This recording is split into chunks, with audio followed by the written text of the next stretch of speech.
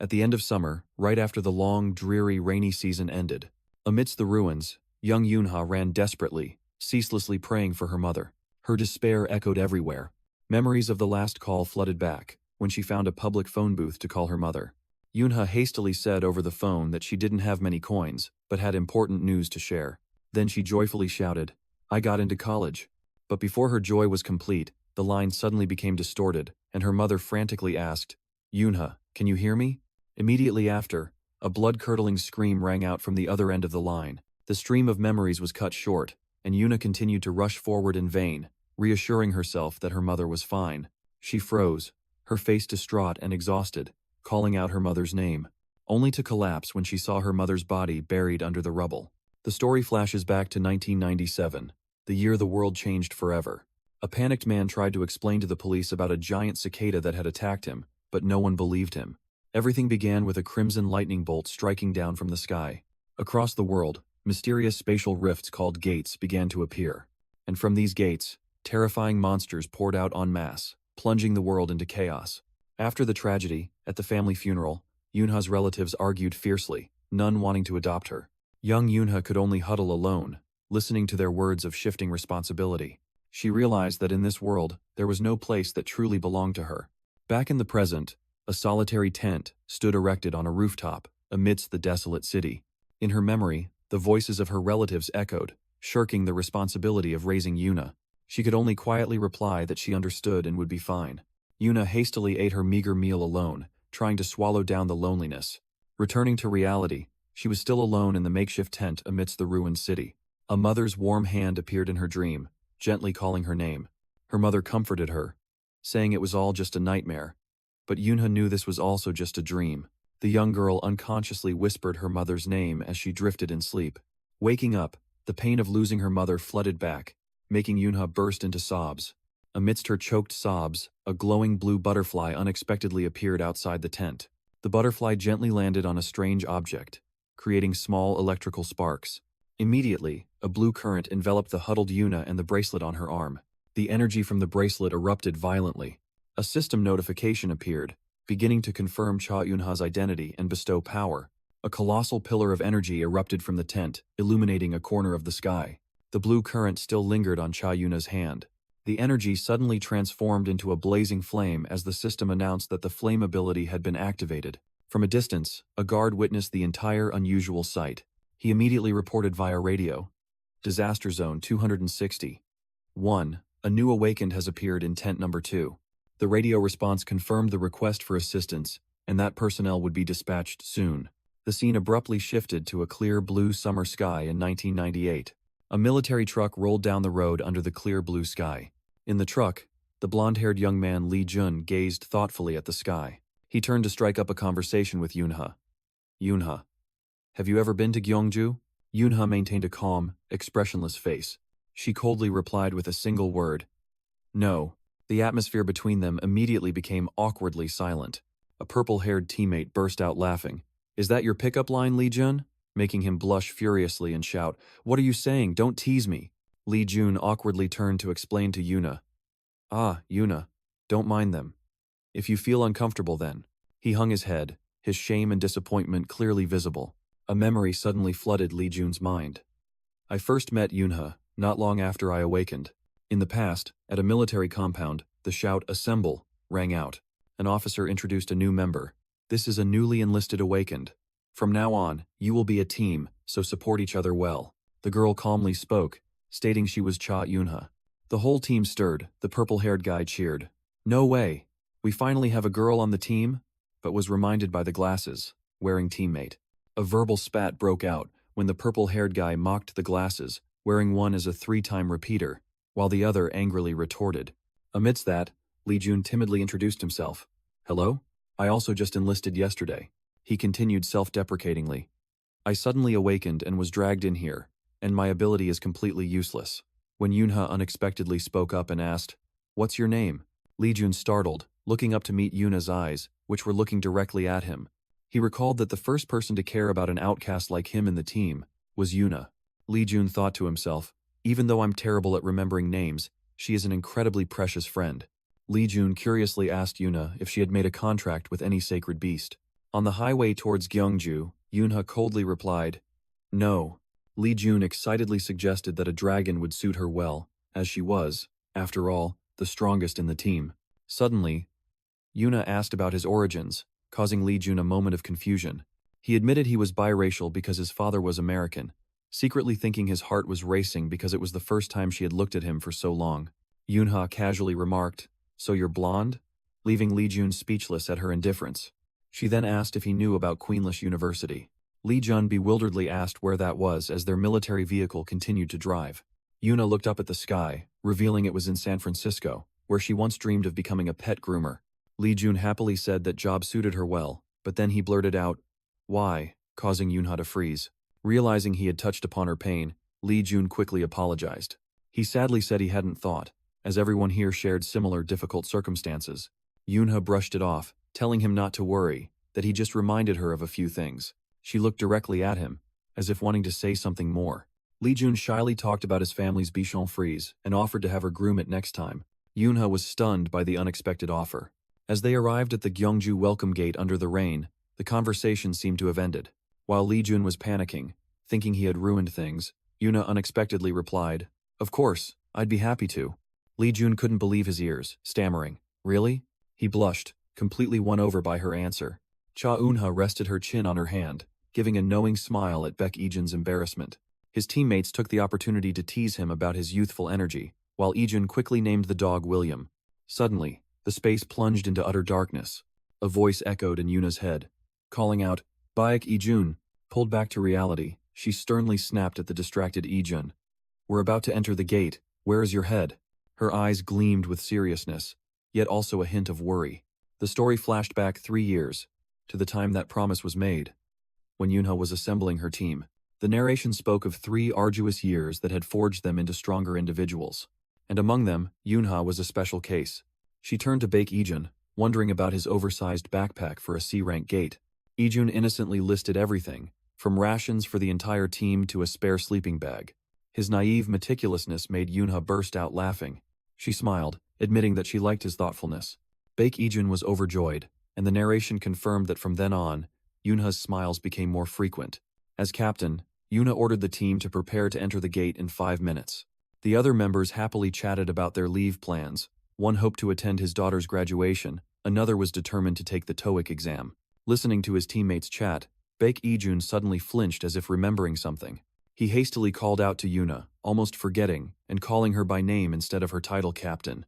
When Yoonha turned to ask what was wrong, Baek Ijun stammered and hesitated. Finally, with a flushed face, he mustered all his courage and asked, "Do you still remember that promise?"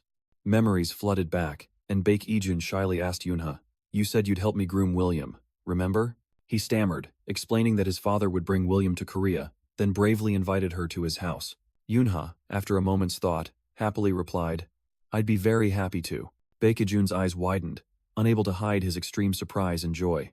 They happily chatted about William. Yoonha asked if he was gentle, and Baek Ijun reassured her. Yoonha smiled brightly, eagerly saying, "Good, I'm really looking forward to it." Just then, the system notification appeared, counting down 30 seconds until the dungeon gate activated. The command rang out, and Baek Ijun, still elated, happily replied, "Understood, boss." Yoonha's voice pulled him back to reality. "What are you doing, Baek Ijun?" She turned back, urging him to quickly get into position with the rest of the team. Baek Ijun smiled brightly, quickly running to join his teammates. He happily responded, ready for the mission, completely unaware of the tragedy awaiting them. But the reality was harsh. It was a C-rank gate, and the team had been too complacent. Horrifying images appeared, blood, monster claws, and stained mission files. Baek Ijun froze, his face contorted in horror as he uttered, "Why?" The entire team was surrounded by a pack of bloodthirsty Black Panther monsters. A monster roared ferociously, its growl tearing through the team's despair. Yoonha tried to calm everyone. "Everyone, stay calm. They won't attack if we don't move." Before she could finish, a teammate was torn apart, his broken glasses scattered in a pool of blood. Another soldier horrifyingly called out the deceased's name, Gyu-chan, while a clenched fist, full of rage, swore revenge. Cha Yoonha yelled a warning, "Jae-seong, don't provoke them." Ignoring the warning, Jae-seong roared a challenge, "Die, you bastards." The monster let out a savage roar and lunged to attack. In a flash, 9 team members were massacred, leaving only Baek Ijun trembling. He desperately told himself he had to find a way to survive in this deadly dungeon. Amidst Baek Ijun's panic, Yoonha's voice rang out. Baek Ijun, snap out of it! He startled and replied, Sorry, I'm trying to think of a plan. Yoonha then pointed in a direction. Look, Baek Ijun stared in astonishment in the direction she pointed. His eyes shone with extreme surprise at the unexpected sight. A brilliant blue light gate was opening in the dark cave, but guarding nearby was a pack of 3 Black Panther monsters with glowing red eyes. Yoonha calmly outlined the plan. They won't attack if we don't provoke them. Just slowly approach the gate. Even so, as she walked, she secretly felt that something was wrong. Yoonha wondered why the gate had suddenly opened, and if there was a hidden condition. As she got closer, she noticed something strange. That's odd, there's no reaction at all. She mumbled her confusion. The gate had just been active, but now it was silent. Baek Ijun hesitated, starting a terrifying hypothesis. Yoonha, what if? What if only one person can pass through the gate? Cha Eunha was stunned, unable to believe her ears. What are you talking about? Baek Ijun stepped forward, his voice heavy. I also hope that's not true. A cold system notification appeared. The gate had been activated. Baek Ijun desperately realized the cruel truth. It wants one of us to stay, as its plaything. Tears welled up, fear and helplessness clearly visible on his face. Cha Eunha turned her back, her voice strangely calm. Leave the backpack. Maybe I can hold out a little longer. Cha, Eunha, don't ignore me, Baek Ijun yelled, while she secretly thought, even if I escape, I have nowhere to go back to. She continued to reason coldly. Listen, Baek Ijun, you still have family. I don't. Her words were like a knife stabbing him in the heart. Or, are you just afraid of living with that guilt forever? Stop it, Baek Ijun sobbed. I can't leave you behind. I'd rather stay with. His words were cut short by an invisible force. A powerful surge of energy knocked Baek Ijun backward. In the darkness, a hand burst into blazing flames.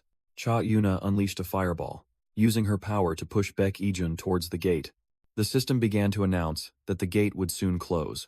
In Baek Ijun's horrified eyes, Yoonha just gently said, It's going to be a little hot. The system's countdown blended with Baek Ijun's desperate screams. His arm desperately reached out to Cha Eunha's figure, which was gradually disappearing behind the gate. She calmly closed her eyes, accepting her fate. The gate has fully closed. The scenery changed, and a heavy rain began to pour down. Baek Ijun lay motionless on the wet ground, having safely escaped. Baek Ijun trembled, tears mixing with the rain, sobbing in despair. In 1997, an inexplicable phenomenon appeared worldwide, gates. Along with that, some people began to manifest special abilities. They were called awakened ones. When modern weapons proved useless, awakened ones capable of destroying monsters were called hunters. To cope with the unprecedented disaster, the South Korean government began recruiting and managing hunters. Normally, a gate would close after the boss monster's core was destroyed, but in this dungeon, the Black Panther monster's corpse was just the beginning. A fierce explosion swept across the battlefield. The system announced the mission was complete, but then signaled the boss monster was about to appear. Cha Eunha stood alone amidst the desolate sea of fire. She was the sole survivor. Suddenly, an error warning appeared. Gate is being reset. The gate began summoning monsters again. A level 30 red-eyed black tiger was targeting her. Again, Yoonha mumbled. She had gone through dozens of resets, killing countless monsters, but the boss had never appeared. She bitterly realized a harsh truth. She was trapped here. Time passed. In a damp corner of the cave, Yoonha found a fallen comrade's backpack and picked up a book. It was an old TOEIC test prep book. She suddenly remembered the bespectacled comrade who always dreamed of a new life after the mission ended. Memories of others flooded back. Minseok always showing off pictures of his girlfriend, kind Haiju always bringing sunscreen, and Mihyun, who once showed her the cute bunny keychain her father gave her. All of them were gone. Cha Eunha thought to herself, she still couldn't get used to collecting the belongings of her fallen comrades. She had been trapped in this gate for so long that she couldn't even remember the last day she counted. To survive, she was forced to eat monster corpses, a task that was initially disgusting but eventually became routine. Besides the TOEIC book, all she managed to scavenge was a pack of dry rations and some bandages. Yoonha tiredly thought that she had collected everything valuable, and it was time to finish. She opened her backpack and took out a red first aid kit with Baek Ijun's name on it. Her gaze paused for a moment. Baek Ijun's first aid kit.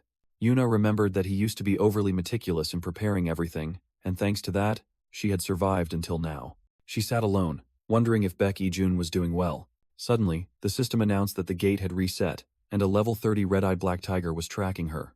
Yunha clicked her tongue, realizing there wasn't even a moment for reminiscence. The notification confirmed that the red-eyed black tiger had found her, and a pack of monsters appeared. Yunha stood up, coldly facing them. "Don't waste my time, all of you charge at once," she challenged as flames erupted around her. 2 tigers lunged forward, bearing sharp fangs and claws. Yuna unleashed a fiery attack.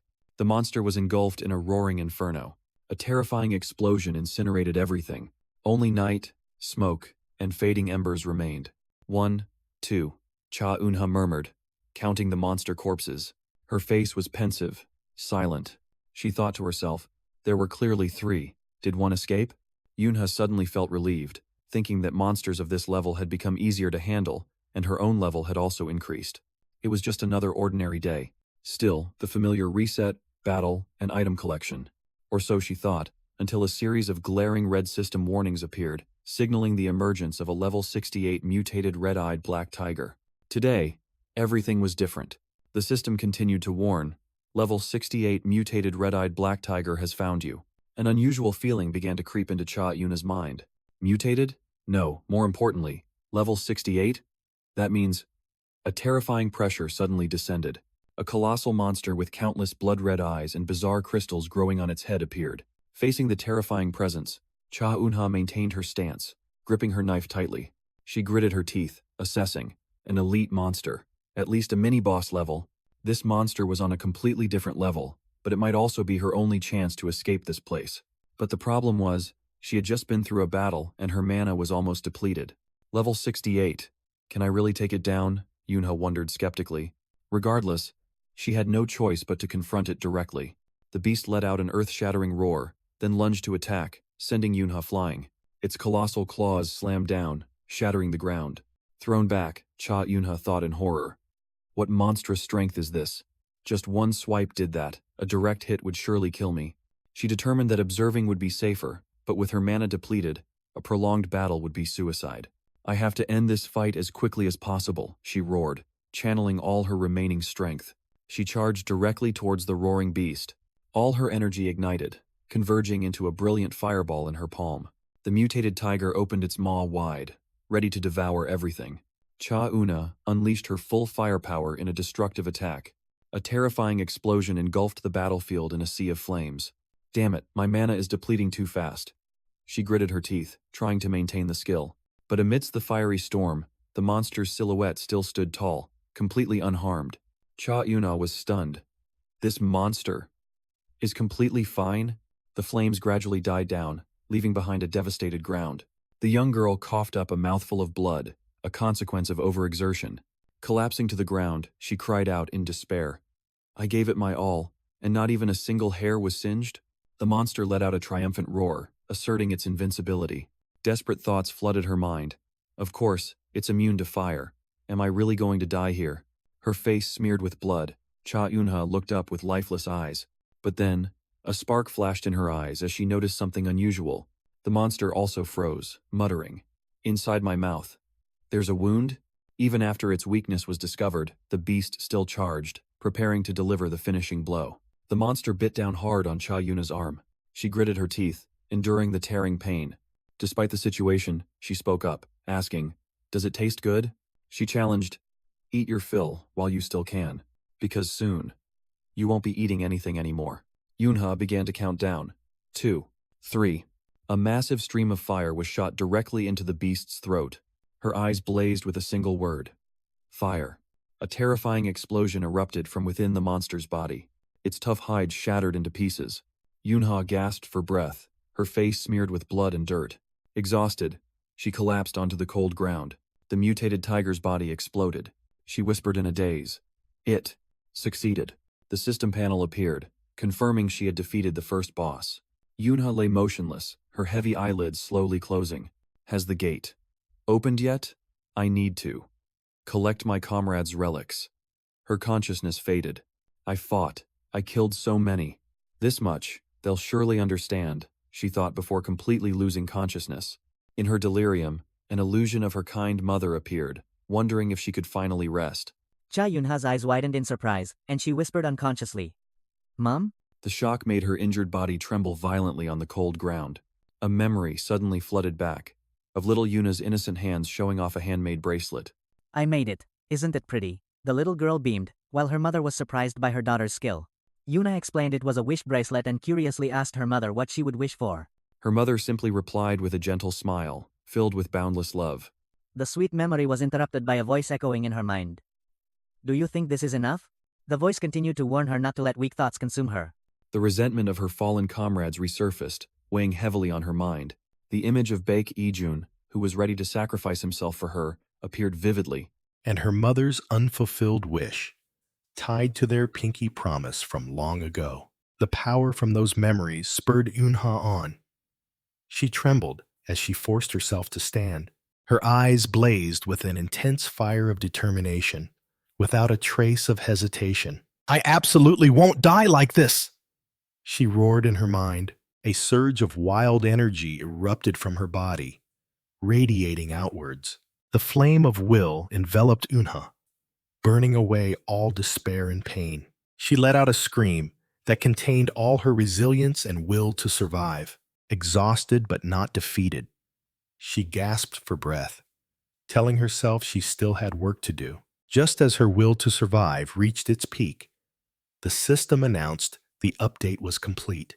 The system announced the reward had been granted, an item with an elegant name. The elegant umbrella of the Black Flame Princess. Lying slumped on the ground, Cha Eunha weakly whispered, "What the hell?"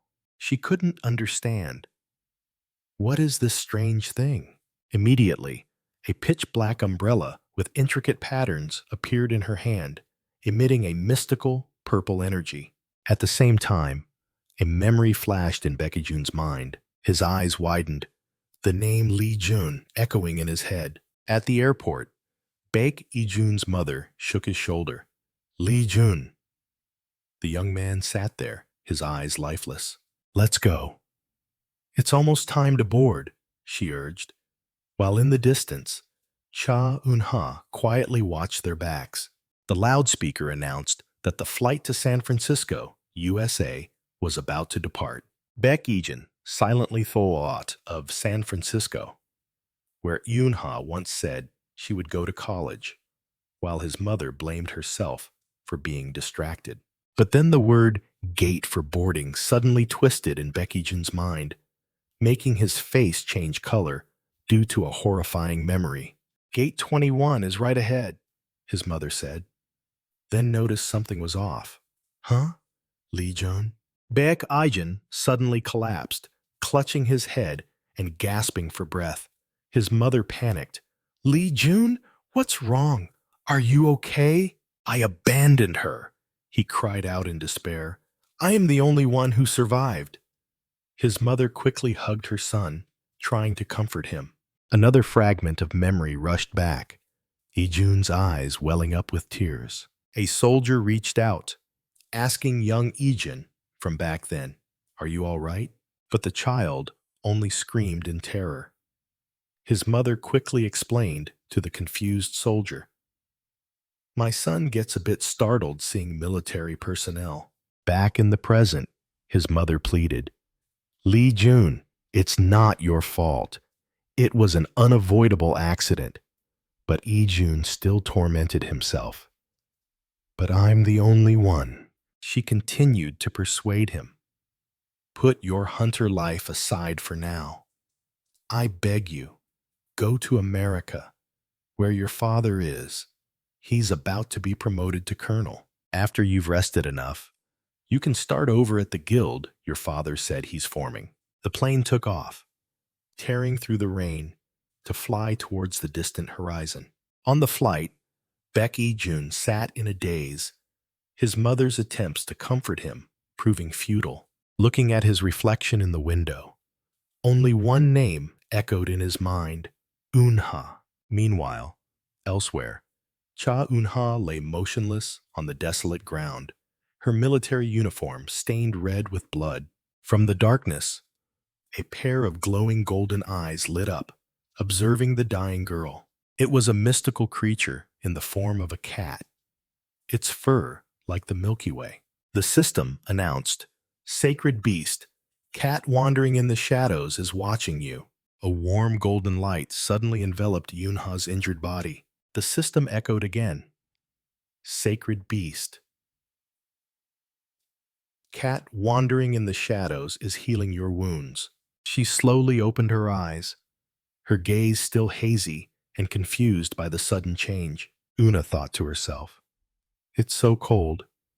Am I still in the dungeon?" She struggled to sit up, realizing in a panic that she had to prepare before the gate reset, but a sharp pain struck her. She stared down, realizing the harsh truth. That's right. I lost my right arm. Suddenly, she noticed a strange object lying right beside her, Una recalled. Now that I think about it, before I passed out, I saw a notification that I would receive a reward. Could this be it? She picked up the intricately patterned black umbrella. With her remaining arm, she firmly grasped the mysterious item. Una remained silent, staring at the umbrella with a puzzled expression. She irritably wondered what this seemingly useless item was for, but then decided to keep it. Looking at the corpse of the monster she had defeated, Yunha realized a serious problem. But the exit still hasn't opened. Yunha reassured herself. It's fine. At least this is a big step forward compared to the repeated resets. A notification panel appeared as she hoped. If things go smoothly, I might even be able to escape from here. Suddenly, another notification appeared, surprising her. Huh? A chirpy voice rang out from the notification panel. Meow. I'm the cutest cat in the universe. I like you, big sis. Want to sign a contract? Cha Unha only responded with an emotionless gaze, completely unconvinced. She thought to herself, is this some new kind of scam? It's the first time I've seen a message window like this. Annoyed, Unha swung her arm, intending to swat away the bothersome notification panel. The notification panel immediately flared up. How rude. I am a sacred beast. A sacred beast. Unha froze, unable to believe her ears. What? Wait, a sacred beast? She suddenly remembered what Baeki Jun had told her about the 12 sacred beasts a long time ago.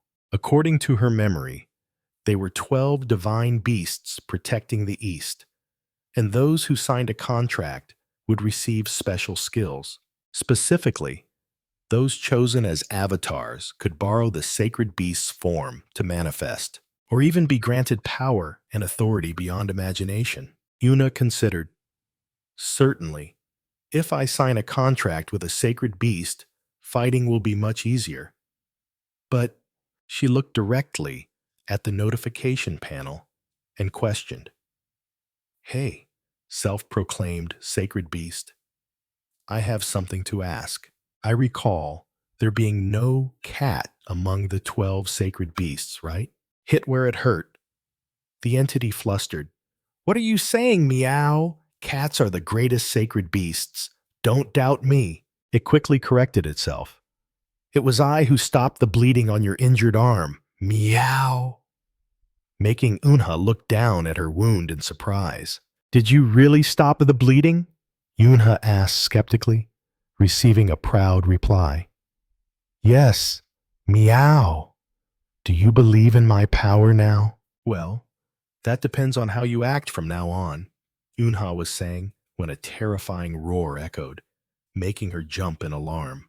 Suddenly, a savage growl echoed from the darkness.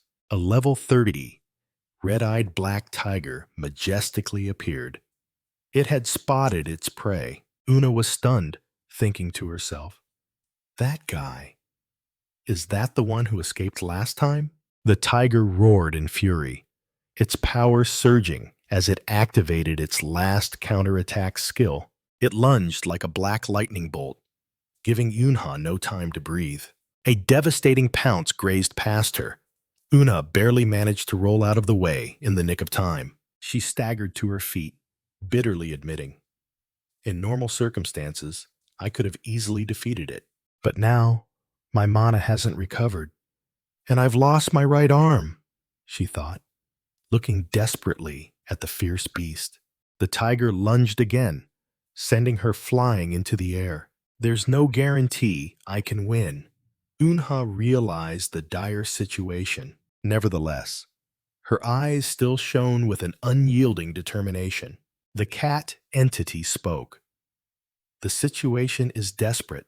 How about borrowing a bit of my power? Unha snapped back. What? How can I trust you? The tiger roared, preparing to deliver the finishing blow. In a panic, Unha screamed, Damn it! If you trick me, I'll haunt you even after death. Cat! Lend me your power! She yelled, betting everything. The system immediately announced. Loading. Granting sacred beast's power. Entity name. Cha Yunha. The beast charged, intending to end everything with a single blow. But then, a hand made of blue energy began to form. Her body was being restored. Unha's eyes glowed brightly. The tiger paused before the surge of new power.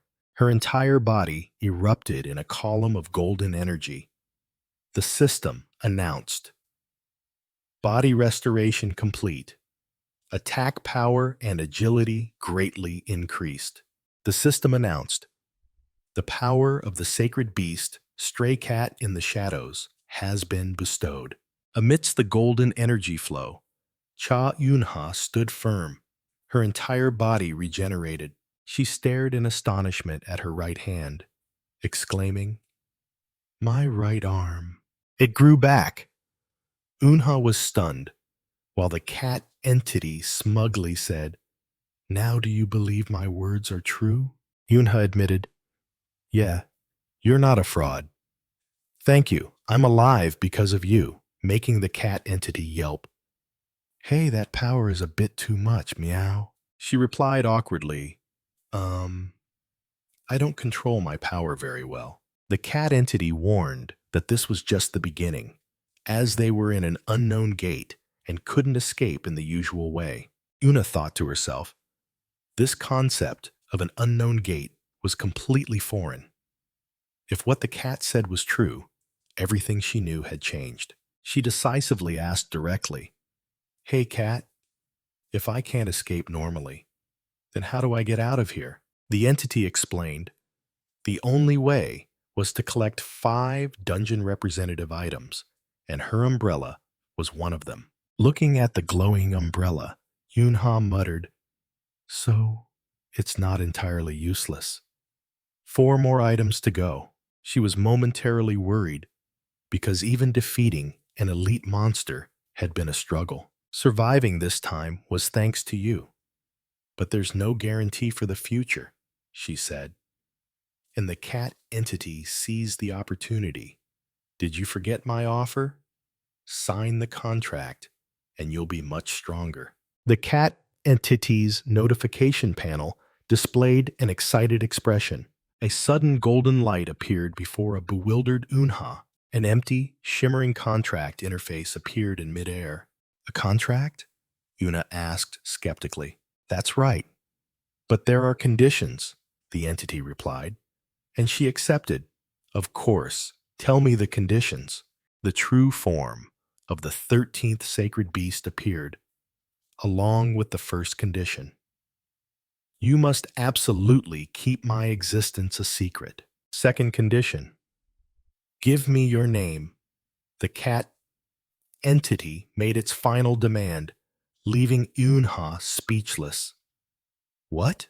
Cha Unha was stunned by the final request, wondering about the meaning of having her name taken. She was speechless, her hand unconsciously clutching the military dog tag around her neck. Doubt arose in her heart, because the terms of this contract were too vague and incomprehensible. Una scoffed at herself, not understanding what a powerful sacred beast saw in someone like her, who was nothing more than a mouse in a cage. But then, a glimmer of hope appeared as she thought of even a small miracle. Memories flooded back. The image of young Unha kneeling desperately amidst the rubble, harboring thoughts of revenge. She recalled her teammates who had placed their last trust in her, and remembered Baek Ijun, who had fought alongside her. Returning to reality, her hand clenched the dog tag tightly, her eyes gleaming with steely determination. "Not just my name," she growled. "I'll even sell my soul." "All right, kitty," she declared decisively. "I will sign a contract with you." A brilliant golden lightning bolt struck down, sealing the newly established pact. A series of system notifications appeared. Contract successful, soul-bound, agility, and night vision stats enhanced. Her hand glowed brightly as the system announced she had received the Power Cat's claws. From within the light, a pair of ears and a soft cat's paw gradually materialized. The sacred cat beast appeared in the form of a shimmering golden cat, happily greeting her and hoping for her favor. Yunha stared blankly at the excitedly hovering creature, wondering, "You have a physical form now?" The mischievous cat explained that only she could see this form and urged her to try her new power. "But you should explain what kind of power it is first." Yunha tried to steer the conversation back. Suddenly, a giant sharp-clawed paw slammed down onto the ground right in front of her. A level 78 mutated black tiger with countless blood-red eyes roared, and the system warned that it had detected her. Cha Eunha was stunned, unable to believe her eyes. This one? A second mutant? The sacred cat beast appeared, enthusiastically cheering, come on, big sis can do it." The shock was too great, leaving her speechless. The thought of a second mutant repeating in her mind. The system issued a warning as the giant level 78 red-eyed black tiger had detected her presence. Level 78? Even higher than the last one. "How can I defeat this thing?" Yuna screamed in despair. "Don't worry. Big Sis is much stronger than that guy now." The sacred cat beast reassured her, but Yunha only managed to gasp. "What?" Before the enemy acted, the beast roared, delivering a devastating blow to the ground. The terrifying force of the impact shattered the ground into a deep crater. However, the tiger only swiped at empty air. Yuna had dodged the attack with incredible speed. The monster let out a surprised growl, not understanding why its prey had vanished. "So fast!" Unha was astonished as she realized the change in her body. She flashed an excited smile, reveling in the feeling of her body becoming incredibly agile. Provoked, the level 78 red-eyed black tiger entered rage state, its attack power skyrocketing. It opened its fanged maw wide, lunging to swallow Yunha, who was suspended in midair. "No more room to dodge!" "I'll have to try this," she decided, raising her regenerated right arm with its strange black patterns. A black umbrella suddenly appeared. Its tip flashed and then unleashed a fierce stream of firepower. The surprise attack shot straight into the face of the roaring monster. Yunha landed safely while the tiger was still dazed. That attack just now, what was that? She stared in amazement at the weapon in her hand, an umbrella radiating a purple energy flow, thinking to herself that this was no ordinary object. "You already know how to use it?" As expected. The sacred cat beast cheered, but Yunha replied, "No, it feels like it just flew out on its own." Yunha thought, a single attack isn't enough to defeat a monster of this level. The sacred cat beast wondered why she didn't use other skills, but Yunha explained her flames were useless against its fur. The cat then reminded her, "You received authority when you signed the contract with me." Yunha suddenly remembered that she had indeed received something like that from the contract. She declared, "Even though I've never used the sacred beast's skills, now I'll use everything I can." The system announced, "Authority Cat's Claw has been activated and will remain in effect. Cha Eunha's eyes flashed with the brilliant golden light of her new power. The sacred cat beast eagerly asked how she felt, but Eunha was confused because nothing had changed, irritably demanding a manual. It reassured her that not feeling anything was normal and advised her to try it in actual combat. Just then, the sacred cat beast screamed a warning as the mutant tiger lunged to attack. Overwhelmed, Eunha desperately thought she needed to do something to distract it. Suddenly, her hand glowed, and the system announced that the passive skill, Cat's Claw, had self-activated. A massive wall of fire erupted right in front of her. Cha Eunha wondered in astonishment. What is this? She realized they were copies of her flames, but they moved exactly like mice. The fire creatures in the form of mice darted away swiftly. An entire swarm of fire mice, created from her power, surged forward. Eunha suddenly understood. Cat's Claw is a passive skill that creates afterimages for my moves. The monster had been tricked. It was mistaking the afterimages for the real target. Excellent!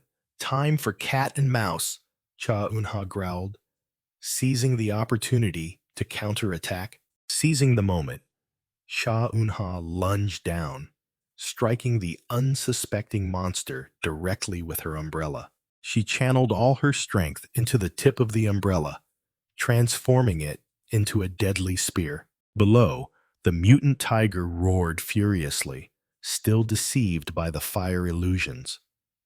That's right. Keep staring at them, Eunha silently assessed. This is a high-level enemy. There's only one chance. She plunged straight down like a meteor, aiming precisely for the beast's head. Now?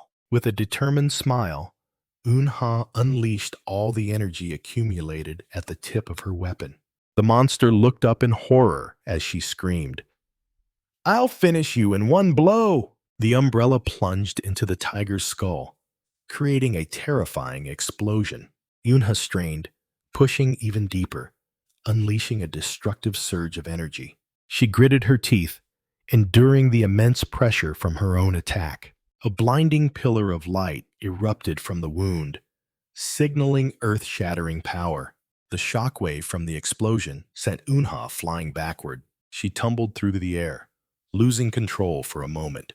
Mid-air, her hand swiftly snatched the umbrella handle. The massive body of the red-eyed mutant black tiger crashed to the ground. The system panel appeared, coldly announcing, Second named grade monster has been eliminated. Cha Eunha knelt, panting, but her eyes shone with joy. I did it. She let out a relieved smile, softly calling, Hey, cat. Cha Eunha suddenly realized, Oh, right, you're a cat too, aren't you? She thought about the foes she had just struggled against, acknowledging that the sacred beast's authority was truly astonishing. But then, a strange feeling stunned her. Her eyes widened in horror as she realized something. Her weaponized umbrella slipped from her hand, falling to the ground. Meanwhile, the sacred beast innocently held a sparkling item in its mouth, asking, Sister, do you want this? Eunha didn't notice. She frantically wondered when it had become like this. While the sacred beast anxiously inquired, she collapsed, despairing. What should I do? What now? It was the only memento her mother had left her, a bracelet now shattered. Seeing Eunha's distress, the sacred beast also teared up. It resolved to do something. It's okay, sister. Don't be sad anymore. The sacred beast comforted as it approached, radiating a warm light. A tear rolled down Eunha's cheek as she witnessed the scene. A system notification appeared. The ability of Stray Cat in the Shadows has completed repairing the owned item. My bracelet. Cha Eunha stared in astonishment at the fully restored memento on her wrist. She stammered, You fixed it?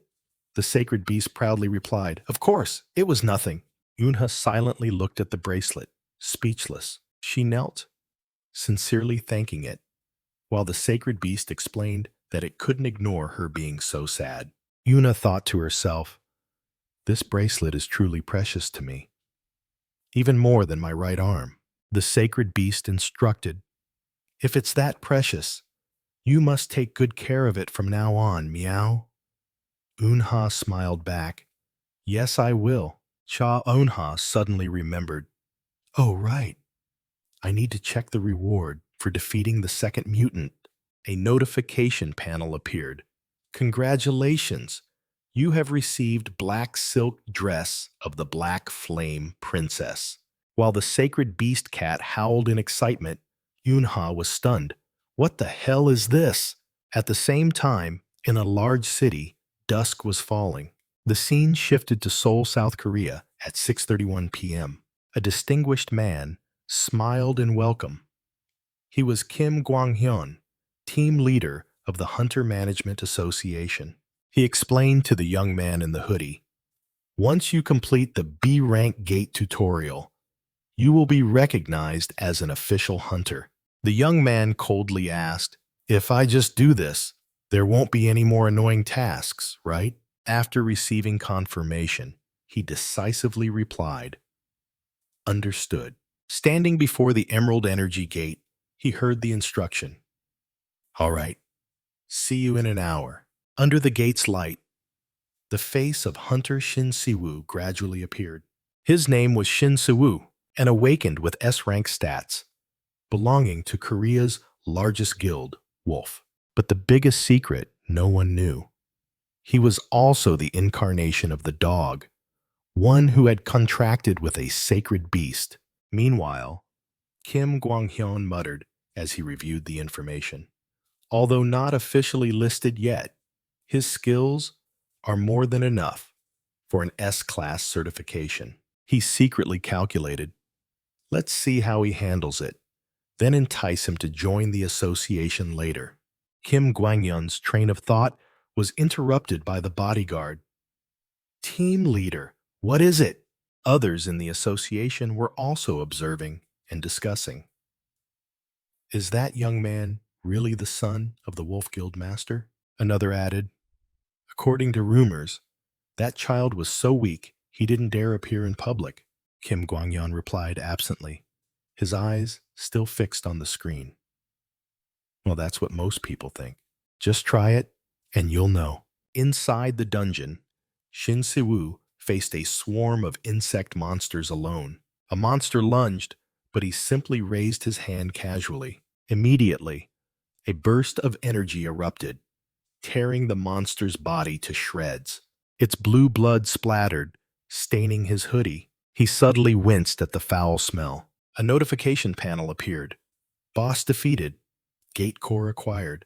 In his palm, the mystical purple gate core glowed.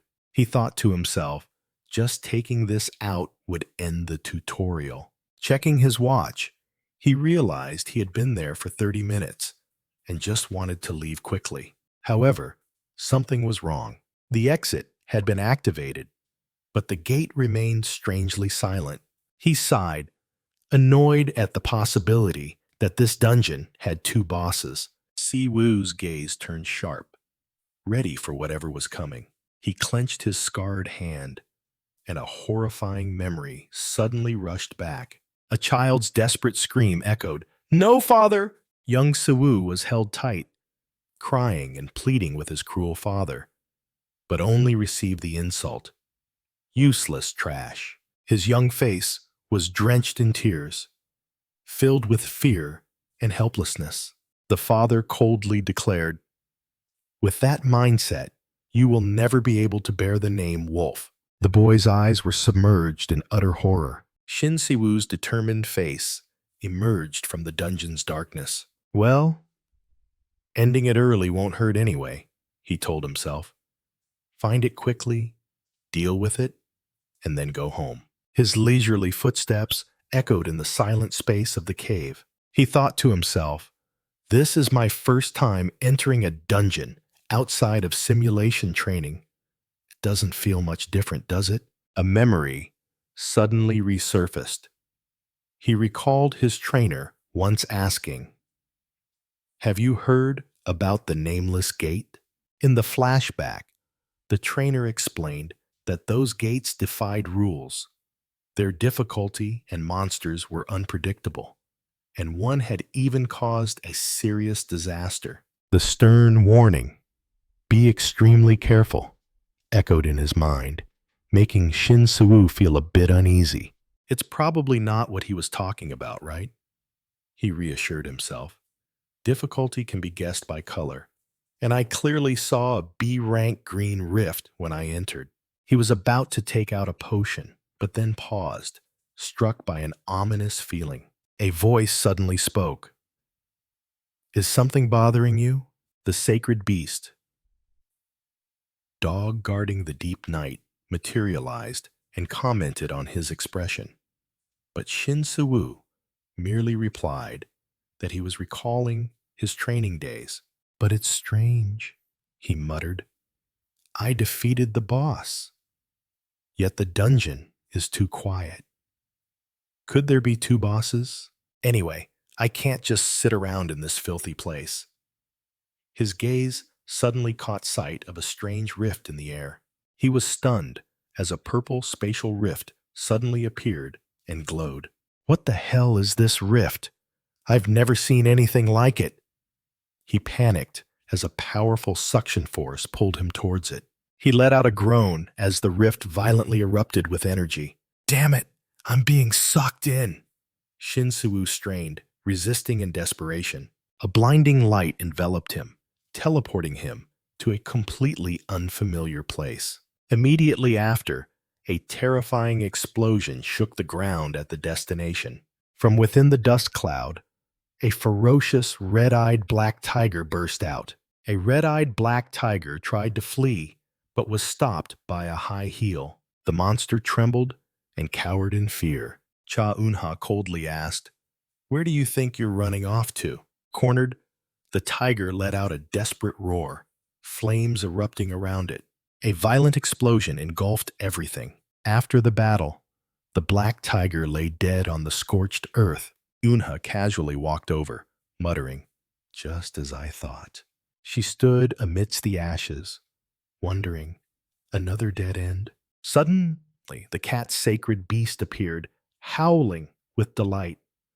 "Ah, Annie, I'm about to faint." The sacred beast flew around Eunha, showering her with praise. "You're so cool, Annie. Absolutely gorgeous. I'll take pictures of you every day. And the dress, the shoes, and the pendant too. Ah!" Eunha blushed with embarrassment, while the cat-sacred beast rolled around contentedly. "My dream has finally come true." She looked at her outfit again. "Does it suit me?" "It looks bulky, but it's light and offers good defense." Eunha recalled that thanks to the dress and umbrella, she had received both the Black Flame Princess's spiked heels and the Black Rose pendant. Now, I just need to defeat the fifth named monster to get enough clues to leave here. But it hasn't appeared for weeks, and the tigers run away as soon as they see me. The desolate landscape was devoid of any monsters. The cat-sacred beast wondered if they had learned their lesson, but Eunha dismissed it. "No way. They don't look smart enough for that. There's nothing left here. Let's head back to base," Eunha decided, and the cat-sacred beast happily agreed. Night fell, and a campfire crackled. Suddenly, a series of notifications appeared. "Congratulations!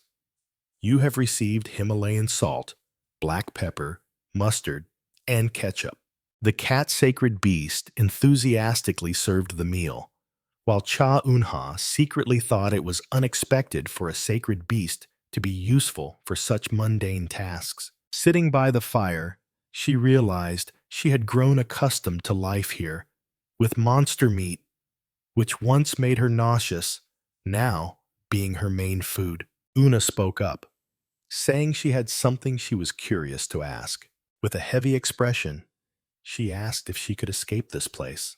The cat's sacred beast narrowed its eyes, Giving a meaningful smile, it asked in return, "You want to leave?" And Yunha firmly confirmed that was why she had to fight in this form. The sacred beast reminded her that staying was her own choice, making Yunha momentarily flustered as she admitted it wasn't wrong. The tension was evident on her face. To lighten the mood, the cat sacred beast rubbed against Yunha's cheek, happily announcing that today marked 1 year since they met. But those words only made Unha bitterly realize that it had been 2 years since she got trapped. Memories flooded back. She thought of her comrades' families, still anxiously searching for their loved ones, and the torment of not being able to return their dog tags to them. She wondered if her mother's death anniversary had passed, and hoped that her grave was still being carefully tended. And then, the image of Baeki Jun appeared in her mind. Worry arose, wondering if he was okay, or perhaps a horrifying memory of his tear-stained face resurfaced. Back in reality, Yunha gritted her teeth, suppressing the storm of emotions. She suddenly stood up, startling the cat sacred beast. The cat bewilderedly asked what was wrong, wondering if the sauce wasn't good. Yunha reassured it that the meal was delicious, and it wasn't the reason. Then, with eyes burning with determination, she declared, "Right now, all I can think about isn't wanting to, but needing to escape from here." Cha Unha clenched her fists, resolving, "If I can't obtain the final black flame item, then I'll risk my life to force open this gate's exit." The cat sacred beast quickly tried to dissuade her. "No, Ani, you've fought enough. You need to rest today." But she only replied, "I'm not really tired." It frantically screamed, "It's very dangerous outside. Staying here, just the two of us, would be much happier." The sacred beast's words confused Cha Unha. Dangerous?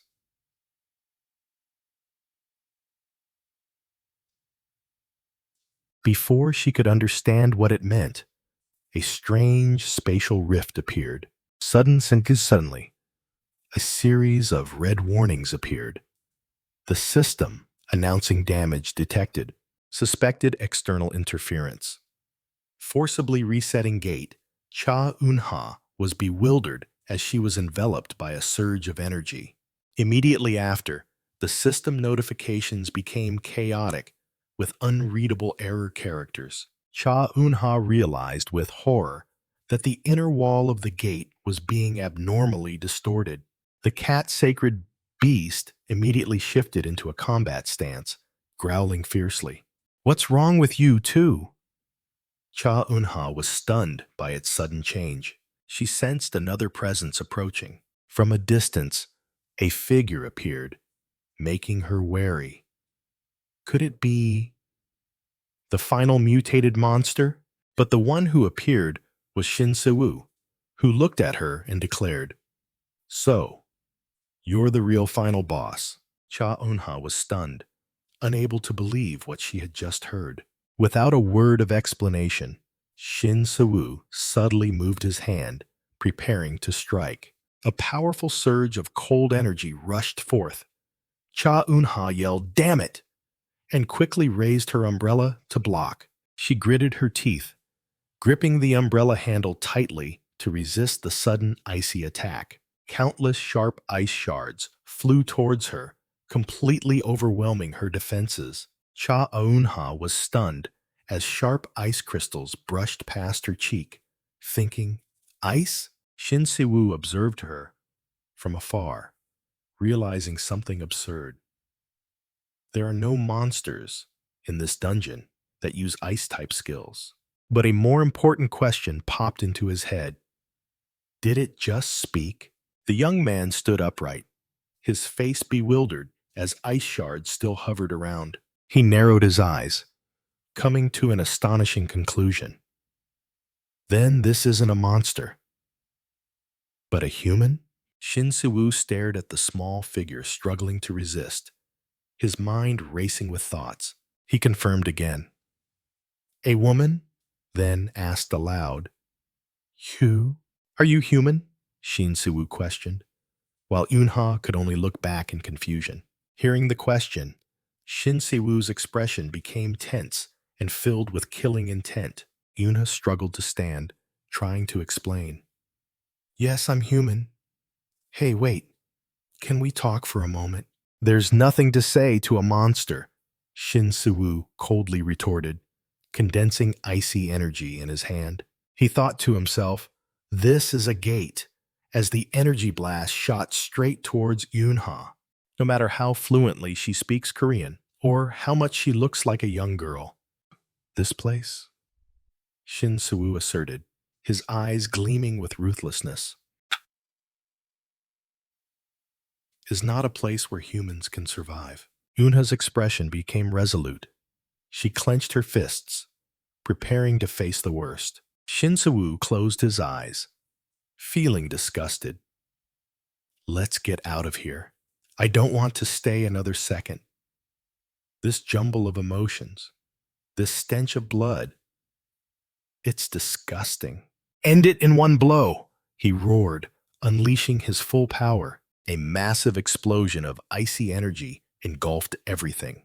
However, it was Shin Si-woo who staggered back, letting out a cry of pain. Shin Si-woo was stunned, thinking, "This is..." Cha Eunha still gripped the handle of her umbrella, its blue ribbon fluttering in the snowy wind. He couldn't believe it. A B-rank gate? Not a single piece of information was accurately assessed. Damn it. If that's the case, then... Shin Si-woo roared in anger. Immediately, he unleashed a massive surge of icy energy towards Cha Eunha. The energy converged into a sharp ice spear, hurtling forward at terrifying speed. A notification panel appeared. Power Dog's Fang. The skill activated. Shin Si-woo's hair turned stark white, and a giant wolf spirit manifested behind him. With his new power, he roared, "I absolutely cannot back down." Cha Eunha narrowed her eyes, sensing the killing intent. "Are you really trying to kill me?" She decided not to hold back anymore. "I was only dodging. It seems there's no other choice." Shin Si-woo was astonished to see Cha Eunha's figure hovering in midair. Her entire body erupted in brilliant flames. "You're an awakened too, aren't you? Well then, as long as I don't kill you, it's fine." A fierce explosion of fire engulfed the space. Her umbrella was also enveloped in raging flames. Cha Eunha unleashed a destructive fire attack towards her opponent. Landing on the ground, she confidently thought, he won't be able to easily block this level of firepower. But Shin Si-woo merely muttered, calmly standing behind a massive ice wall. He reassessed his opponent seriously. "She's not someone I can take lightly." Cha Eunha moved like lightning, lunging to attack. "If you just hide behind that shield, you won't defeat me." Shin Si-woo stood there, his hair stark white, ice condensing at his feet. Suddenly, a drop of pure water fell, signaling a change. His gaze was sharp, focusing all his power into the upcoming attack. With just a flick of his finger, a massive surge of icy energy was unleashed. Cha Eunha braced herself, her flames clashing against that terrifying power. She immediately realized, this feeling is completely different from the previous attacks. Could it be? The figure of a giant spectral wolf appeared, clashing fiercely with Eunha's flames. But then she exclaimed in surprise as a torrent of water rushed in. Water? Shin Si-woo was submerged, roaring in helplessness. Damn it, I let my guard down. Trapped in the water sphere, he was stunned. Can he control water too? His consciousness fading, he despaired. Am I going to die at the hands of a human? He passed out, his body sinking deep into the cold water. At the same time, Cha Eunha was also exhausted, calling out for her mother in a daze. Mom! A warm voice from a distant memory echoed, "Unha, wake up." The image of her deceased mother appeared, reminding her of the pain of loss. Just then, a brilliant golden cat appeared from thin air. Cha Yunha weakly looked at the strange creature. A cat? Its glowing golden eyes looked directly at her, conveying a silent message. The sacred beast's words echoed in her mind, a final command. "Don't die." But Unha had no strength left. She gasped. "I can't breathe anymore." In her despair, the voice of the cat sacred beast echoed in Cha Unha's mind. "Don't die, sis!" A brilliant golden light enveloped her, pulling her from the shadow of death. Her entire body floated in midair, supported by divine energy. Yuna slowly opened her eyes, her pupils now glowing with a dazzling golden hue. The cat sacred beast materialized, asking, "Are you awake?" Unha was stunned. "Little cat, did you save me?" "What about that guy?" "More importantly, check your head," the sacred beast urged as a series of system notifications appeared. Yunha was astonished as she touched the newly appeared crown, exclaiming, "The fifth item?" She glared at the cat in her mind. "So you've been hiding it all this time?" A new title was bestowed, Black Flame Princess, making Unha bewildered. Black Flame Princess? Facing the system's choice, she didn't hesitate. "I don't know what it's for, but if I can, I'll use it right away." "If I don't want to die!" she screamed in her mind and activated the title. The system announced. Her innate ability, Flame, began to evolve. Meanwhile, Shin Siwoo remained trapped in the giant water sphere. He exclaimed in surprise, "You," secretly thinking that the girl seemed to have vanished in an instant. A snap of fingers echoed, and Unha reappeared amidst a vortex of dark purple energy. With a confident smile, she embraced her new power as the system confirmed. Black Flame Princess successfully activated. Shin Siwoo could only stare blankly and utter a confused, "Huh." He frantically searched. Where did she go? Unaware that Unha was right below him. With powerful, glowing golden eyes, Cha Unha now exuded a completely different aura. Cha Unha realized the nature of her new power. No calculations needed, just pure will.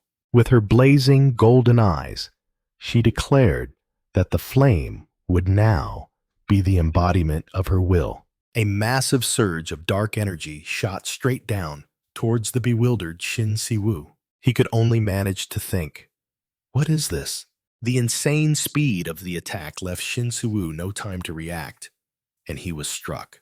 He was sent flying by a fierce explosion of purple energy. Shin Siwoo stared in shock at the dark flames that were still burning brightly. He realized with horror that even his ice shield couldn't extinguish them. Elsewhere, a young hunter curiously asked about the identity of the Black Flame Princess. His teammates began to recount the legend of a beautiful yet incredibly dangerous entity. They warned that if one encountered her, the only option was to run without looking back. The young hunter dismissed it, believing the story of soul-burning flames was just a children's scare tactic. He walked away, scoffing that those old ghost stories were truly bland. How childish, he thought to himself as he put on his headphones. Back in the battle, Shin Siwoo's question echoed, "What exactly is the Black Flame Princess?" He looked at Cha Unha with extreme horror, stammering, "You are the Black Flame Princess?"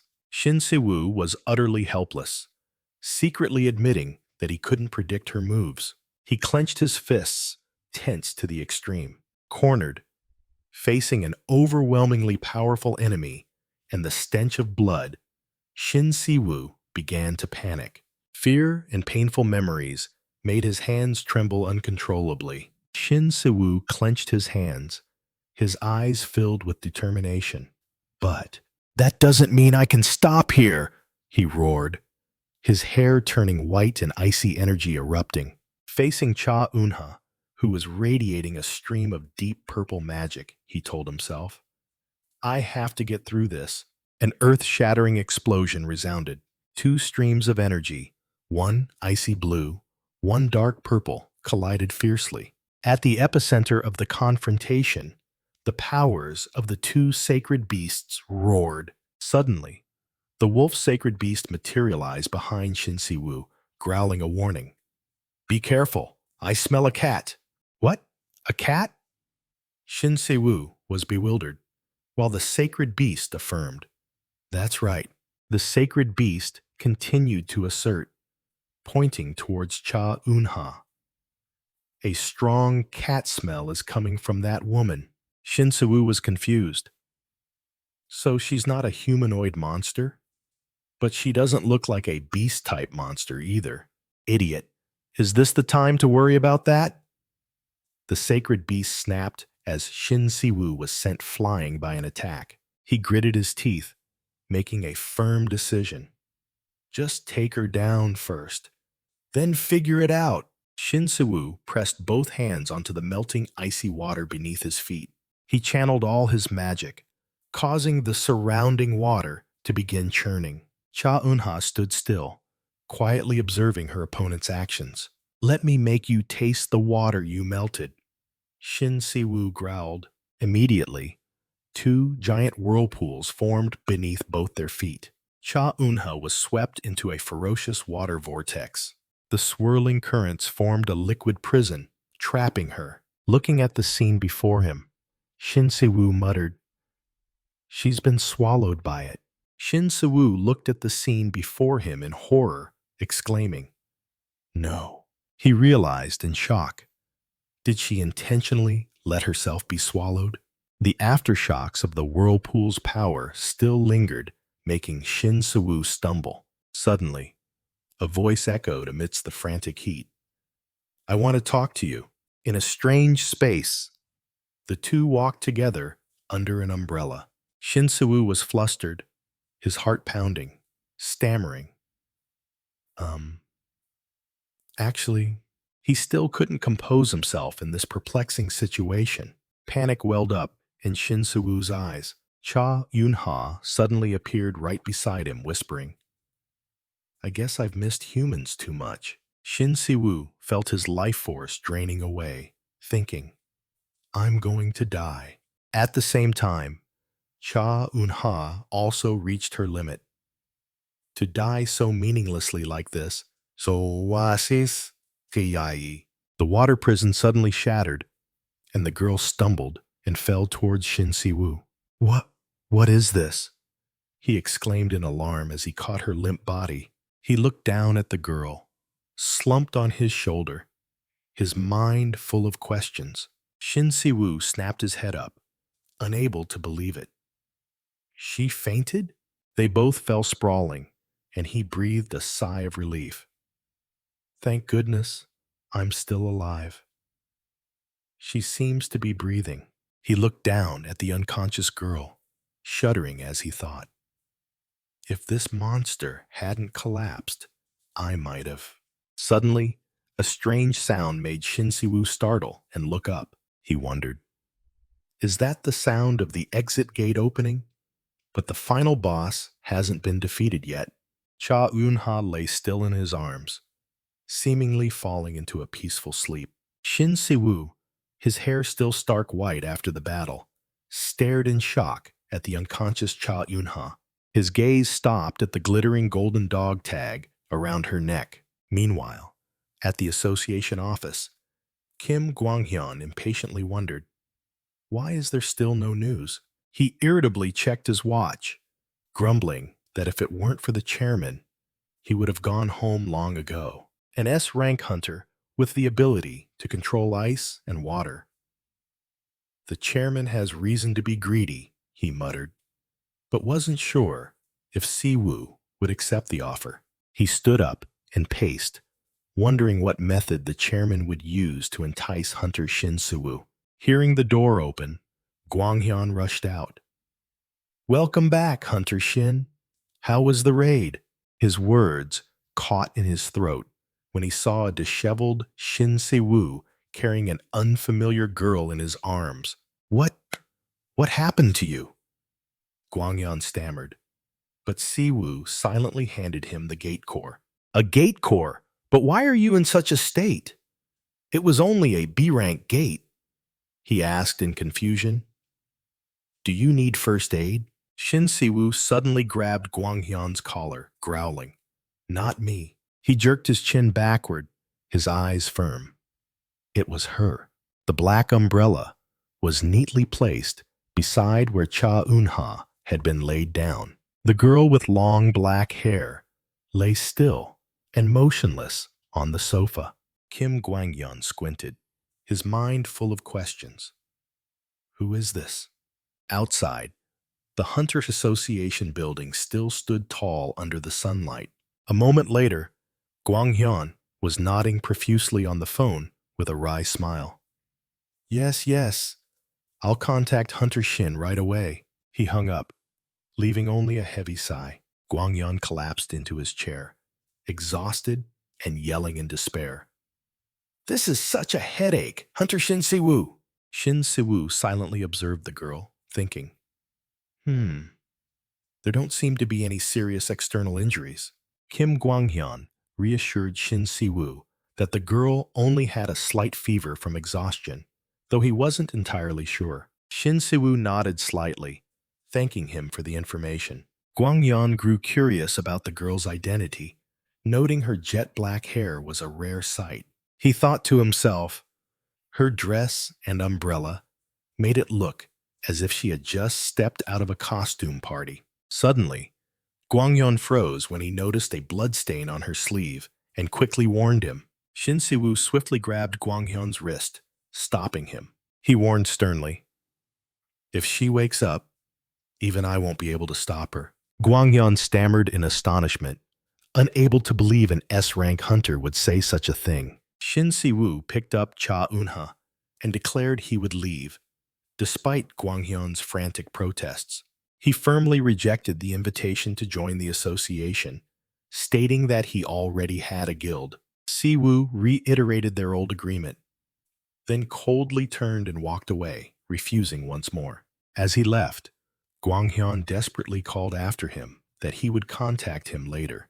His voice still echoed in the hallway, demanding that Siwoo answer his calls. Left alone, Guanghyun slumped back in his chair, exhausted, lamenting Siwoo's situation. He wondered if he had encountered some formidable monster. Then suddenly, an idea flashed through his mind. He recalled the details: long black hair, a black dress, and an umbrella. A terrifying truth emerged. That appearance perfectly matched the Black Flame Princess from urban legend. A memory suddenly flooded back, the clatter of knives and cutting boards echoing in warm yellow light.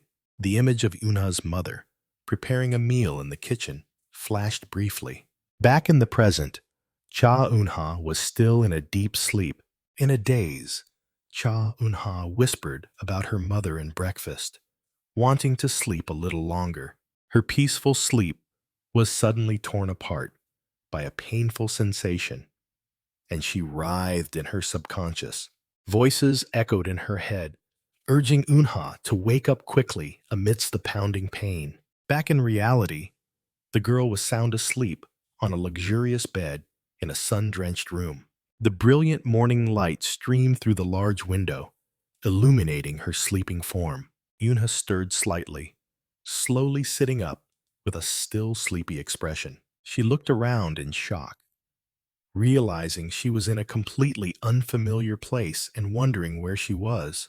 A click sound from the door startled Eun-ha, making her fall off the bed. A middle-aged woman opened the door and stepped in, exclaiming in surprise at the sight before her. The woman smiled kindly, saying she would go call the young master right away. As soon as the woman turned away, Eun-ha quickly retreated to the bed, curling up in a defensive posture.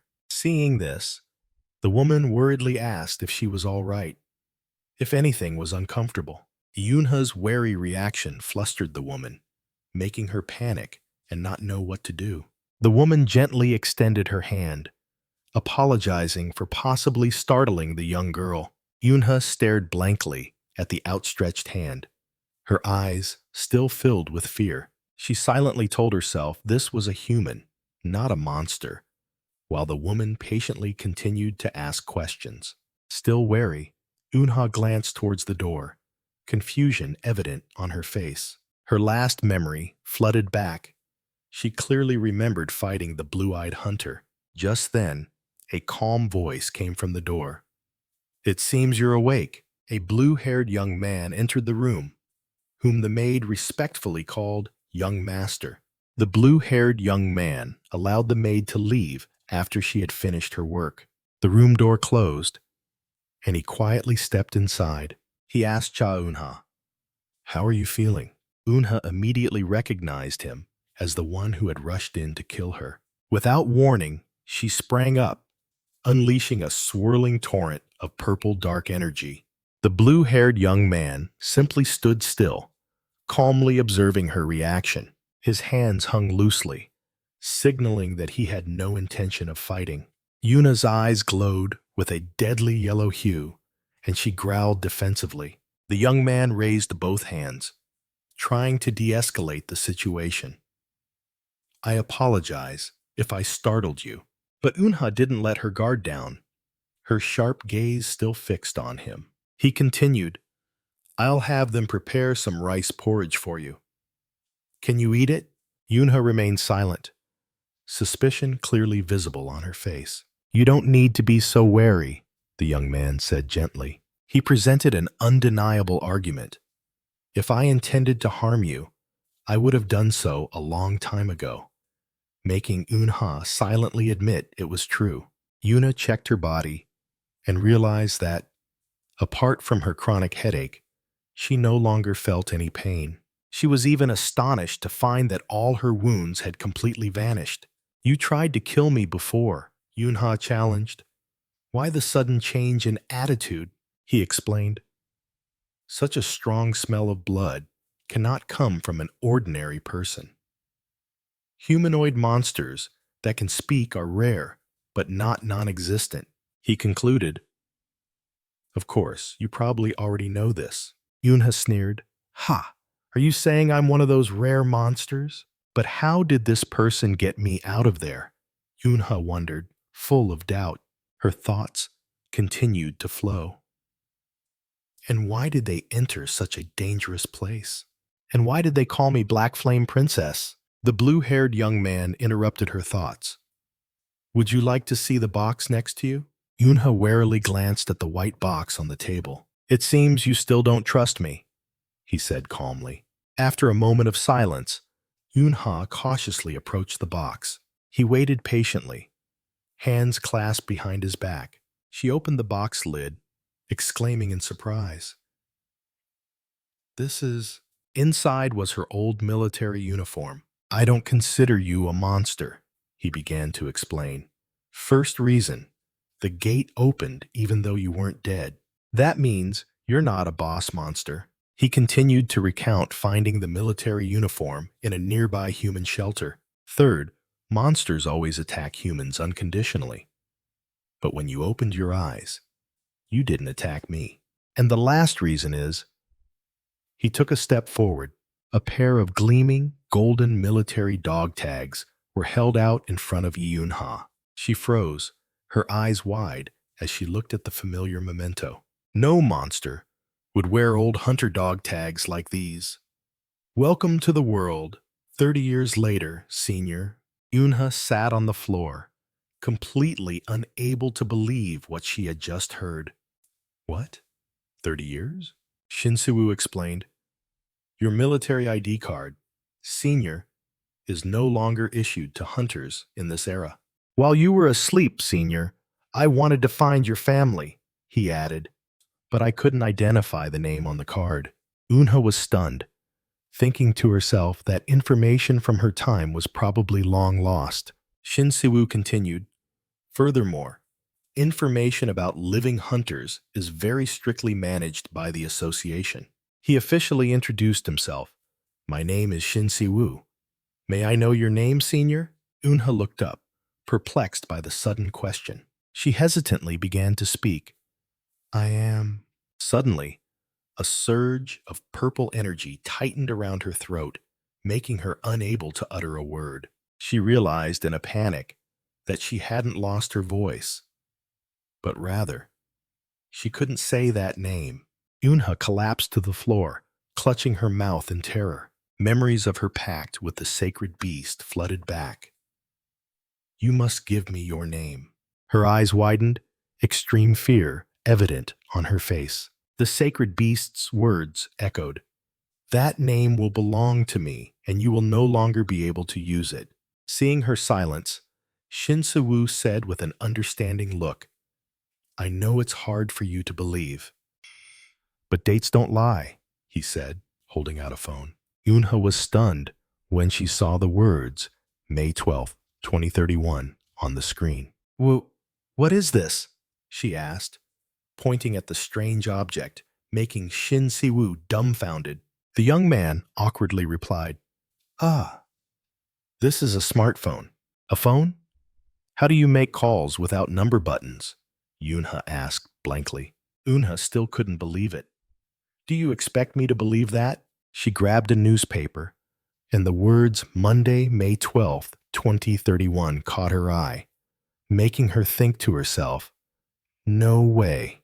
Cha Eunha's face was pale with horror as she wondered, is it really 2031? She calculated in her head, May 12th? So more than 30 years and 2 months have passed? Panic set in as she realized, if 30 years have passed, wouldn't I be 50 years old now? But another illogical thought arose. Then why? Do I look almost the same as before entering the gate? The reflection in her memory showed the young, resolute Cha Eunha of the past, and her current reflection was still that same face, without any trace of time. Suddenly, a grumpy old man interrupted. Student, move aside so I can buy a newspaper.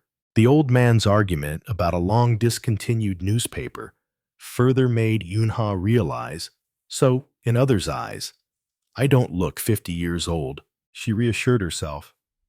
That's right. I haven't changed at all. Inside the unknown gates, what's impossible can become entirely possible. Around her, snippets of conversation about headphones, about mothers, about someone named Sujong, echoed like voices from another world. Work calls, complaints about not wanting to go to work, stories about film cameras. It was all too unfamiliar. Eunha was lost among the crowd discussing TV shows, phone cameras, or someone who had just debuted as a content creator. Laughter about quitting games drifted past her ears, along with the sight of modern cars. She looked up, overwhelmed by the skyscrapers soaring into the blue sky. Amidst the unfamiliar city, Cha Eunha walked aimlessly, completely lost. Meanwhile, from a distance, a whispered voice rang out. Right, let me check. A young man with messy black hair, leaning against a white car, was watching her with his arms crossed. Suddenly, their eyes met, and neither could hide their surprise. Cha Eunha was determined. She wanted to witness firsthand the world outside the gate. She sought out a familiar neighborhood under the twilight. Each step echoed as she entered a place full of memories. But Eunha was stunned to realize that this place had vanished, completely changed from before. Memories of a slum flooded back, a place where homeless people gathered after the gate disaster. Now, that place had become a small park, with only one tree standing there. A sign clearly read, Tree of Hope, since September 1997. She looked up at the tree, whispering, Only you remain. When did you grow so big? A voice from the past echoed. A promise that when the tree grew, the nightmare would end. Yuna closed her eyes, pressed her hand against the tree trunk, lost in a flood of memories. Her face was tinged with deep sadness as she faced reality. Night gradually fell, enveloping the scenery. The strange young man's phone displayed the time. 8 p.m., 2031. He approached, saying, "Shall we go home now?" Yunha still stood under the tree, looking up at the white ribbon on the branch. As the young man added that it was late, she turned around, asking blankly, "Where to?"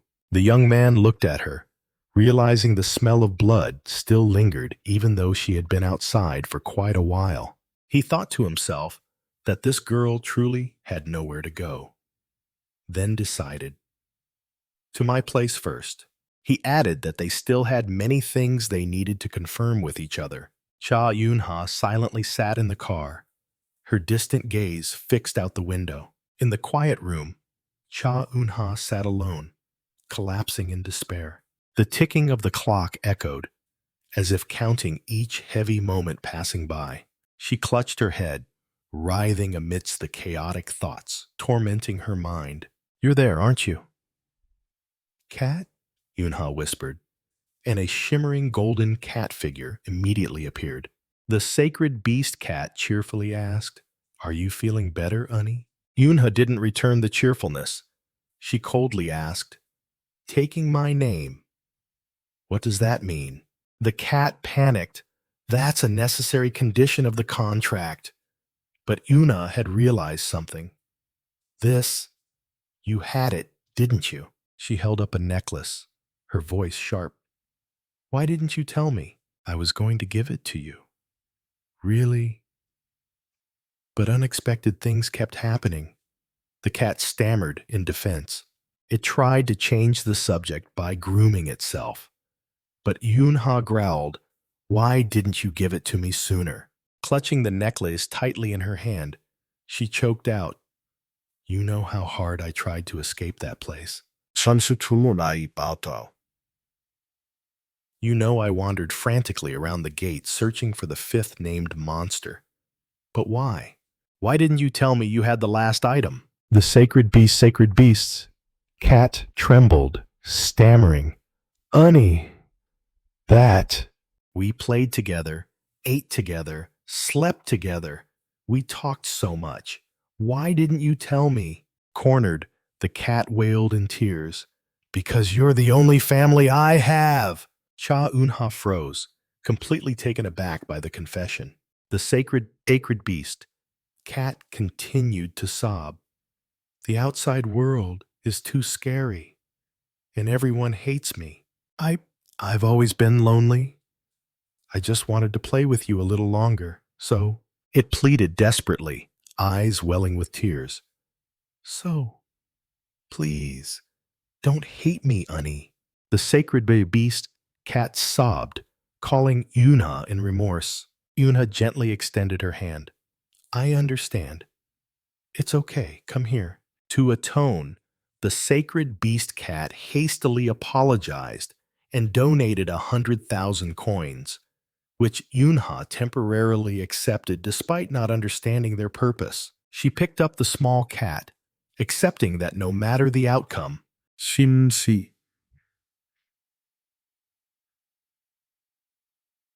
had escaped that place, and more importantly, she was no longer alone. At a modern villa, another encounter was taking place. Shin Siwoo presented a document explaining that it was a copy of the first-generation hunter list. Yunha sat on the bed, silently opening the box containing her past. The document clearly stated the time and location of the past tragedy. C-Rank Gate in Namdaekyun, March 26, 2001. The first line that caught her eye read, "Team leader, Cha Unha, deceased."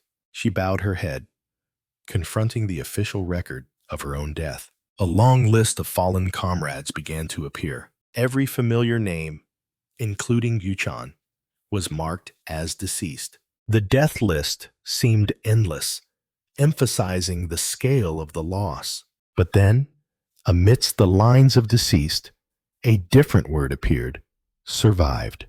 Yunha's eyes widened, shocked by the unbelievable possibility. And then the name was revealed, the sole survivor, Baek Ijin.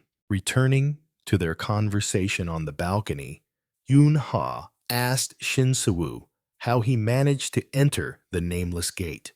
Shin Siwoo explained it was just a coincidence. He had entered a B-rank gate after confirming a green crack. Yunha questioned Shin Siwoo about the dungeon's rank, while he asserted that he had not been informed of any nameless gate. She corrected him, stating her dungeon was only C rank, leading Siwoo to hypothesize that the nameless gate might disguise its entrance. Yunha pressed him on how he escaped, receiving a nonchalant reply. Through the exit, of course. She mused to herself, recalling that the exit only opened after she had collected all 5 items. Setting aside the dungeon matter, Yunha looked directly at the issue. Why do you call me Black Flame Princess? Shin Siwoo remained silent, assessing her splendid attire, which was the clearest answer in his eyes. He casually asked back, assuming she was openly cosplaying, a concept entirely foreign to Yunha. Siwoo confessed he initially thought it was real, while Yunha still bewilderedly asked what cosplay actually was. After hearing the explanation, she immediately retorted, arguing that no one would wear such cumbersome clothes into a dungeon, and pressed him about the origin of that title. Shin Siwoo began to recount a legend among hunters about an entity that could speak human language and possessed enchanting beauty. He relayed the terrifying warning. The black flame of that monster could incinerate even souls. Yunha claimed she had never heard of it, but inwardly couldn't help but notice the chilling similarities to herself. She wondered if this was truly just a simple ghost story. Suddenly realizing something, Yunha abruptly changed the subject, asking if Siwoo had read through the entire list of those who had died. He was a bit surprised, but still confirmed a brutal truth. All of them were dead, except for one, Yunha smirked, pointing out the crucial detail. Shin Siwoo lowered his head, his expression showing a hint of sadness and regret. He looked up, offering to use his abilities to find information about that sole survivor. No need, Yunha firmly refused, her resolute gaze allowing no argument. Yunha looked down at the list, a fleeting smile on her lips. Now that I know they're alive, that's enough, she thought to herself. A memory suddenly flooded back. The image of Baek Ijin happily waving, but she knew meeting him again would only bring confusion. She mumbled, "It's been 30 years. Baek Ijin must be a proper middle-aged man by now." In my memories, Baek Ijin is still a young man in his 20s. Ijin is a very sensitive person. That incident back then must have become a psychological scar for him. I don't want to appear and reopen that wound. Returning to reality, she asserted. It's really fine, Shin Siwoo replied with a slight hesitation. Is that so? Then earnestly offered. If that's the case, is there anything else you want? I'll help with all my might. He continued to persuade through the doorway. No, it's fine. That's enough. Don't say that. Please just tell me anything. Yunha looked up, her eyes full of suspicion. Do you need an item? Or want something to eat? Or to meet someone? Even if it's a small matter, why are you trying so hard? Even if it's an apology for mistaking me for a monster, this is too much. Sorry, but I'm the type of person who doesn't believe in free lunches in this world. Her blunt words stunned Shin Siwoo. Yunha looked straight at him, questioning. What do you want from me? Shin Siwoo smiled with relief. I won't say I don't have something to ask for, but I don't want anything right now. I just want to help Senior, because you are a first-generation hunter. Yunha completely failed to understand what he was saying. He explained, images of the deceased and those in a vegetative state appearing. Most first-generation hunters have passed away, gone missing. Or, if they survived, they are in a vegetative state. They lived in an incredibly harsh environment. Shin-Sewu's eyes shone with genuine reverence. And Senior, you survived that era. He clenched his fist, his voice full of passion. That alone means you deserve respect, Senior. Una was speechless, thinking to herself. What the hell is this kid talking about? I just want revenge. Shin-Sewu humbly admitted. Modern hunters are pathetic. Even an S rank like me couldn't defeat you. If you hadn't fainted, I would surely be dead. Una suddenly retorted playfully. Exactly. If we fought again now, I'd definitely win 100% because I already know you can use both water and ice. Siwu returned to a serious demeanor, listing undeniable facts. Skills superior to even S-rank hunters and being a survivor from an unknown gate. He emphasized that those two things alone were enough to make her existence a global sensation, especially since the unknown gate remains a mystery. The appearance of a 30-year survivor would cause a stir in the academic world. That means you can do anything you want, Siwu declared. The whole world will seek you out. He posed the crucial question. What do you want to do in the future, Senior? That question completely stunned Yunha. She mumbled back in confusion, I don't know. Siwu understood. I see. It seems you need more time to sort out your thoughts. He changed the subject, mentioning that he also had something to ask for. But when Yunha asked again, he decided to keep it a secret.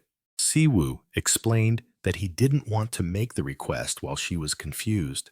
Instead, he gave Yunha his business card and affirmed that he would make the request seriously, staking his honor on it. With that, Siwu left, telling her to contact him if she needed anything, and to get some more rest. Yunha stood alone in the unfamiliar room, a sense of displacement washing over her. She questioned herself, in despair. What do I want to do in the future? In a place with no acquaintances, no familiar surroundings. Does my old self no longer exist either? She unconsciously tightened her grip on her wrist. Una's eyes shone with determination, mixed with pain, as she faced the harsh reality. Amidst the chaotic thoughts, her mother's words from the past suddenly echoed. Unha, I want you to live your own life. In the memory, Unha firmly told her mother that she didn't need to go to university and would start working right away. Her mother smiled sadly, saying that she hadn't struggled that much. She only wished for her daughter to live her own life, not a life for her sake. Those words confused young Unha, making her wonder what her own life truly was.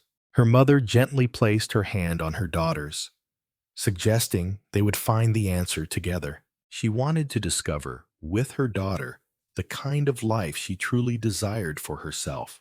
Returning to reality, Yunha painfully admitted that she couldn't keep that promise when her mother suddenly passed away. She was still lost, not knowing what Cha Eunha's life truly was.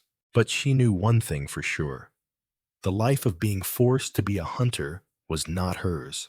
With new determination, Yunha began searching for something in the room. She joyfully exclaimed when she found a wad of cash tucked into the pocket of her old uniform. Although she had lost a lot, the remaining money was still enough for her to travel in this area.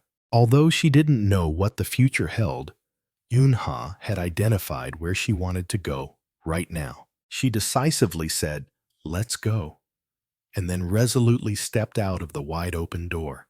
The door closed, marking a new beginning. Meanwhile, elsewhere, Shin-Sewu received a strange call. He politely confirmed the information with the person on the other end of the line. The conversation became confusing as he hesitantly identified himself as a guardian, then awkwardly asked about the location again. Shin-Sewu was stunned when he heard the answer. The police station? At the police station, an angry voice rang out. Seriously? What year do you think this is? Shin-Sewu was stunned when the taxi driver yelled at him. Why did she get in a taxi with only 2001? The taxi driver kept yelling, complaining that in 20 years of driving, he had never encountered a passenger like her, while Shin Soo-woo tried to de-escalate the situation. He brushed him off, shouting that he couldn't calm down when he hadn't earned a single penny all day. The taxi driver pointed at Cha Eun-ha, who was sitting quietly, mocking her attire, and claiming he knew something was off from the start. Eun-ha maintained a cold expression, completely unfazed by the criticism. Shin Soo-woo looked at her, his face full of confusion and weariness at the awkward situation. A police officer approached, handed Shin Soo-woo a cup of tea, and asked directly, "Are you this girl's guardian?" Caught off guard, Shin Soo-woo was startled and awkward, unsure how to answer. After a moment of hesitation, he reluctantly admitted, "Yes, I am her guardian." Eun-ha spoke up, explaining that she had no intention of riding for free, but the driver immediately cut her off, insisting it was precisely an act of fare evasion. The argument continued as the driver criticized Ona for having no card, no ID, while she still insisted she intended to pay 2001. Beside Eun-ha, the cat-sacred beast materialized in a brilliant golden aura, growling angrily before she ordered it to be silent. The driver grew even more furious when told he was noisy, while the cat-sacred beast refused to back down, emitting threats that only Eun-ha could hear.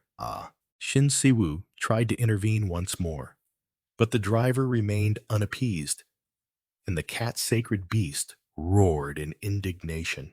While the cat-sacred beast whispered violent threats, Shin Soo-woo suddenly realized Eun-ha's strange behavior was likely because she truly came from 30 years ago. The driver yelled, demanding to settle everything legally, but Shin Soo-woo stepped forward, extending his hand to mediate. He politely apologized, explaining that the girl was unfamiliar with the world and asked for his understanding, while also offering a business card. The driver snatched the business card, yelling that understanding had its limits and he had never met anyone so naive.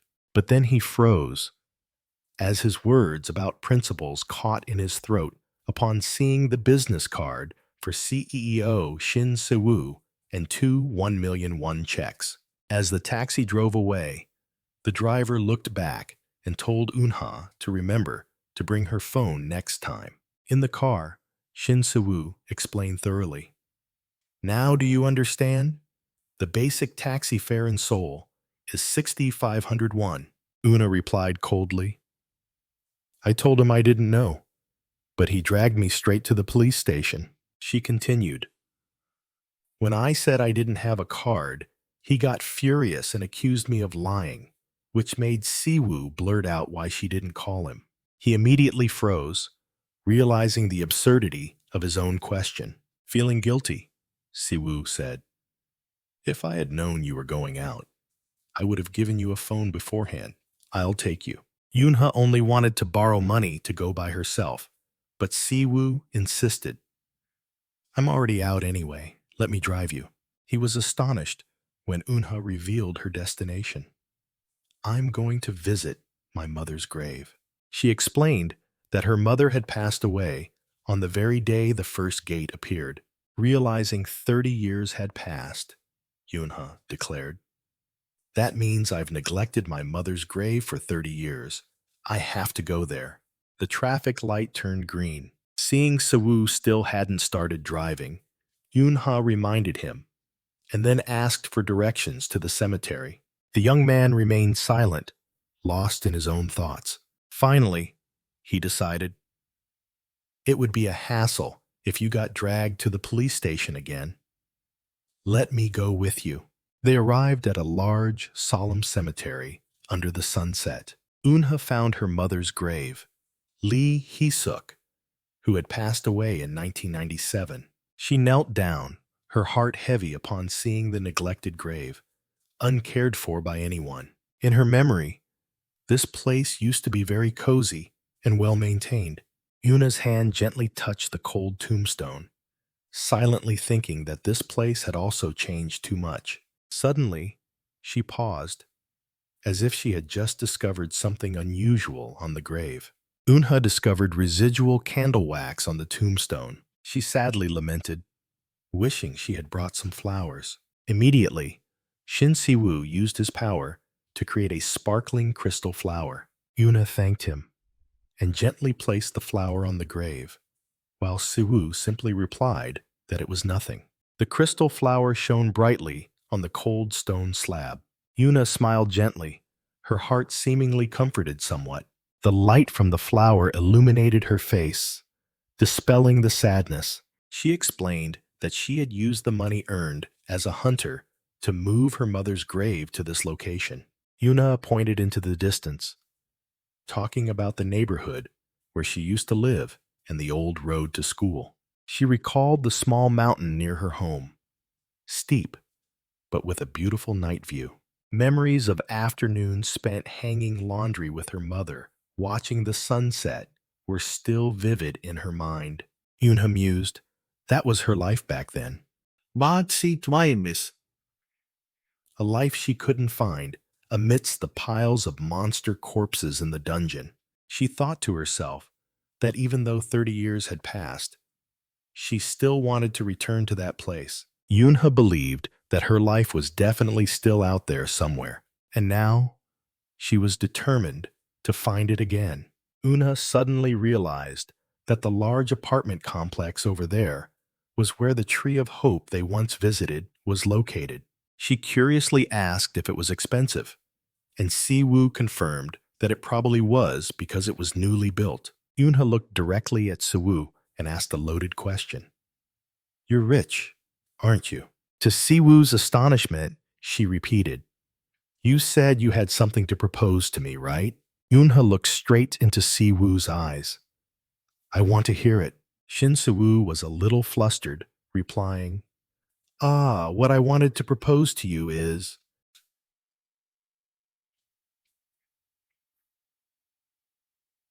I want you to be a hunter for our guild, just for 1 year. Yunha was stunned. A hunter job? For a whole year? While the sacred beast cat yelled, Are you crazy? Siwoo calmly confirmed. That's right, just 1 year. Consider it a freelance contract. Yunha wondered about the 12.0 profit-sharing clause, not understanding what it meant. He generously explained, It means you keep 100% of what you earn, and we'll pay an additional 20%. Unha was still skeptical. What do you gain from this? While the sacred beast cat warned her not to trust the swindler's sweet words, Shin Siwoo smiled meaningfully. Actually, a lot. He looked at her, admitting, Considering your skills far surpass mine. The sacred beast cat flew into a rage. Money, money. Do you think you can lure her away with money? The cat tried to bribe her. Sis, I'll give you another 100,000 coins. But Yunha ignored it, questioning Siwoo. How do you know what I want? Siwoo hit a nerve. You want that apartment, don't you? I'll help you buy back the entire apartment complex. The offer made Una waver, while the sacred beast cat helplessly yelled, Swindler! She indifferently took the coins. But these coins are useless in the real world, Una thought to herself with steely determination. If I want to get my mother's house back, I need real money. She decisively held out her hand. All right, deal. Meanwhile, at the association office, an official grumbled, Please stop talking about the Black Flame Princess. It's all nonsense. Kim Guanghyun teased. You were scared of Red Mask when you were little, weren't you? It's written all over your face, which made the official even more annoyed. But then, Guanghyun's face turned serious. I'm being completely serious. Hunter Shin himself said so. The old official trembled, confessing that he feared the hunter-sucking monster more than the Black Flame Princess. In the office, he grumbled, asking Kim Gwanghyun about Shin Si-woo, then yelled, demanding that they absolutely had to recruit this hunter. Gwanghyun was skeptical, thinking Si-woo wouldn't leave his family's guild, but his superior dismissed it, saying their relationship wasn't good at all. The official argued that there must be some hidden reason why Si-woo established his own hunter management company. Gwanghyun admitted that Si-woo was unpredictable, always making others uncomfortable with his smile. The official grabbed Gwanghyun's collar, emphasizing that the association desperately needed an S-rank hunter to maintain the balance of power. He warned that if the association's influence weakened, chaos would erupt as powerful hunters acted on their own whims. Finally, he slammed the door, sending Gwanghyun away, yelling at him to immediately forget the ridiculous Black Flame story and focus on Shin Si-woo. A female colleague saw Gwanghyun being scolded and asked about it, but he only grumbled about the rigidity of those in the association.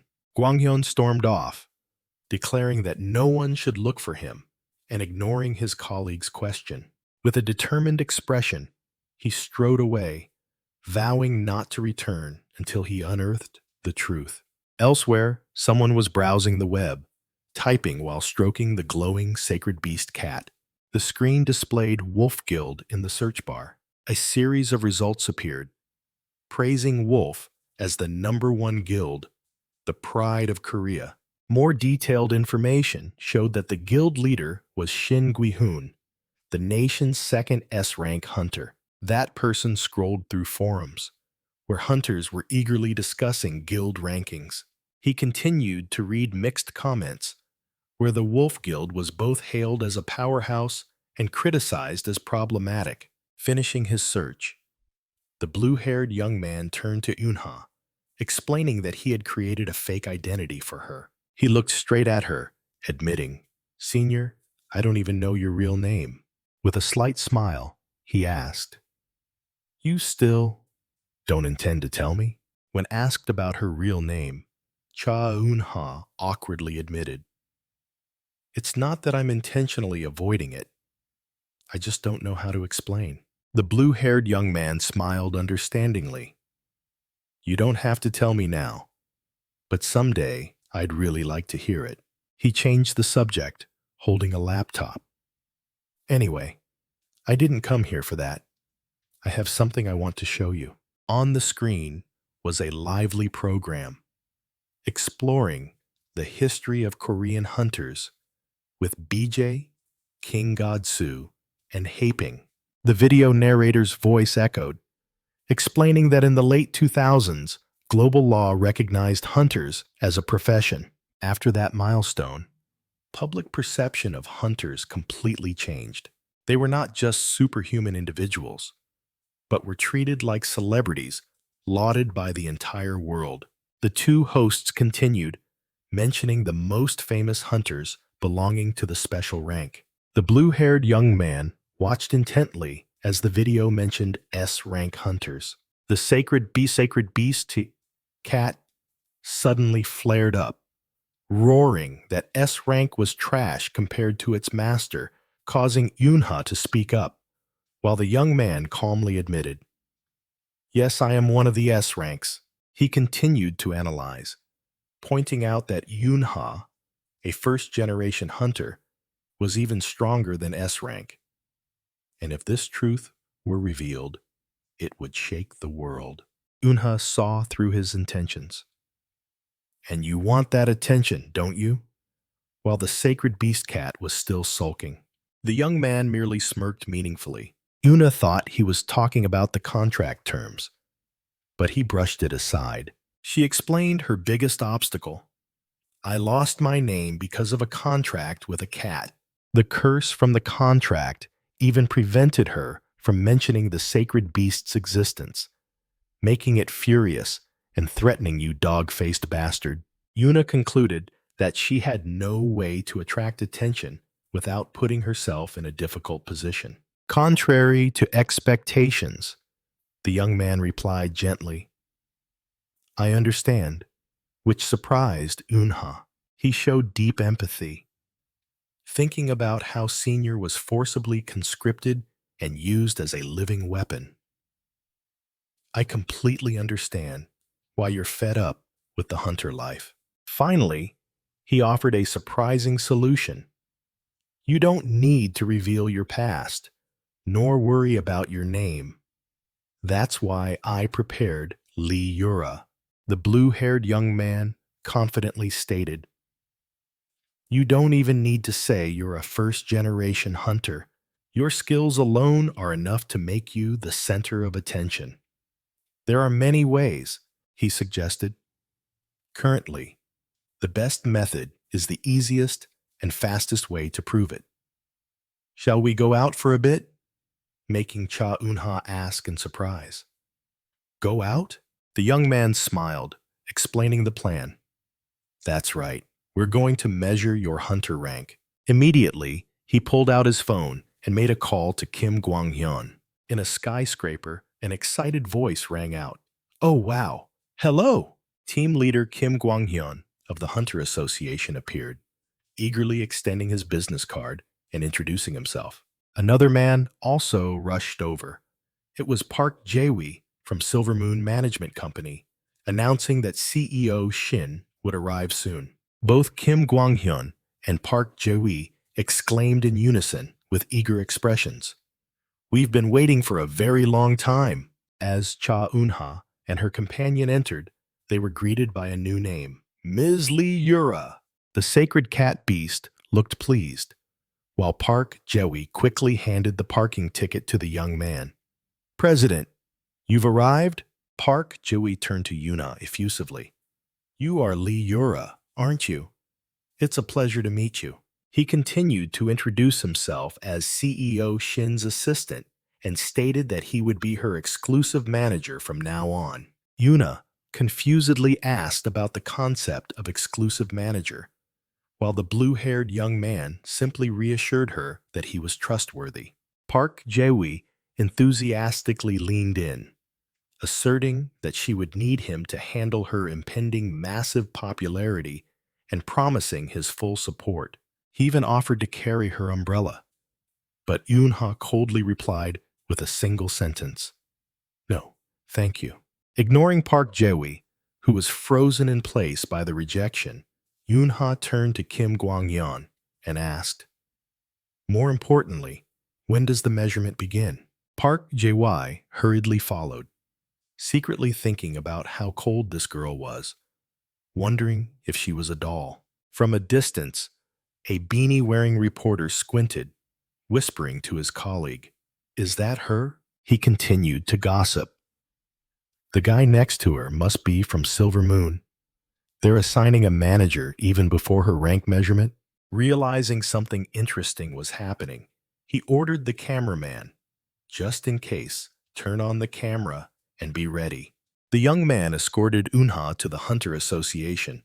Wondering about the gathered crowd, a flustered manager explained that the famous Hunter Yu Hwan had just left, drawing a crowd of reporters with him. However, the manager secretly admitted that he himself had called them to create drama. He justified it by saying a new star was about to be born, and he couldn't miss this chance to draw attention.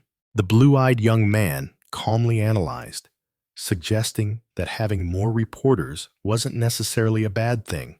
After all, they needed to promote Unha, especially since she wanted to conceal her identity as a first-generation hunter. She was led before a gigantic, glowing blue ability measurement machine. While Unha worried about her identity being exposed, her companion reassured her that her new abilities were what mattered most. Before starting, the manager asked her to choose an alias for registration. Unha was momentarily flustered, her mind filled only with dry military titles like Squad Leader 1. After thinking of simple names she used for pets, a silly idea suddenly popped into her head. Black Flame Princess. The sacred cat beast on her shoulder immediately became excited, encouraging her to use that name right away.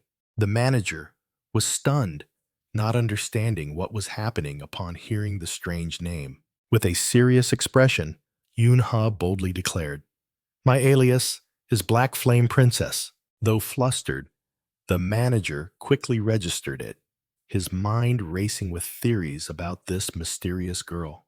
From a distance, a reporter observed, secretly thinking that no matter who she was, her skills were what would decide everything.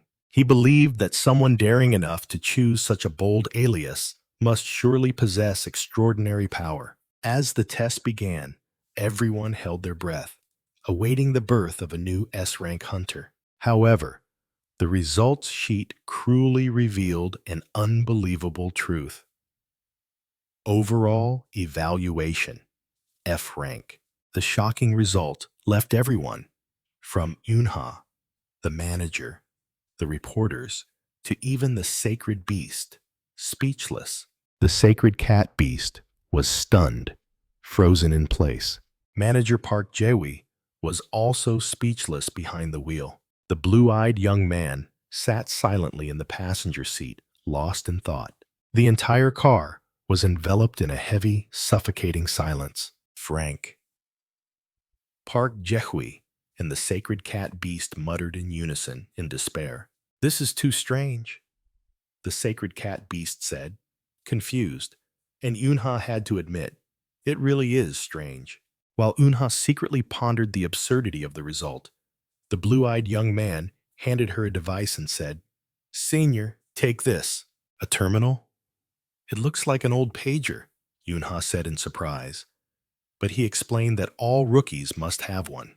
He continued to explain that this device would track her experience and notify her when she was eligible for a reevaluation of her rank. Cha Eun-ha listened silently, her eyes still holding a hint of doubt. Suddenly, she asked directly, "Aren't you going to cancel the contract?"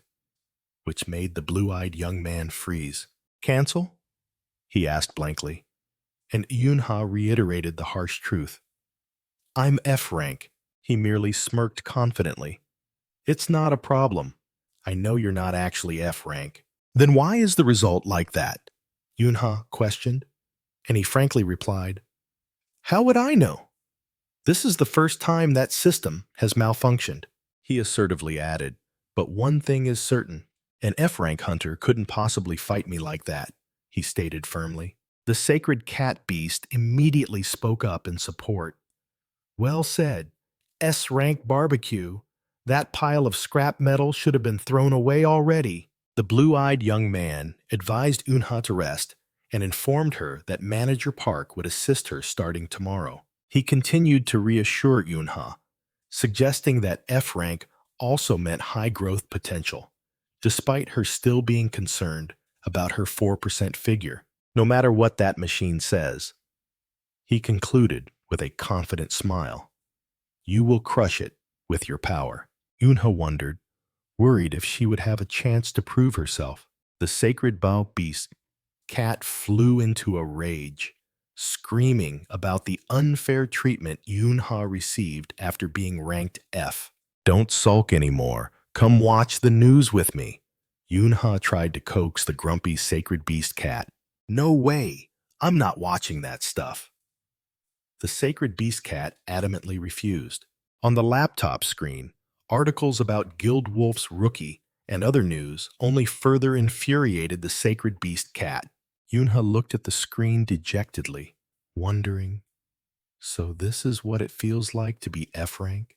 She scrolled through a barrage of mocking online comments, thinking to herself that she had anticipated this. Suddenly, a comment mentioning Black Flame Princess caught her attention. Una was confused, reading the debates about an urban legend she had never heard of. Curious, she began typing search keywords, just as there was a knock at the door and a call of Hunter. Park Jae, the new manager, poked his head in with a radiant smile, cheerfully wishing her good morning. He stepped in, carrying coffee, and asked, "Oh, are you using your laptop?" "Yes, I'm reviewing what you taught yesterday," Yoon-ha replied. A sticky note on the computer showed she had carefully written down the Wi-Fi information and password. Park Jae-wee smiled somewhat awkwardly at her naivety. He suddenly recalled a conversation with the young master who had revealed Yoonha's remote hometown. At that time, the blue-eyed young man had explained that since she came from the countryside, she needed to be taught everything. Returning to reality, Park Jae-wee silently lamented the regional disparity in this era. He still didn't understand why an F-rank hunter received so much attention. Shaking off his wandering thoughts, Park Jae-wee cheerfully offered, "I brought dessert too. Have you ever had canale?" Cha Eun-ha replied blankly, "Canale? No, I've never heard of it." Park Jae-wee happily opened the pastry box, explaining that since he didn't know her preferences, he had bought all sorts.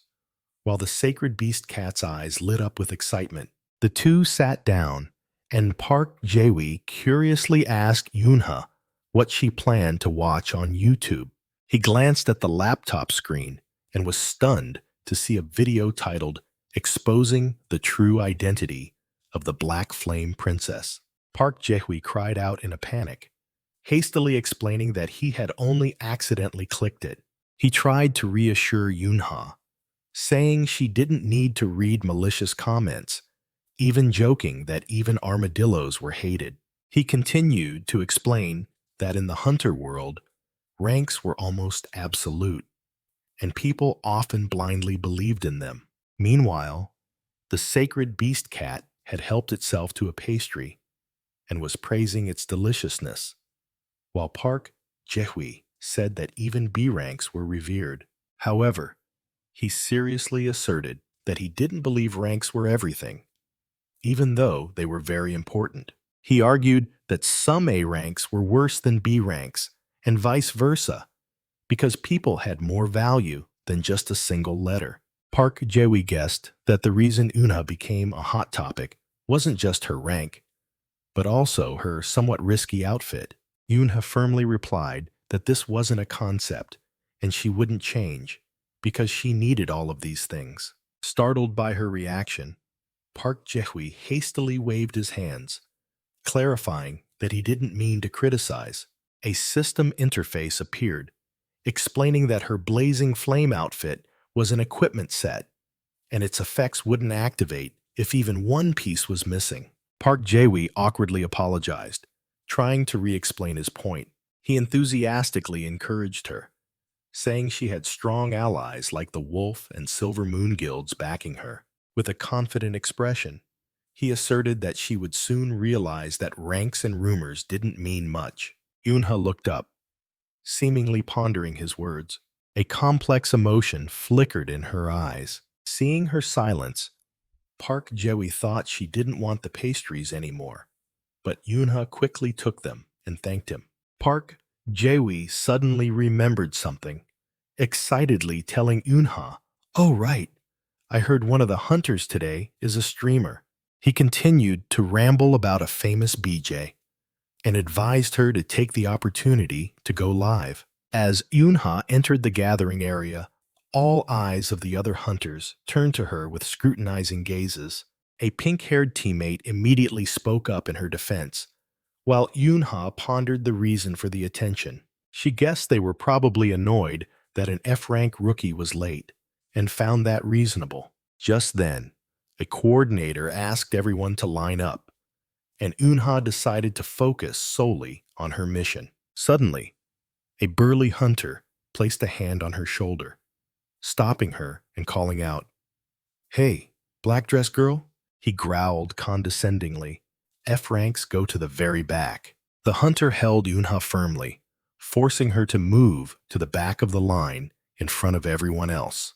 The sacred beast was furious, while Eunha merely let out a faint scoff. Whispers began to rise, discussing Guild Wolf's F-rank rookie and calling her shameless. Provoked by her laugh, the hunter flew into a rage and threatened her. But Eunha simply replied coldly, "Is that so? I don't know."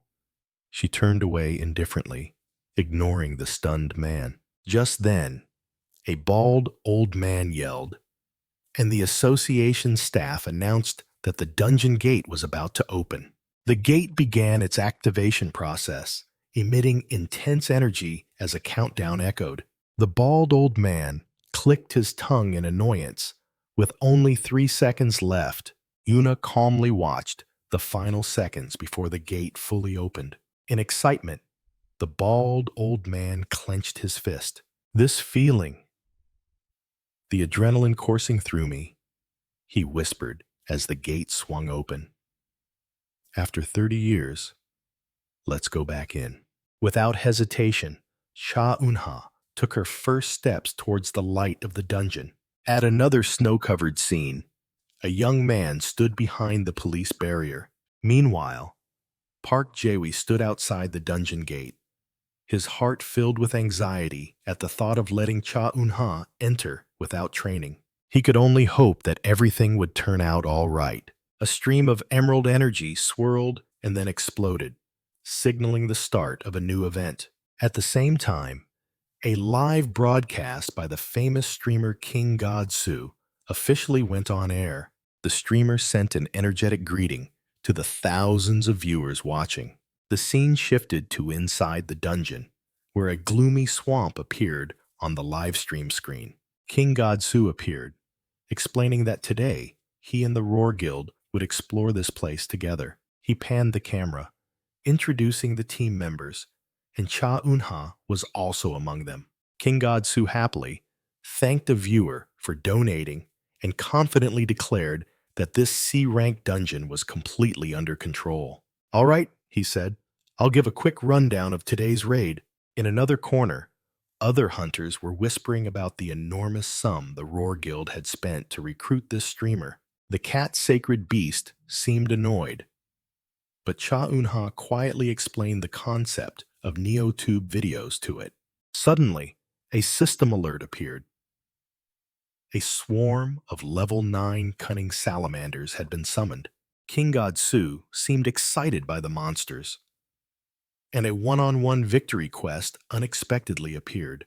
Immediately, the other hunters plunged into a chaotic battle with the salamander swarm. Just then, the elderly hunter turned and yelled at Cha Eunha, "Hey, F-rank! If you're just going to stand there scared stiff, then get back," he roared, completely unaware of a monster charging from the side. Quick as a flash, Cha Eunha's hand blocked the man's spear tip. She used that very spear to pierce through the salamander, which stared in astonishment, saving the life of the man who had just scolded her. Cha Eunha stared in shock at the monster's severed tail, thinking it had cut off its own tail to escape. Meanwhile, King Godsu cheerfully directed via livestream, "Everyone, don't kill them all. These lizards' tails are super expensive." A hunter, putting loot into his bag, turned and asked, "Hey, are you worried about letting the monster get away?" Another teammate reassured her, "First time in a dungeon? Take it easy. We'll get the tails first and hunt them later." A female hunter added, advising Cha Eunha that simply providing support from the rear would be enough to accumulate experience points. Those words made Cha Eunha glance at her device, where EXP0 was clearly displayed. She muttered, realizing she had to earn her share and determined to do her best.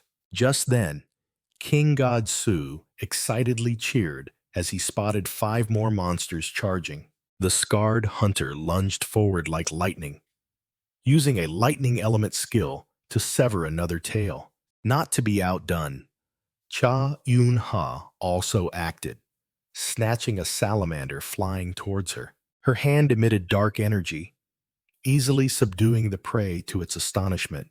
But then she froze, her eyes wide with surprise at what she was holding. This tail. She realized it wasn't just twitching from nerve reflexes. Suddenly, the tail mutated, pointing a gun barrel directly at Cha Eunha's face, while the bald hunter appeared behind her. "Hey, F-rank!" he roared, an arrow from his crossbow whizzing past, shattering the grotesque tail. The old hunter pressed his crossbow closer, growling, Don't tell me you're scared of a level 9 monster, are you? Unjustly scolded, Cha Eunha quietly turned away, leaving the old man to rant about being ignored. She looked down at the ground, where the shattered tail had vanished without a trace. A curly-haired hunter ran over and asked, "Hey, F-Rank, did you take the tail from here?" Making the bald old man even more furious. He quickly apologized, but Cha Eunha merely gave a perfunctory reply, affirming in her mind, "Something is definitely very strange." The image of the monster's tail still lingered in Cha Eunha's mind. It definitely moved as if it was being pulled somewhere. Meanwhile, the other hunters had lit a campfire to rest during the raid. A scarred hunter sighed. "It's break time, and there's not even coffee. I really miss that Park Jae guy." Cha Eunha checked her device. The cold notification panel displayed a round 0 for experience points. She thought to herself, "I was so busy watching the salamander's tail that I haven't killed a single one," when a condescending voice rang out. "Well, well, still no experience points?" The streamer king, God, Sue approached, patting her shoulder casually. "Don't get too discouraged. Everyone's like that at first." He sat right down, next to Cha Eunha, live streaming as he asked, "You're the Black Flame Princess of the Wolf Guild, right?" Despite the cat sacred beast yelling. "Get lost." King God, Sue ignored it, continuing to speak into the camera. "Don't be so tense. I'm just trying to give you some advice as a senior." Cha Eunha replied coldly, her gaze unwavering. "I don't need any advice." The streamer rudely put his arm around her shoulder. "Don't refuse. Everyone has their weak moments. There's nothing to be ashamed of." He prattled on. "Newbies usually target small monsters thinking they're weaker, but they forget they're faster," which made Cha Eunha retort, "No, not always." While the live stream chat was buzzing, King Godsu continued to preach. "Just aim for the big ones. They're usually slower," despite the cat sacred beast screaming. "She's even faster than you idiot," he concluded. "It's a shortcut. But if you only target big ones, you'll gain experience very quickly." Amidst the helpless shouts of the cat sacred beast, Cha Eunha merely replied indifferently, "Is that so?" While the cat sacred beast was so furious it wanted to throw a tantrum on the ground. King Godsu then pointed at her umbrella. "Ah, that's just an accessory, isn't it? It's great that you're investing in your image, but it won't hinder the battle, will it?" he asked. But Cha Eunha replied decisively, "This isn't an accessory." Suddenly, a violent tremor shook the ground, startling both of them. In another part of the camp, other hunters also panicked. What was that? An earthquake? But with eyes wide in terror, Cha Eunha realized the truth. "No, it's monsters!" King Godsu immediately stood up, reassuring and commanding everyone. "All hunters, follow me. We'll eliminate them before they reach the campsite." King Godsu confidently instructed Cha Eunha. "Princess, just stay here. Some monsters will get through, so go all out." He winked mischievously. "Don't forget what I told you. For the big ones, just hit them once and run." The system panel appeared, warning about the cunning salamanders level 13 with their venomous tongues. A gray-haired hunter screamed as a monster suddenly appeared right in front of him and his teammates. He roared assertively, "It's fine. I can handle it," while gathering a blue fireball in his hand. However, Cha Eunha frowned, thinking to herself, "Is this just a simple ambush? Am I being too sensitive?" The bald hunter approached mockingly. "Hey, F-Rank. Scared again?" Which angered the cat's sacred beast on her shoulder. The cat roared curses that only Eunha could hear, making her glance at it. The hunter growled, "Are you laughing? If you're so free, why don't you go protect the gatherers? Two other hunters flinched in fear at the man's aggressive attitude. Suddenly, Cha Eunha's eyes widened in horror. She sensed a more terrifying threat approaching. The bald hunter, who had been scolding her, suddenly froze, then yelled, "Over there! Run this way, immediately!" A young hunter turned back blankly. "Huh? What do you mean?" Unaware that a deadly shadow was already behind him, he screamed in terror as a giant monster emerged from the water, swinging its massive jaws towards him. A shout echoed amidst the chaos. It's the boss monster!" The system panel coldly confirmed. Queen of the Swamp level 20 has appeared. The boss monster let out an earth-shattering roar, spreading terror. Two other hunters froze, only able to stammer two words. "Boss?" The Queen of the Swamp stood towering, its oppressive aura engulfing all the panicked hunters. An orange-haired female hunter ran, shouting, "Level 20? That's too high a level!" while her teammate tried to reassure, "Everyone stay calm and retreat immediately." The bald old hunter frantically yelled, trying to stop everyone from acting rashly. If it wanted to attack, it would have done so long ago. He reassured the worried orange-haired female hunter. Indeed, the Queen of the Swamp just stood there whimpering, tears streaming down as night slowly fell. The bald old man turned to scold Cha Eunha, warning her not to provoke the monster recklessly. "My sister is not as foolish as you all." The cat-sacred beast indignantly spoke up in defense, to which Eunha calmly replied.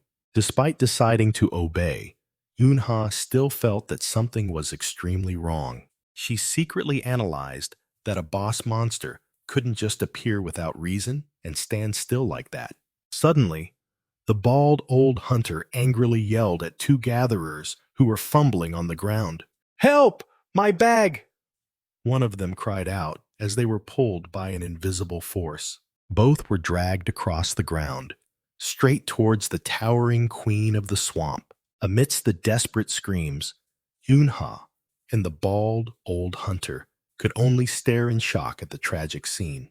"It's not the bag," Eunha said coldly, while the bald old man was still confused. She explained that it was the salamander tails in the bags trying to return to their boss. "Drop the bag immediately," Eunha yelled, but the hunter hesitated, reluctant to lose his loot.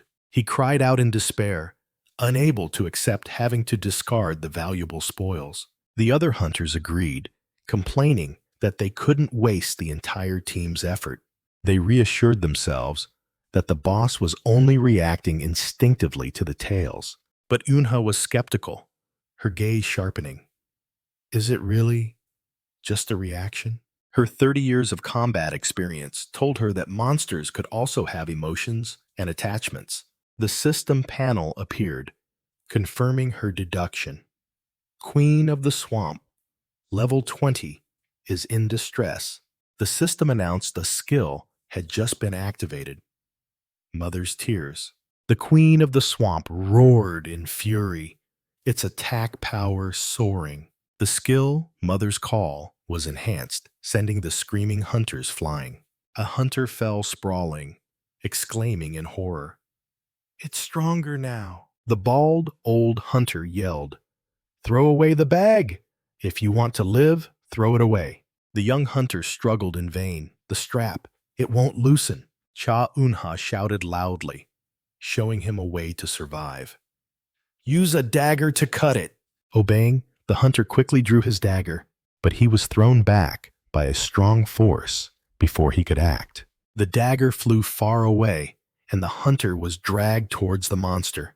Another teammate frantically warned, "Be careful, it sees you." Surrounded by the salamander tails, he could only scream as the Queen of the Swamp approached. Amidst the desperate cries for help, the system announced, "The Queen of the Swamp is merging with its child's tails."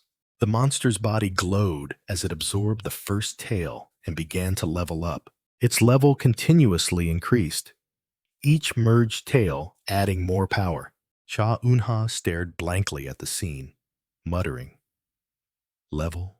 The monster let out a sky-shattering roar, and its level continued to rise. After scanning for the remaining tails, it locked its target onto the panicked hunter. The queen of the swamp lunged with a fatal attack. At that critical moment, Cha Eunha rushed forward to shield the hunter. Saved from death, the hunter with the bandaged arm stammered his thanks to Cha Eunha. The bag containing the monster tails was thrown down, sinking into the swamp water. Immediately, the system continuously announced. The queen of the swamp was merging with its tails and continuously leveling up. Upon reaching level 30, the monster had completely transformed, letting out a terrifying roar at the group of hunters. Two hunters exclaimed in horror, realizing the boss's level had far surpassed C rank. The bald old hunter grabbed Eunha, angrily yelling, "Damn F rank! You let it swallow more tails, now we're all going to die." Eunha coldly retorted, "So we should have abandoned him? If I hadn't thrown the bag away, he would have died." She explained that she was also waiting for the right moment, but attacking while a teammate was still trapped would only make things worse. Overwhelmed by her logic, the hunter could only curse, claiming that an F rank like her had led them all to their deaths. Suddenly, a voice rang out in warning as the boss's giant eyes stared at them. The voice continued to shout loudly, urging everyone to run into the forest to escape. Hearing the command, the hunters panicked and fled. Only Cha Eunha remained calmly standing. Someone in the group spotted a light ahead, joyfully shouting that it was a signal. It turned out to be King Godsu's group returning, and he waved for everyone to run towards him. King Godsu tried to regroup his team, but then paused, realizing someone wasn't following. The rescued hunter desperately called out, "Princess, what are you doing? Come over here!" Despite the calls, Cha Eunha turned her back on them and walked straight towards the queen of the swamp. "King God," Su tried to persuade her, "listen to me. It's too dark to fight the boss now. We should retreat." Eunha's eyes suddenly glowed golden as her passive skill, Night Reader, activated. King Godsu yelled in vain, "Please come over here. What are you going to do with just that umbrella?" Ignoring all warnings, Cha Eunha gripped her umbrella tightly, channeling an immense amount of energy. King Godsu cried out in despair, "I know I told you to handle the boss, but this is too much." The girl charged straight towards the queen of the swamp, the umbrella in her hand glowing with a dark light. The giant monster's bloodshot eyes glared at the approaching threat. With a cold smile, Eunha swung her umbrella, unleashing all her power into a single strike. The attack hit its mark, piercing straight through the boss's defenses. A purple energy explosion engulfed everything, ending the battle swiftly. Later, on a live stream, King Godsu recounted, "I'm telling you, just one hit, a C-rank dungeon with a level 30 boss, and she took it down with that umbrella." He asserted to his viewers, "There's no way she's just F-rank. I'm telling you, the scanner must be faulty." Even though some claimed Eunha merely stole the kill, King Godsu insisted it was truly a single finishing blow. On social media, the name Black Flame Princess exploded, becoming a hot topic of discussion. Newspapers ran headlines about her impressive debut, silencing all previous criticism. Meanwhile, Park Jae-wee burst out in joy. "I really believed in you. I believed in you, Hunter." He continued to praise, "I truly believed you would show us something far beyond F rank, but was exposed by the cat sacred beast."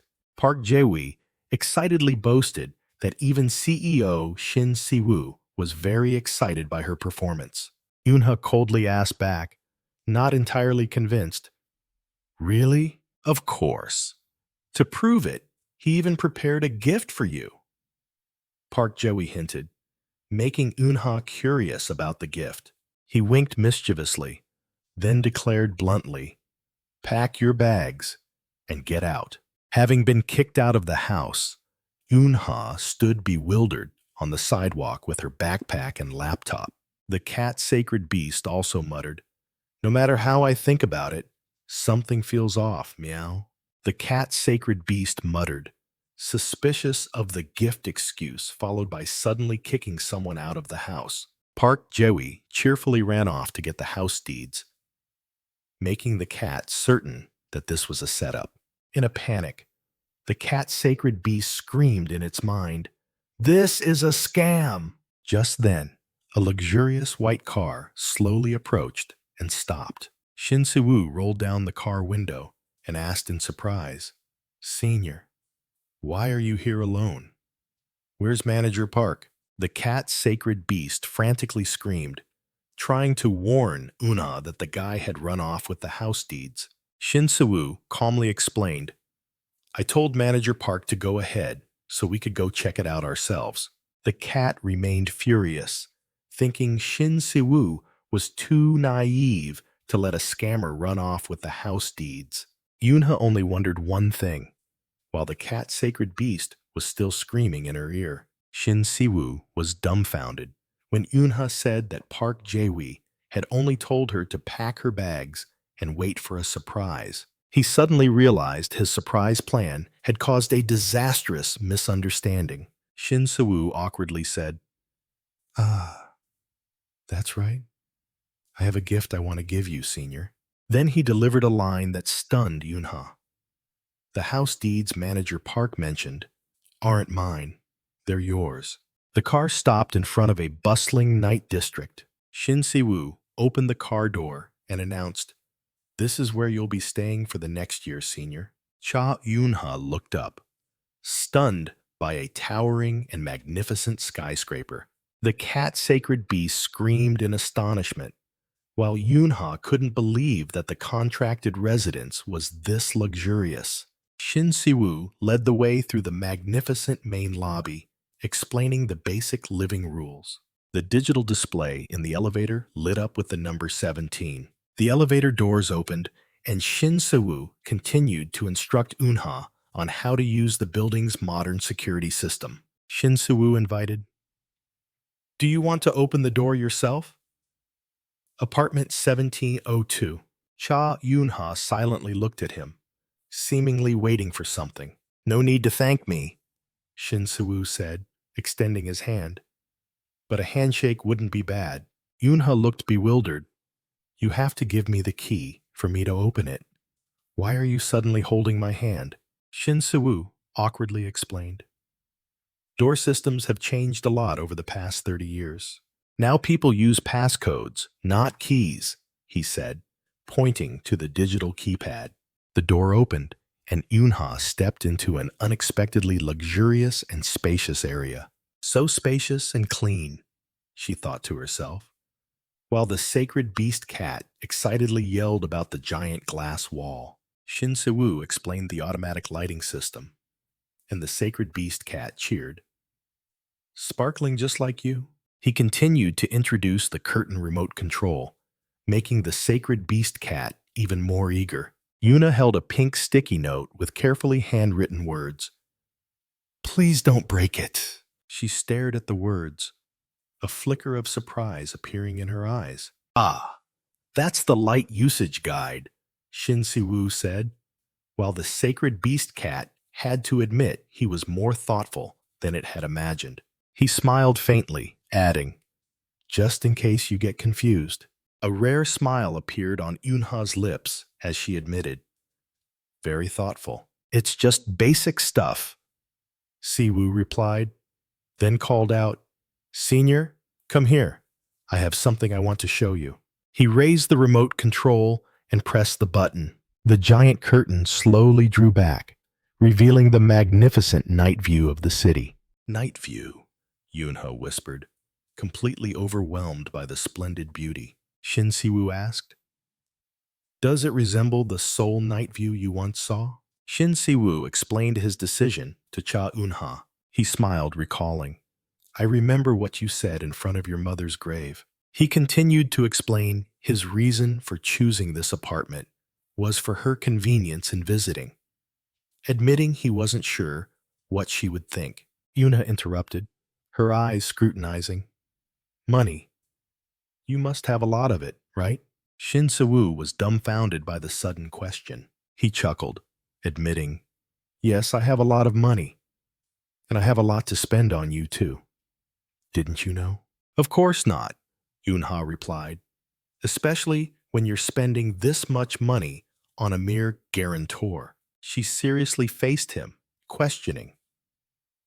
Tell me, why are you doing all of this for me? Shin Se-woo avoided her gaze. Didn't I already tell you? He was about to use the old excuse, but Yunha cut him off decisively. Don't talk about first-generation hunters anymore. Tell me the real reason. I have the right to ask, don't I? She asserted, with a firm gaze. Shin Se-woo fell silent, an unreadable smile on his lips. He softly asked, If you knew the reason, and it turned out to be something trivial, would you cancel the contract? Yuna shook her head. That's not why I'm asking. I just want to understand, she said sincerely. Standing opposite him amidst the city's splendid night lights, she quietly looked outside, waiting for an answer. Shin Se-woo lowered his head, a sad smile fleeting as memories flooded back. Past voices echoed in his mind, full of pressure. Don't disappoint us, young master. We thought it was a success, but it turned out to be a miserable failure. He clenched his fist, haunted by the harsh command. You are the only one who can do it. Shin Se-woo was haunted by the voices, full of pressure. Snap out of it. If you do well, you are our only hope. Facing Yunha, Shin Se-woo forced a smile. It's terrifying. He confessed, Monsters are horrible, and I can't stand the smell of blood. That's why I want to quit being a hunter. Simply put, I'm running away. As the successor of the Wolf Guild and one of the few S-rank hunters, it sounds ridiculous, doesn't it? He closed his eyes, ignoring everything. Responsibility, duty, honor, I don't care. I just want to grab all the riches and run far away. So, I want to hide behind a stronger hunter. Go ahead and laugh if you want. Cha Eun-ha unexpectedly cut him off, her gaze firm. Living a life you don't want is worse. I understand. Shin Se-woo froze, completely unprepared for this reaction. He stammered, asking again in astonishment. Huh? That's your answer? Yuna calmly replied. Yes. Anything else you want to say? Cornered, Se-woo could only mumble. No. Yunha coldly changed the subject. So, is the interior explanation done? Yes. It's all done. If you have any questions, just ask Manager Park. Well, it's late, so I'll take my leave, Se-woo said hastily and turned to go, receiving only a brief farewell. Rest well, senior. Out in the hallway, Shin Se-woo stood motionless, leaning against the wall. He couldn't stop thinking. Why? Didn't she say anything? His thoughts were a mess. She must have gone through things far worse than me. Yet she didn't say a single word to criticize my cowardice. Does she think I'm joking? No. That expression says otherwise. Eunha's face and her words, I understand, kept replaying in his mind. He sank deep into complex thoughts, trying to decipher her reaction. Leaning against the wall, he desperately wondered, why? So, why didn't she say anything at all? On the phone screen, a series of shocking news reports about the return of Black Flame Princess Cha Eun-ha appeared. Bae Ki-jin, in his casual bathrobe, silently read each line of news. He clenched his fist, Yuna's image etched deeply into his mind. Behind him, An assistant began to report the schedule. Tomorrow at noon, you have lunch with the NYC council members, followed by a series of meetings with the European Association, and then a video conference with the Mexican Association the day after tomorrow. The assistant concluded, I'll pick you up at 11 a.m. tomorrow. But Aijin coldly ordered, book a flight. He turned back, his eyes burning with determination. To Korea, as soon as possible. The assistant was flustered. But your schedule. We also need to consider public opinion in Korea. Baekhyun merely smirked. He scoffed. Public opinion? What a joke. An overwhelming aura emanated from Baekhyun as he looked straight ahead with absolute confidence. But then his smile suddenly turned bitter. Am I still in a position to care about anyone's thoughts? Meanwhile, in a luxurious apartment in Korea, Park Jae-wi exclaimed with delight, Wow, this place is beautiful. He enthusiastically introduced to Cha Eun-ha. What do you think? Do you like it? And received her nod. Eun-ha admitted, I've never lived anywhere this beautiful. Meanwhile, the cat sacred beast complained about the lack of a cat door. Park Jae-wi laughed loudly. Our director truly cares about you, Hunter Lee. But he secretly thought that fulfilling the director's requests was truly torture. A memory suddenly flooded back when he was still stunned by the request to find an apartment in the expensive Star Forest area. At the Had's time, Shin Sai-woo calmly dismissed his suggestion, asserting, We need a place with good security. And then Siwoo made a series of absurdly detailed demands, leaving Park Jae-wi speechless and resigned. Park Jae-wi secretly thought about the penthouse apartment, carefully chosen so that no one could observe Cha Eun-ha from outside. Sitting in the car, he couldn't help but marvel. Whoa, this is my first time in such a luxurious place.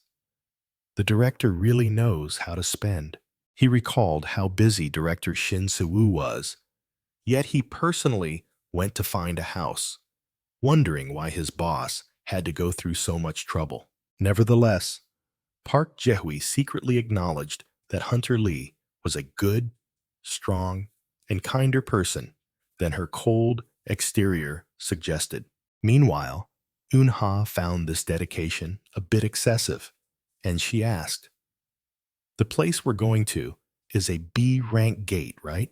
Pulled back to reality, Park Jae-wi quickly confirmed and explained that the gate had just opened at a bustling shopping mall with the country's largest aquarium. He recounted that the gate appeared right in the middle of a queue of people, causing their wolf guild to receive an emergency deployment order. Eun-ha remarked that there must have been many children there, and Jae-wi confirmed that fortunately everyone had been evacuated in time. Both fell silent, each lost in their own thoughts. Jae-wi curiously asked why Eun-ha didn't question an F rank being allowed into a B rank gate, to which she casually replied, Because I defeated a level 30 boss? He hesitantly confessed, Actually, most people don't think you completely defeated it, which made the cat sacred beast immediately bristle.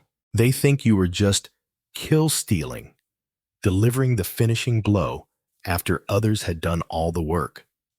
Park Jae-wi further explained the malicious rumor. He added that an F rank entering a B rank gate was unprecedented, and he himself had objected, but the director had insisted on agreeing.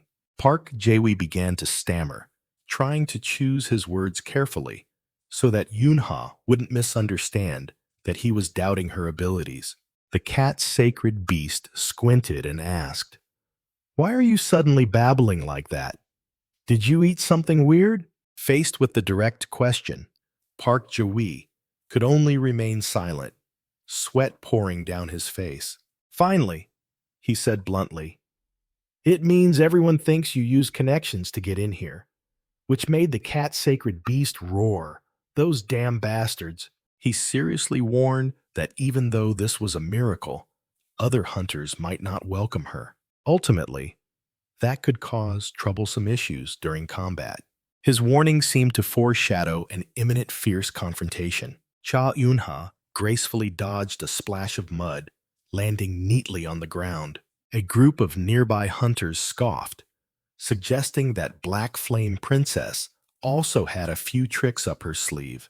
The brown-haired hunter taunted her, calling her an F-rank who only knew how to clean up the battlefield. The cat-sacred beast was furious, roaring curses at the ugly hunters who dared to pick a fight. Una casually retorted, "And what if I don't clean it up?" She coldly replied that they were the ones who needed to be cleaned up before battle. Struck by her words, the entire group of hunters froze, and the brown-haired one began to rage. He roared, claiming Unha was just an arrogant F-rank who got in through the back door. He stepped closer, insulting her to just hug her dress and hide in a corner. He stomped his foot hard on the ground to intimidate her, demanding she stop acting like a know-it-all. But then, his expression suddenly changed, and he yelled, "Everyone, battle formation!" From beneath the water, a level 26 ferocious giant jellyfish emerged, extending its poisonous tentacles. Immediately after, a gigantic predatory great white shark also burst out of the water. The system confirmed the shark had reached level 32, a formidable opponent. The brown-haired hunter turned to warn Unha, "Don't get in the way, just stay quiet." The cat-sacred beast was still fuming, urging Unha to deal with the hunter, but she decided not to get involved. While the other hunters plunged into a fierce battle, Unha calmly stood by and observed. She secretly assessed, realizing their strength was on a completely different level, and the battle would soon be over. Unha thought to herself, getting a share without doing anything was quite a bargain, even as the shark stealthily approached from behind.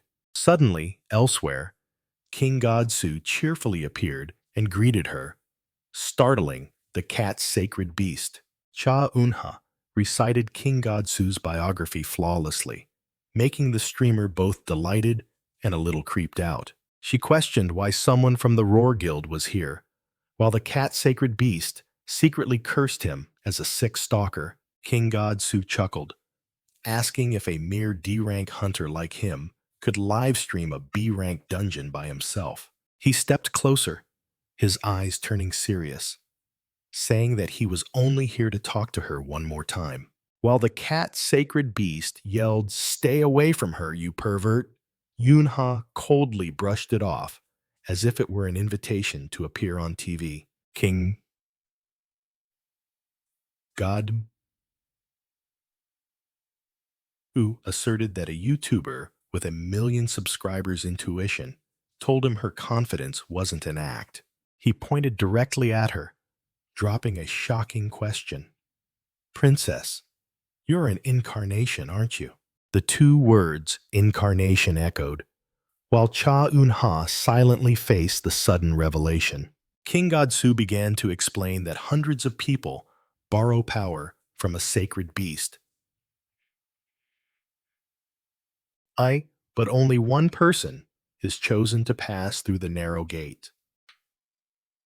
Become an incarnation, inheriting all of that sacred beast's power. He recounted that he had researched Wang Wei, an S-rank hunter in China, who was the incarnation of the ox.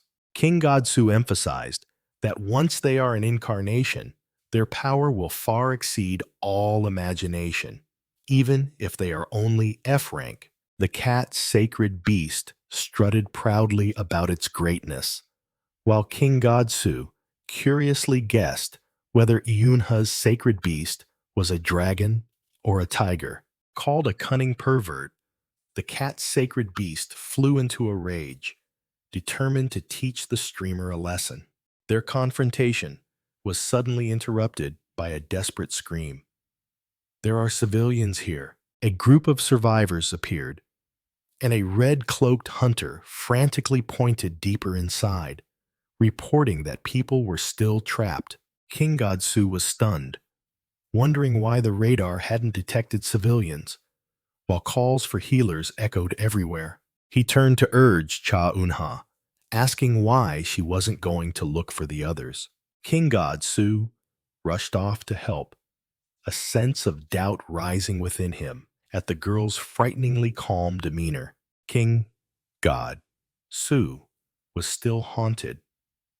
For a moment, it seemed her eyes had changed. Another hunter reported, "Captain, found another one here." The assistant summarized, "I think that's the last civilian, Captain.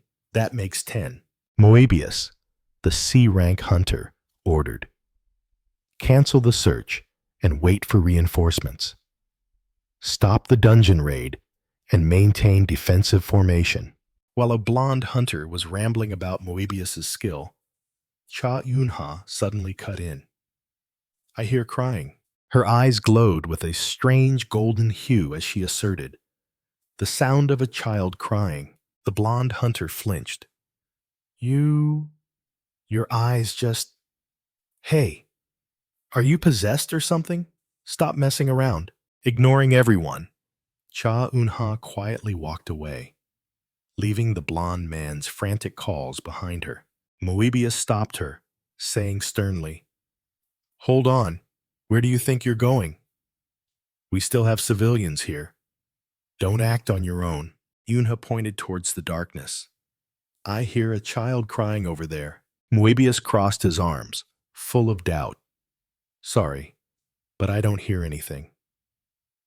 If I can't sense anything, it means there's nothing there." Disregarding the order, Eunha dashed off, leaving Moebius just enough time to yell, "Hey, Black Flame Princess?" Say, "What are we supposed to do?" Moebius irritably ordered, "We have to follow her. What if something happens? How will we explain it to the Wolf Guild?" As she ran, Yuna thought disdainfully to herself, "There are always people like this. Not high-ranked, but always insisting they're right." In a ruined corner, a little girl in a red dress sat huddled, clutching her stuffed animal and sobbing. Yunha had found the child, while Moebius and the others hid behind a wall, stunned witnesses. "No way." Moebius and his teammates exclaimed in shock, "There's really a child here." Yuna slowly approached, speaking softly. "Hey, little one." She bent down, trying to force a smile to reassure the child. "Are you okay?" But her smile only terrified the little girl further, who screamed, "Wah! Ghost! There's a ghost! The ghost is looking at me and smiling." The little girl sobbed for her mother, while an ash-blonde hunter kindly inquired, and Cha Eunha was at a loss for what to do. Eunha timidly asked her name, and the little girl sniffled, replying that she was An Yeri. The ash-blonde hunter continued to ask Yeri about her mother's clothes. He smiled gently, promised to find her mother, and advised the little girl to get her injuries treated first. An Yeri's eyes welled up with tears, and she happily agreed, profusely thanking the kind uncle. The hunter ordered his teammates to take Yeri back to the main camp and prepare for the search. Carried away by another hunter, and Yeri turned back to wave goodbye. The cat-sacred beast was indignant that Yunha's credit was stolen, but she quietly accepted it. A teammate curiously asked the ash-blonde hunter about the search team's plan. He explained that they had to cancel the previous search due to an attack by a horde of monsters. He concluded his explanation with a meaningful smile directed at Eunha. A memory suddenly flooded back. Eunha saw herself in the past, standing before a superior officer. The young girl, with a dirty face but resolute eyes, firmly replied, "That's not it." The officer acknowledged her superior talent, but also pointed out that wasn't the issue. He looked directly at her, asking if she truly understood why she had been summoned here. Yunha dutifully replied, believing the training objective was to eliminate monsters according to the scenario. The officer refuted her, exposing her brutal actions, stomping on heads and tearing apart monster corpses. His accusation rang out. You were unnecessarily cruel. With a stern expression, the officer ordered her to reread the hunter's code of conduct. Yunha began to recite each rule by heart, her face devoid of emotion. The officer questioned, we are trained to kill monsters, but the hunter's rules never say we must exterminate them. Why do you think that is? He explained to Cha Eunha that those two rules were far more important than simply catching and killing monsters. With a somber expression, he shared, everyone here has lost their family. I too have lost my daughter. Yuna froze, silently listening to her superior's painful confession. Memories of her teammates' indignation flooded back. Why did you have to go so far? The monster is already dead. Yuna bowed her head, admitting, I'm not saying I don't understand your hatred. In another flashback, she herself had once cried out in despair. We lost our families too, but killing monsters won't bring them back. The officer looked directly at her, asking decisively, do you understand? He held out a small package, his voice full of hope. The number of people you couldn't save will be nothing compared to the number of people you are about to save. His unexpected act of kindness made Una turn back in surprise. The officer smiled warmly. I hope that truth will bring you some comfort. Elsewhere, team leader Moebius analyzed the situation. The gate's core is very close, but there are no other signs. It's too risky to continue based solely on a child's words. A gray-haired hunter interjected. Everyone already knows. Whether you save 9 or 10 people, the bounty is the same. He continued to argue coldly. These are people the radar didn't detect at all. What if we recklessly proceed and someone gets hurt? The final question was aimed directly at the pensive Moebius. Can you take responsibility? The gray-haired hunter placed a hand on the shoulder of his confused blue-haired teammate. They both looked at each other, the tension palpable in the air.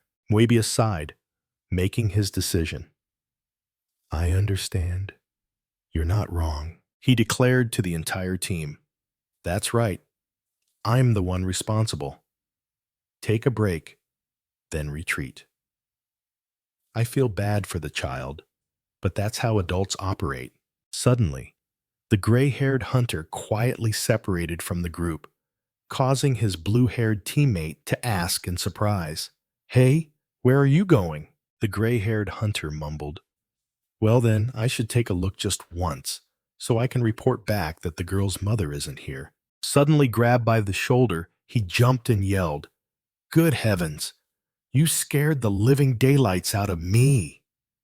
While his blue-haired teammate recognized, the Black Flame Princess? Yunha coldly asked. You're still here? The blue-haired hunter called out from a distance. What are you doing there? Listen to the team leader. Either go back or rest. Yunha merely replied, Huh? Then turned and walked away, causing the other teammate to yell. Hey, where are you going? The team isn't going that way. Seeing her still ignore them, Moebius also had to speak up. Hey, princess, while the other person grumbled. This girl, honestly. The blue-haired hunter then ran over and grabbed Yunha's arm, growling, Hey, I told you it's the wrong way. The main team is in the opposite direction. Yuna firmly declared, I must continue searching. We've already scouted to the core of the gate, haven't we?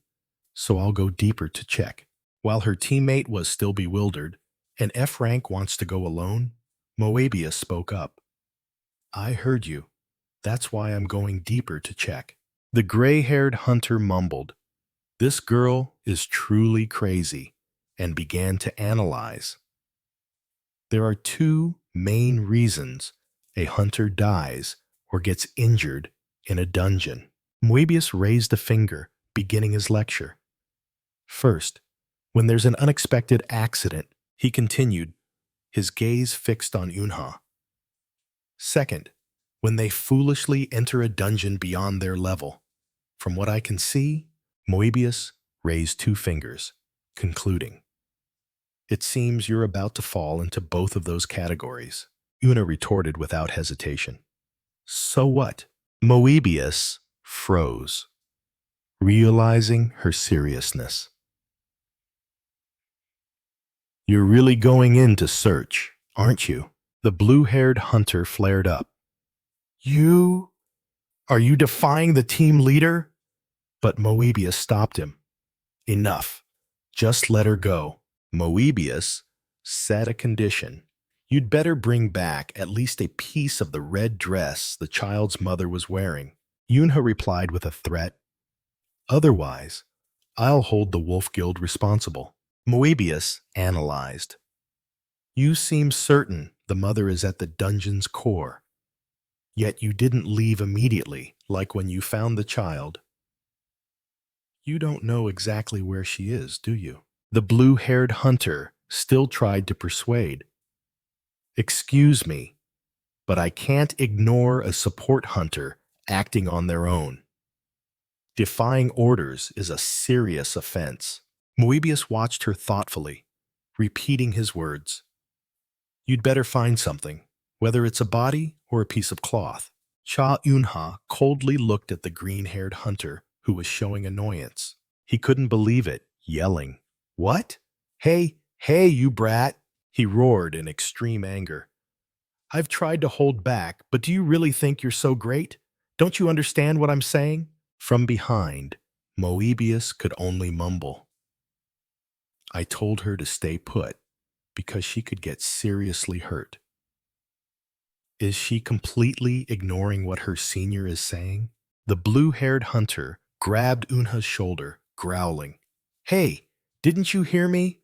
What's your training class number? You're standing in front of someone from class 123. Una merely smirked, gently pushing his hand away with one hand. She turned around, facing the utterly terrified man, and retorted, "Me?" Then she whispered into his ear, with an imposing tone, "Number 1. Meanwhile, elsewhere in the dark dungeon, a desperate voice echoed, "Breathe, breathe. Where are you, my child?" A woman waded through the flooded area, screaming in panic.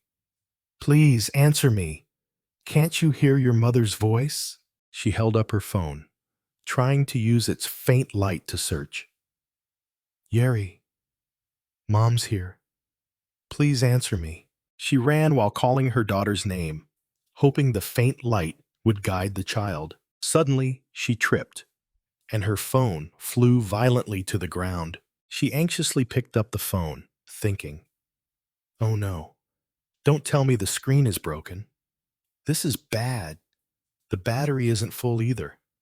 How much time has passed?" Looking at the phone screen, which showed a radiant, smiling picture of her little daughter, the mother choked out, "Yeri, where are you, my love?" With tears welling up, her face smudged with fatigue and fear, she was on the verge of collapse. Desperate thoughts swirled in her head. "I've been searching endlessly, but found no trace. There's no way a child could have gone this far on their own. Perhaps Yeri has." A painful memory flooded back. She recalled what she had said to her daughter. "It's your birthday today, Yeri. I'm sorry. If we had gone to see the musical you wanted, we wouldn't have encountered this accident." But little Yeri just smiled innocently and replied, "It's okay, Mom. I'm so happy you came with me, because you're always so busy. When the hunters save us, we'll go see it later, right, Mom?" Amidst the chaos, Yeri's mother shouted, "Everyone, fall back!" "Yes, we can definitely do it." A frantic voice cried out, A wave is coming, signaling a massive blue energy surge about to engulf everyone. No. The mother desperately hugged her little daughter tightly. The ferocious current swept her away, drowning all attempts at resistance. Beneath the rushing water, the mother and daughter's hands remained clasped together. But then the force of the current separated them, and she screamed, "Yeri!" Swept far away, and Yeri frantically called out, "Mom!" Surviving the flood, the mother was stunned to realize she had lost her daughter. She pulled herself together. My daughter must be looking for me. I need to keep my head clear. Suddenly, a cold, slimy sensation touched her shoulder, making her jump. She turned back in horror, facing a gruesome blue tentacle clinging to her. The image of an unbelievably giant eye reflected on her phone screen, signaling a terrifying presence. Ah! She could only utter a trembling sound, her entire body paralyzed with fear. A piercing scream tore through the dungeon's silent space. The phone, her last hope, shattered and fell. A brutal attack struck the ground, splattering blood everywhere. The monster's giant eye now lay motionless on the cold ground. The mother collapsed, screaming and gasping in extreme panic. She recoiled as an unfamiliar hand suddenly reached out to her. Cha Eunha emerged from the shadows, silently looking down at the terrified woman. With glowing golden eyes and a strange smile, Cha Eunha asked, "Are you all right?" The woman could only respond with a horrified scream. She collapsed onto the ground, terrified, as she looked at the dark figure standing before her. The cat-sacred beast confirmed, "The red dress! It's definitely that child's mother." Yuri's mother was simply stunned, unable to utter a word. She screamed in her mind, "Monster! The monster is smiling at me," making the cat-sacred beast secretly marvel at her talent for silent screaming. Thinking she was about to die, the mother whispered a final message to her daughter. But Eunha said, "Just close your eyes tightly for a moment." The woman looked bewildered, not understanding what was happening as Eunha gently reassured her, "It's all right.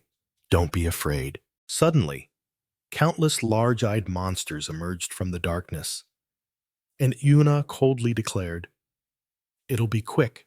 A massive surge of dark energy erupted, sweeping away the monsters amidst the mother's frantic scream. The woman still kept her eyes tightly shut, trembling as she awaited the worst.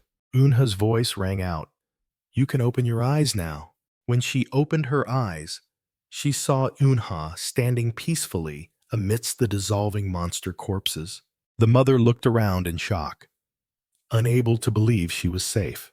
Eunha held out a blood-stained phone. "This is..."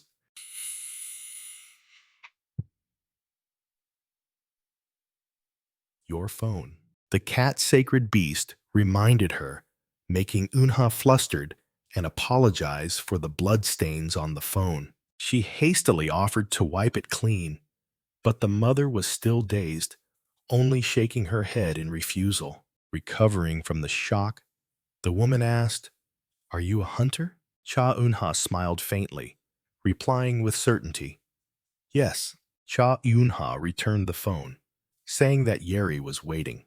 The mother burst into happiness upon seeing her daughter safe. Yeri whimpered for her mother, running into her arms. As the mother and daughter reunited, the cat-sacred beast on Eunha's shoulder mumbled a reminder for them to be grateful to their savior. Suddenly, a worried shout rang out, questioning where Eunha had been all this time. A blonde-haired young man ran over, his face distraught, as he called her Yura. He was in extreme panic upon seeing the bloodstains on Eunha, while the cat-sacred beast wondered about the unfamiliar name.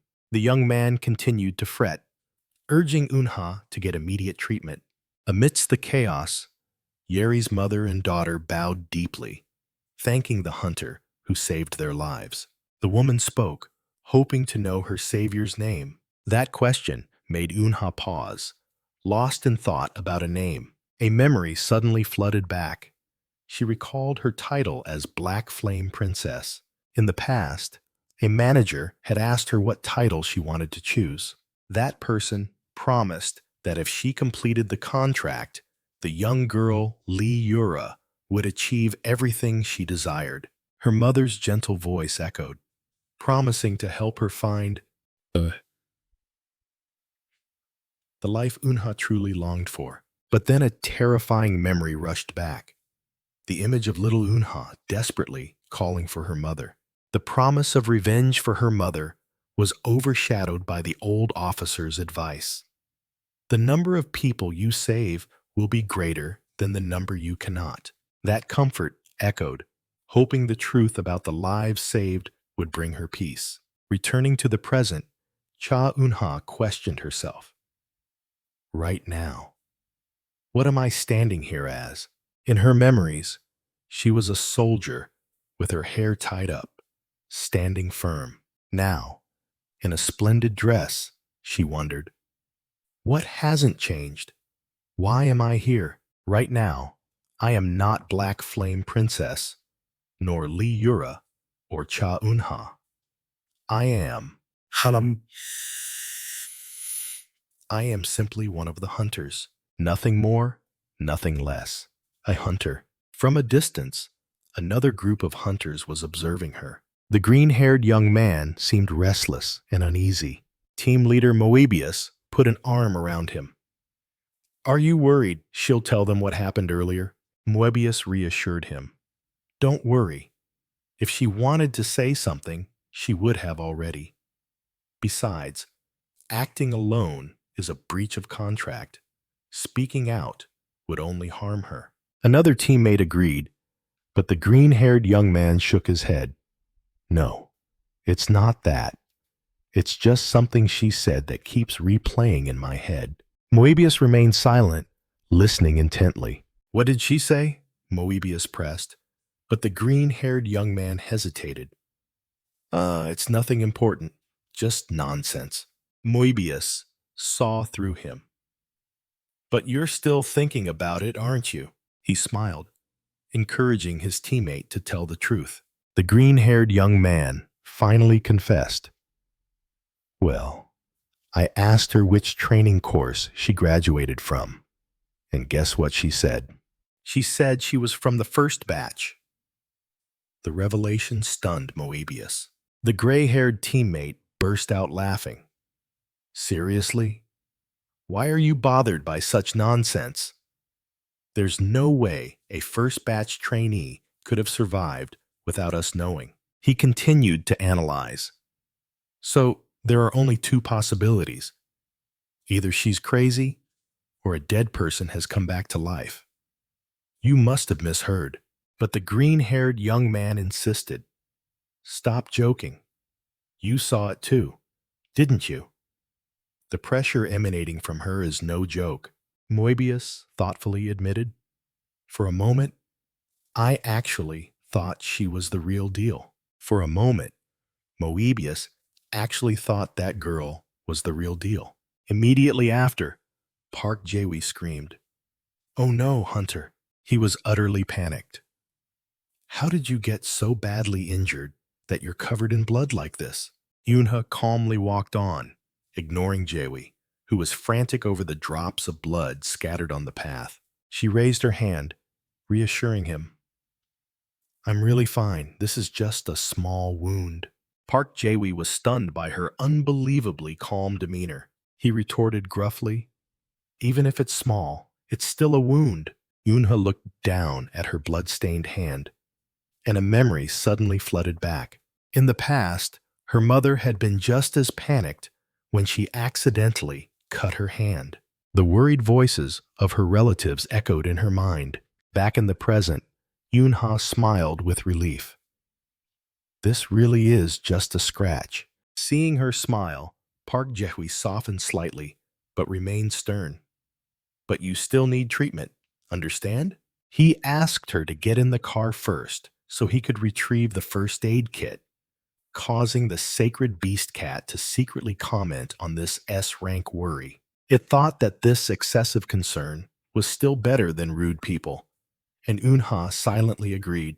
Park Jae suddenly recalled his superior's instruction. If anything happens, report everything. He sat in the car, his face still showing a hint of confusion. He rechecked the message from CEO Shin, confirming the task of looking after Eunha. His expression became resolute as he recalled the order he had been given. Park Jae hastily rummaged through the car trunk. Hearing Eunha say, "There wasn't one," he immediately shouted, "Ah, no! I found it! I found it!"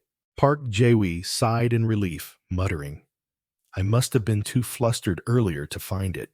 He immediately messaged his superior, "I just brought the hunter to the gate. I'll wait nearby." Hunter Lee Yura is lightly injured, covered in blood. Something seems to have happened. From the other end, CEO Shin Soo immediately messaged back, "You said the senior was injured." Meanwhile, the media reported extensively. "We almost faced another major disaster." A TV news report stated, "Just yesterday, a gate suddenly appeared at the Moon Knight Field shopping complex in Goyang City." The anchor continued, "This place is usually a family destination, and being a weekend, the crowd was even larger than usual." He emphasized the danger. A B-rank gate appeared right at the ticket counter of Moon Knight Land, putting long lines of people in a perilous situation. The anchor further explained, "Recently, unstable gates that don't match radar readings have been appearing more and more frequently. If the hunters hadn't arrived in time, it would have been a catastrophe." He mentioned a hero. That's right, team leader, the female hunter from Moebius. The way she fought to save everyone, never giving up. Yuri's mother appeared in an interview, emotionally stating, "Black Flame Princess saved us. If it weren't for her, my daughter and I wouldn't be here. We are incredibly grateful." But immediately after, public opinion began to rage. Saving people is good and all, but who would be crazy enough to send an F-rank hunter into a B-rank gate? This is clearly proof of a shady deal between the Wolf Guild and the association. Online forums exploded with criticism, claiming that the measurement equipment must have been faulty. Negative comments flooded in. The Wolf Guild has really been a mess lately. Netizens relentlessly mocked, from suggesting the Wolf Guild was on the verge of collapse to ridiculing Cha Eunha as merely an attention seeker. The biggest question raised was, so why isn't the Wolf Guild speaking up? Elsewhere, Shin Siwoo quietly sat in front of his laptop screen, observing everything. He subtly clicked his mouse, thinking, everything is going according to plan. The rumors about Baekrang have almost vanished. Thanks to the senior taking all the criticism, all attention is now focused on her. Shin Siwoo smirked. One more year of this, and the name Baekrang will be completely erased from the Wolf Guild's history, vanishing without a trace. He looked at a video titled, "Why Does Everyone Hate Black Flame Princess?" A satisfied smile appearing on his face. Everything is perfect. Shin Siwoo clicked, finishing his work with a satisfied expression. But even though everything seemed perfect, a sense of unease about Cha Eunha still crept into his mind. That worry became justified when a message from Park Jae appeared, reporting that Eunha had exited the dungeon covered in blood. Shin Siwoo's gaze turned sharp as he read the news. He sat deep in thought at his desk, staring at his phone with a complex expression. After a moment of hesitation, his finger slid across the screen, deciding to call her. The call began awkwardly, with Shin Siwoo trying to find a reason for his actions. Finally, he admitted, "I heard you were injured, so I called to check on you." His concern was met with Eunha's indifferent reply, and the crisp sound of potato chips being crunched. He still tried to advise her to get checked out, even if it was just a scratch, while the chewing continued steadily. Confused by the strange sound, he wondered if he had called at the wrong time. But Yunha just told him to get straight to the point. She casually said that she was watching YouTube and snacking in unbelievable calmness. Taken aback, Shin Si-woo stammered, asking what show she was watching. Her answer left him speechless. A special program about 90s pop hits. He awkwardly asked about the program, trying to prolong the conversation clumsily. When Yunha asked him back if he was interested, a thought suddenly sparked in Si-woo's mind. He abruptly changed his tone, asking seriously to make sure she was alone. "Then I'll come over," he declared decisively, grabbing his car keys. "We can watch it together." Just as he opened his door to leave, he was stopped by his waiting assistant. Brushing aside the reminder about the waiting car, Shin Si-woo asserted, "I'll just be out for a moment." The assistant frantically called out, "Young master, wait! Where are you going?" He tried to remind him as Shin Si-woo continued to stride. "Your hospital appointment is coming up." Si-woo merely replied coldly over his shoulder, "I'll be back before the appointment." The assistant pleaded, "Last time you also delayed and then just skipped it. Your father is sick in bed and really wants to see you." When reason failed, he desperately asked, "What could be more important than your father's health right now?" Si-woo growled, his blue eyes flashing with determination. "Get out of the way, because this is more important." Soon after, Si-woo stood at Cha Yun-ha's door, remarking, "I didn't expect you to be a fan of 90s pop music." Yuna greeted him, "You got here fast," which made Si-woo confusedly wonder, "Huh? Is it raining outside?" He looked her over and said, "You don't look very seriously injured." Unha casually replied, "I told you so." She invited him in, offered a towel, and asked if he wanted a beer, but Si-woo declined. Una requested, "Perfect timing. Help me connect this to the TV."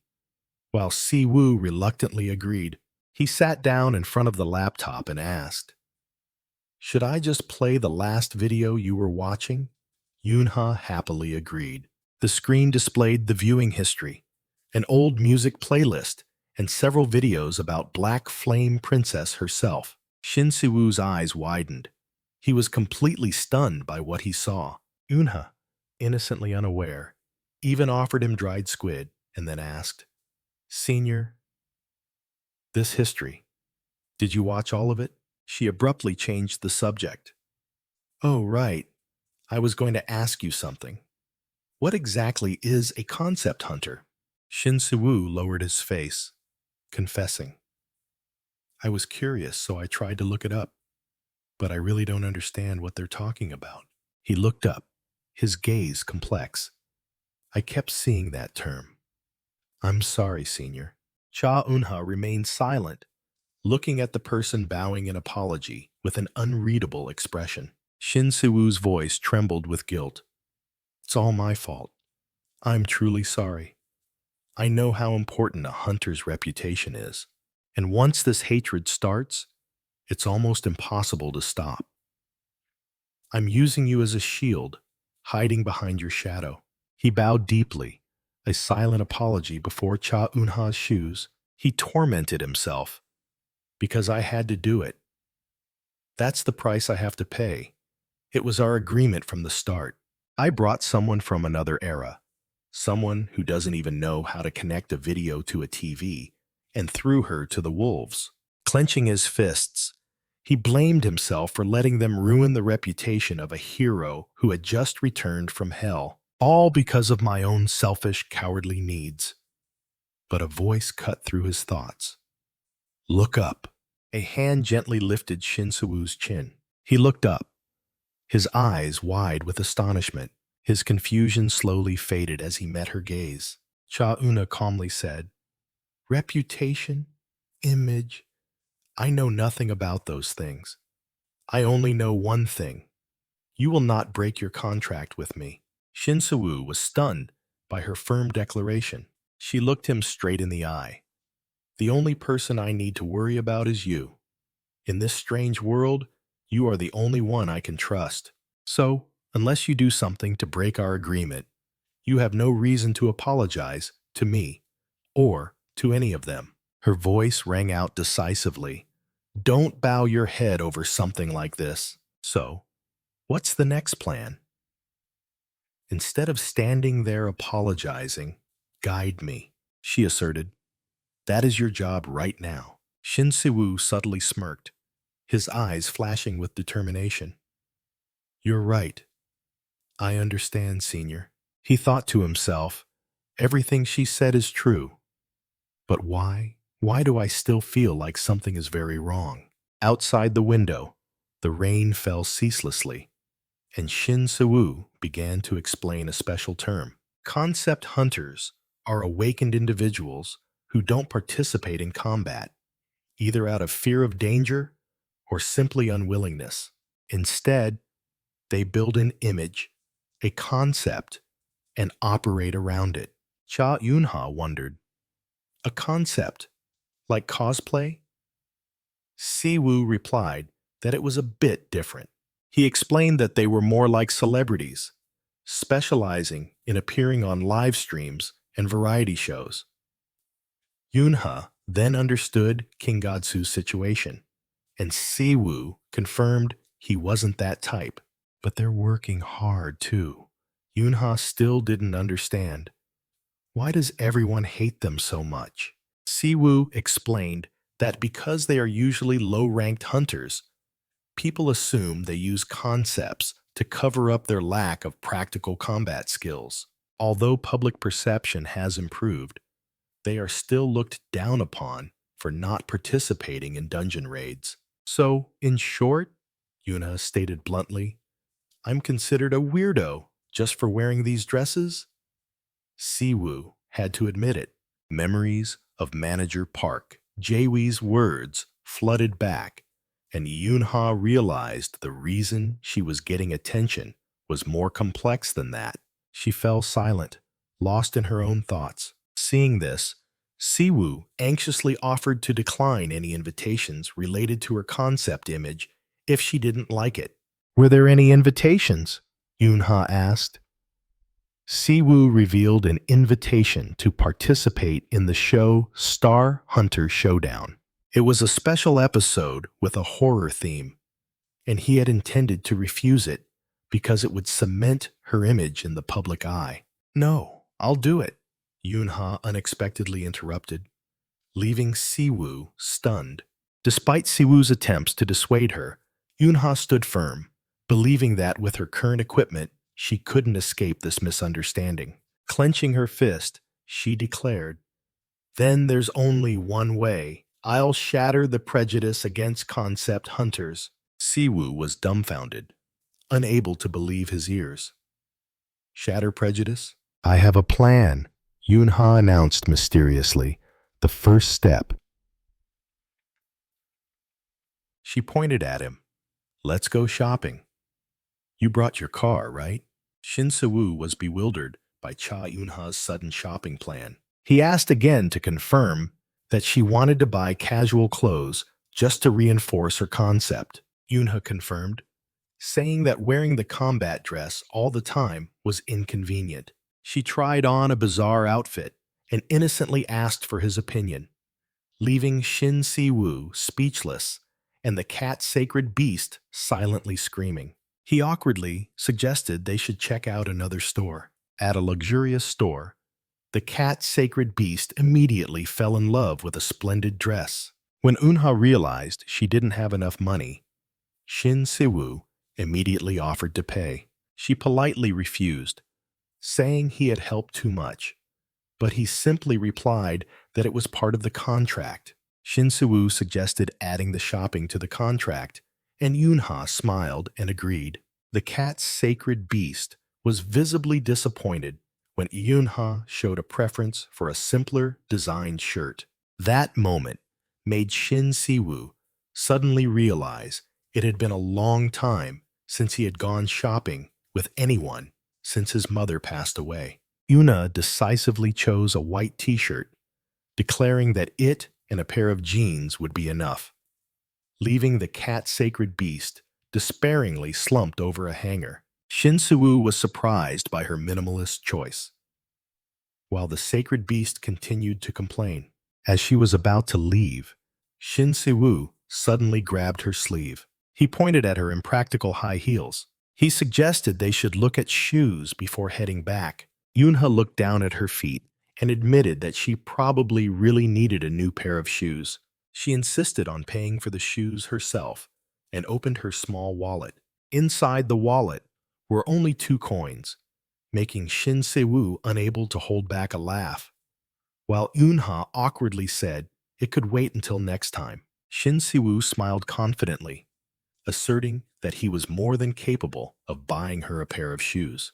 Cha Eunha hesitated to refuse. It's not that, but Shin-Siwoo smiled, insisting she just take them, and promised he wouldn't ask for money later. Suddenly, Eunha remembered something, while the cat sacred beast gleefully appeared behind her. She recalled that the cat had given her coins as an apology, and a notification appeared, confirming she had been sponsored 100,000 coins, raising her total balance to 300,000. Yunha innocently turned to Shin-Siwoo and asked, "Do you know anything about coins? What can I do with 300,000 coins?" Shin-Siwoo was dumbfounded, stammering back, "You have 300,000 coins?" Yunha just looked at him silently, completely unaware of the magnitude of the number she had just uttered. Suspecting she had misspoken, Siwoo pressed her, but Yunha quickly covered up by saying she saw it on YouTube, which made him order that from now on she could only watch with supervision. He began to explain that coins were a special currency exclusively for those who had contracted with sacred beasts. When Siwoo estimated its value at around 30 billion won, Yunha was so stunned she couldn't speak. The cat sacred beast immediately puffed out its chest, boasting about its financial power to its older sister. Shin-Siwoo sternly warned Yunha that it was mostly empty boasting and she shouldn't believe it. He explained that sacred beasts usually have many followers, so they can't concentrate all their resources on one person, which angered the cat sacred beast for being underestimated. Yuna secretly thought, "So I have 30 billion because I'm its only friend?"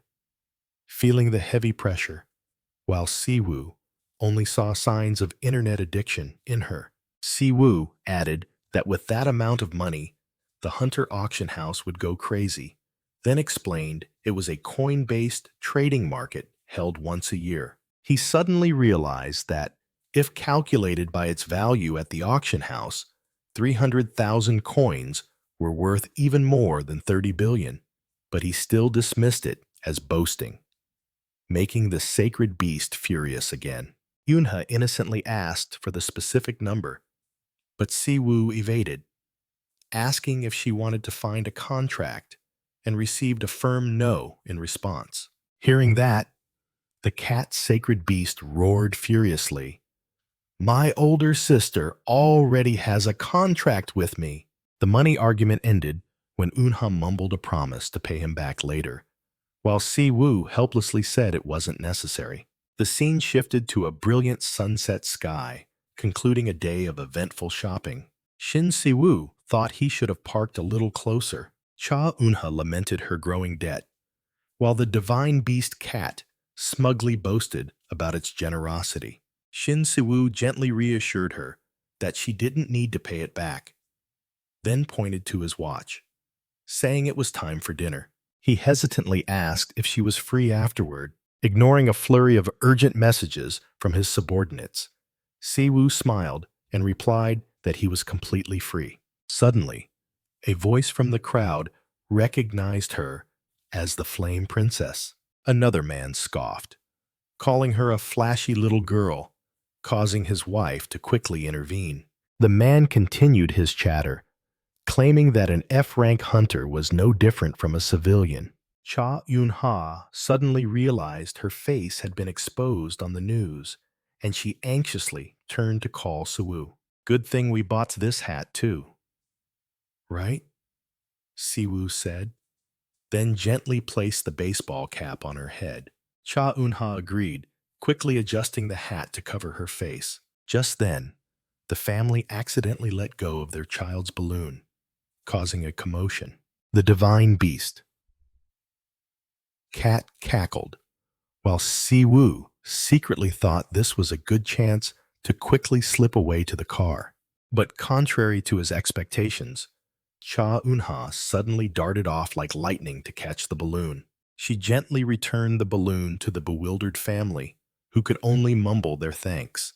The man from earlier, now with a changed attitude, awkwardly said that he would cheer for her, even though Siwoo had told her she owed no one anything. Cha Eun-ha couldn't shake off the feeling of unease in her heart.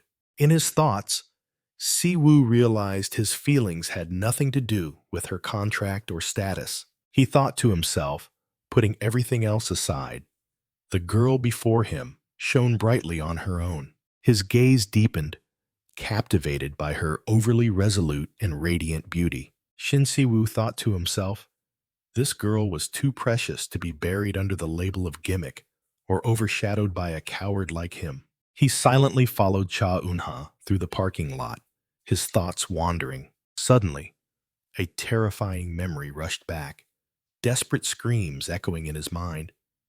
I don't want to. Let me out. The young Siwoo of the past cowered on the floor, a strange smell making him nauseous as he screamed, Get me out of here! A cold voice rang out, reminding him, Young master, you must not disappoint Wolf. The boy stammered in panic while a hand held him firmly. His stern father declared, The entire Wolf rests on your shoulders. No, it's no exaggeration to say the future of Korea's hunter world depends on you. He continued, You became the incarnation of the divine beast, guard dog of the deep night, at 7 years old. And you're also the son of Korea's first S-rank hunter.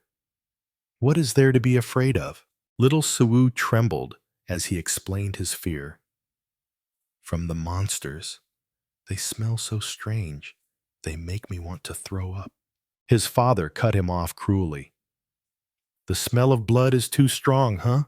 Then go. He released his son's hand, coldly challenging. Keep running away like that, young master. Then he turned his back, his voice full of sarcasm.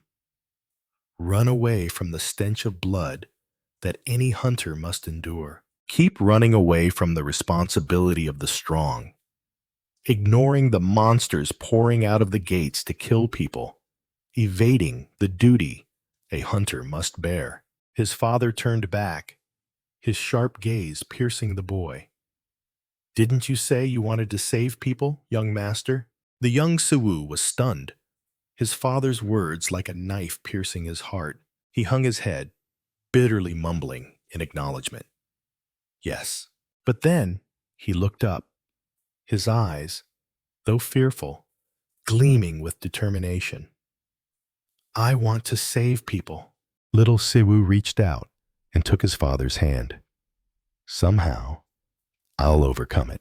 His father excitedly exclaimed, Yes, that's it, young master. Wolf, this world, so many people are in danger. They all need your strength. He placed a hand on his son's shoulder as a simulated gate began its countdown, his voice full of pressure. Never forget the responsibility of the strong. Defeat the monsters and become a proud son. Simulation gate open, a voice announced. Good luck, young master. A giant mantis monster let out a savage roar. It charged straight at the young Shin Siwoo, making him fall backward onto the floor and scream in terror. No, I don't want to. Don't come closer. The boy frantically backed away from the hideous creature. In his extreme fear, Siwoo cried out for his father and a surge of icy energy unexpectedly burst from his hand. Sharp shards of ice pierced the monster, splattering its green blood. The boy cringed, his entire body covered in the mantis's sticky fluid. Siwoo gasped for breath, his eyes still vacant from the lingering shock. Looking at the grotesque corpse before him, the boy burst into terrified sobs. The system panel announced acute sense of smell activated, causing the foul stench to assault his nose and make him nauseous. Siwoo vomited violently, desperately pleading, "I want out! Let me out!" His father appeared, coldly remarking, "How pathetic. You can't even handle a hologram?" Waking up in a hospital bed, the boy fearfully called out, "Dad!" His father's cruel voice rang out, disparaging him for not even being able to pass the tutorial. He grabbed his son's collar, roaring, "Are you really my son? Do you even have the mindset of a hunter? If you are my son, you must succeed. Failure is absolutely unacceptable. You must become the future of Wolf and of this entire world." Years later, two astonished observers discussed the teenage Siwoo's power, who had single-handedly defeated 20 monsters. Amidst the icy battlefield, one person sarcastically remarked, "Both father and son are S-rank. They really are a match." A supervisor reported with admiration, but Siwoo coldly rejected the offer to rest. Shin Siwoo coldly ordered the next gate to be opened, admitting he was fed up with the smell of blood.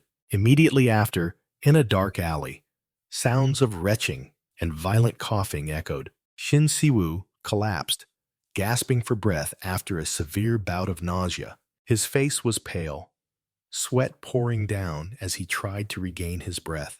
The wolf divine beast materialized and inquired, and Siwoo reassured it that he was fine and just needed to walk a bit. He walked silently through the deserted alley, pulling his hood low to conceal himself. Siwoo's gaze suddenly stopped at the sight of a small family happily walking down the street.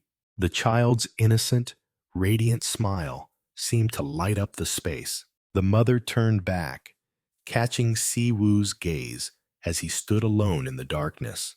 A powerful desire surged in his mind. "I want to save people." Siwoo's eyes became resolute. His determination solidified. Suddenly, a piercing scream tore through the night. "Please save us!"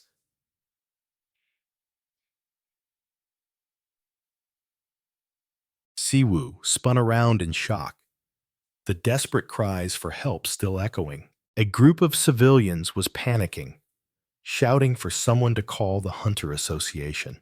Inside a house, a boy was cornered by a slimy monster. Siwoo realized it was just a low-level monster, wondering how it had gotten there. A green-haired hunter with peculiar sunglasses suddenly appeared. The civilians rejoiced, hastily begging the hunter to save the child. Siwoo silently assessed him, noting that he looked like a professional. However, the green-haired hunter coldly replied, "Why should I? That's not my mission." The civilians panicked upon realizing the green-haired man was a hunter, but he coldly declared he only cared about the gate, ignoring the low-level monster. The hunter snapped, "Shut up. This isn't my mission. If you have a problem, go complain to Wolf," then turned and walked away. In Shinsiwoo's mind, a solemn voice from the past echoed, reminding him of the responsibilities of the strong. The indifferent hunter's back faded from view, leaving despair in his wake. Siwoo bitterly wondered if he had to bear such noble duties just because he was lucky enough to awaken. He walked through the deserted alley, silently questioning, "What right do you have to tell me such things?" With a fierce gaze, Shin Siwoo made a decision. "That's right. I'll give up." He wanted to abandon everything, cast aside the burdens of responsibility and duty, and then be forgotten. Memories flooded back. The young Siwoo asked in shock. Diagnosis? Terminal stage?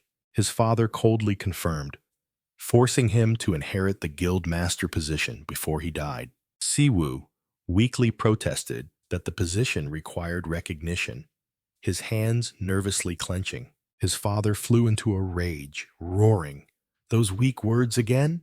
Do you still not understand the pride of an S rank?" He declared that he had contacted the association, cutting off all his son's escape routes. Siwoo could only silently bow his head, accepting his imposed fate. The pride of an S rank?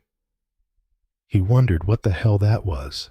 Back in the present, Siwoo unleashed his energy, a gate beginning to form amidst a silent roar of defiance against his deceased father. He pulled up his mask, his eyes burning with a fervent desire.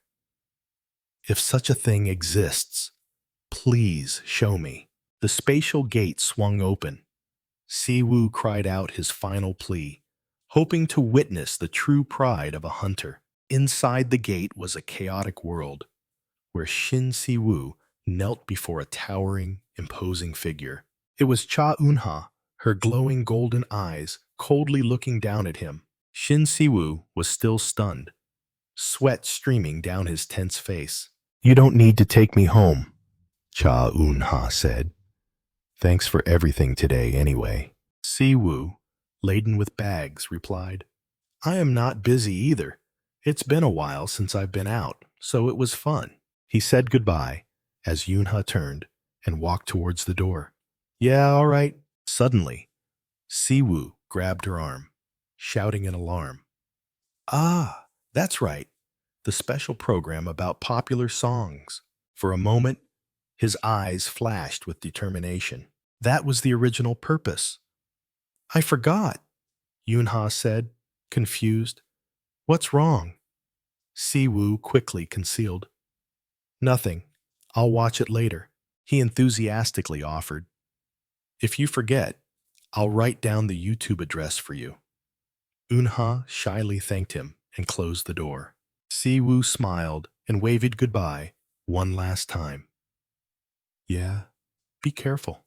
But as soon as he turned away, his smile vanished, replaced by a pensive expression. He thought to himself, "Senior always smells of blood." But that last scent was different. Meanwhile, in a luxurious building under the nightlights,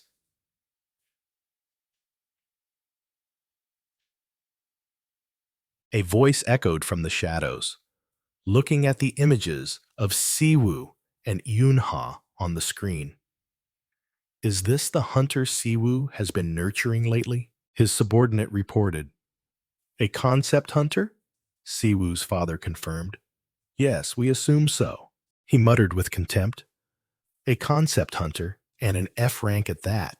Then he growled, rage clearly visible on his face. What the hell is that bastard lacking that he has to nurture a hunter like that? At the same time, elsewhere, a messy room appeared with a tattered sofa.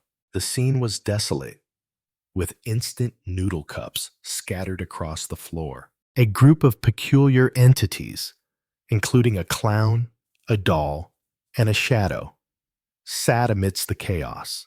The door suddenly opened, and 3 unfamiliar figures stepped into the eerie room. "This is," Cha Eunha exclaimed in surprise, reading the notice in her hand.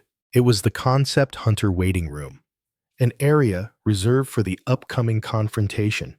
A staff member coldly instructed, "Please wait inside until filming time and don't get in the way." "Wait!" Una's manager frantically called out as the staff member turned and walked away. While the manager was still questioning, Eunha calmly held him back. "It's fine. Filming is about to start." She turned to the group of oddly dressed people and asked, "May I sit here?"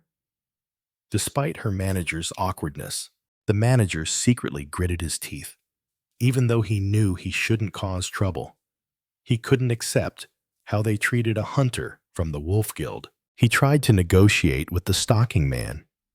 "Excuse me, could we get private makeup assistance?" The staff member sarcastically replied that the contract clearly stated concept hunters must prepare themselves. Prepare ourselves? The manager was stunned by the blunt answer. He turned to call Una in desperation. I'll be in the lobby for a bit, the manager told Unha.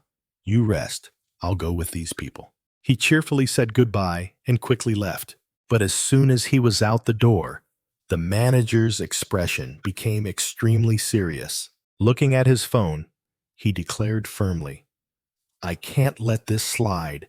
At the same time, the cat divine beast exploded in anger. I absolutely cannot overlook this. It roared beside Unha. If we stay silent, they'll look down on the big sister. You'll see. But she calmly replied, as expected, we've been rejected. I told you they wouldn't do it. Unha said to her disappointed teammates. The entire group of concept hunters, who were appearing on air for the first time, sat silently around the table, waiting. The cat divine beast bared its fangs and growled at the curious stares. What are you looking at? While Unha remained completely silent, the gat-wearing man anxiously said to the stocking man, Right, that staff member was a bit much. A voice chimed in invitingly. Yes, if we worry, only we lose out. Just eat this first. The kind clown uncle offered food to Cha Unha, advising, This is your first time filming, isn't it? You should eat while you have time. You'll be very hungry later. The clown. Uncle handed chopsticks to Unha, while the gat-wearing man tried to restore order. You all stop it too. Let's get ready, so we don't miss filming time. Amidst the complaints of how annoying, the cat divine beast sitting next to Unha also emanated an aura of anger. Cha Unha quietly held the chopsticks, completely unaffected by the surrounding chaos. Suddenly, the scene cut to the program's introduction. Early summer, the special program returns. The program's theme was announced. Legendary Homeland Special Fura's Legendary Castle. The host explained, Therefore, New Star Hunter Showdown has gathered spine-chilling hunters. The production crew and cameras were ready in position on set. The host stirred up the crowd. Seeing the fans, you all know who's coming, right? And the audience responded with deafening cheers. Of course, we'll have a fan signing event before filming, won't we? On the brightly lit stage, the host solemnly declared. Now, without further delay, please welcome them with a huge round of applause. Two figures stepped onto the stage amidst the fans' incessant cheers. The legendary Homeland team was introduced.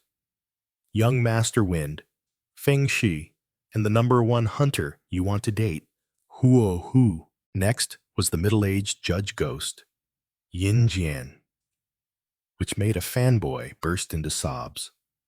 Sister, I love you. The last two members of the team were Rose Lotus Wall Yishi and C-Rank with just his fists, Serial. After the resounding applause, the host moved on to the next segment. Now, I'd like to introduce the legendary castle team. The Clown Uncle and the Stocking Man were introduced with their peculiar titles. Clown Uncle and Stocking Man. In stark contrast to the previous enthusiasm, the audience collectively looked bored.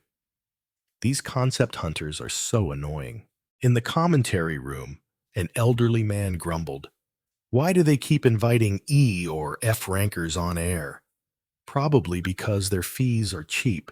The program's MC announced excitedly, and finally, a hunter who's been causing a storm recently. The rookie who brings storms wherever she goes. The return of the Black Fire Dragon, Black Fire Princess. Two fans in the audience cheered. Awesome! It's the Black Fire Princess, then commented. She's F rank, so of course she's a concept hunter. Amidst the crowd, there were whispers. I heard the Wolf Guild arranges great dungeons. Why is she on TV? Another added, I saw her at the fan signing earlier. There was no one in line. While the MC announced the start of the interaction segment, the concept, Hunter team stood on stage and the audience began to criticize again. Gathering this bunch is really boring. Look how gloomy they are. Beside Yunha, the cat divine beast materialized, growling in her mind. Hey, you guys, can you shut up?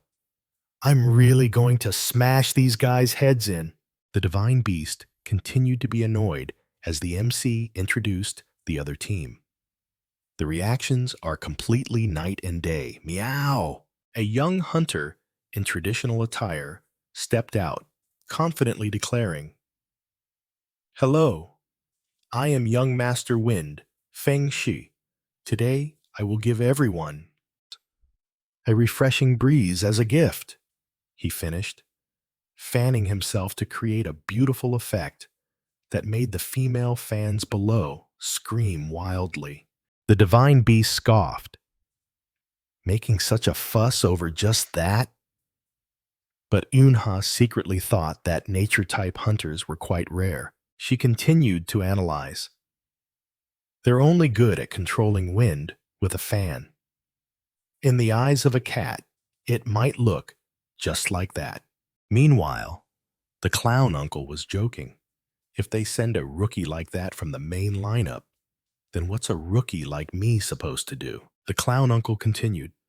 Even at 53, one can still be a rookie, which stunned Yunha, who was standing nearby. Yunha secretly admired. 53?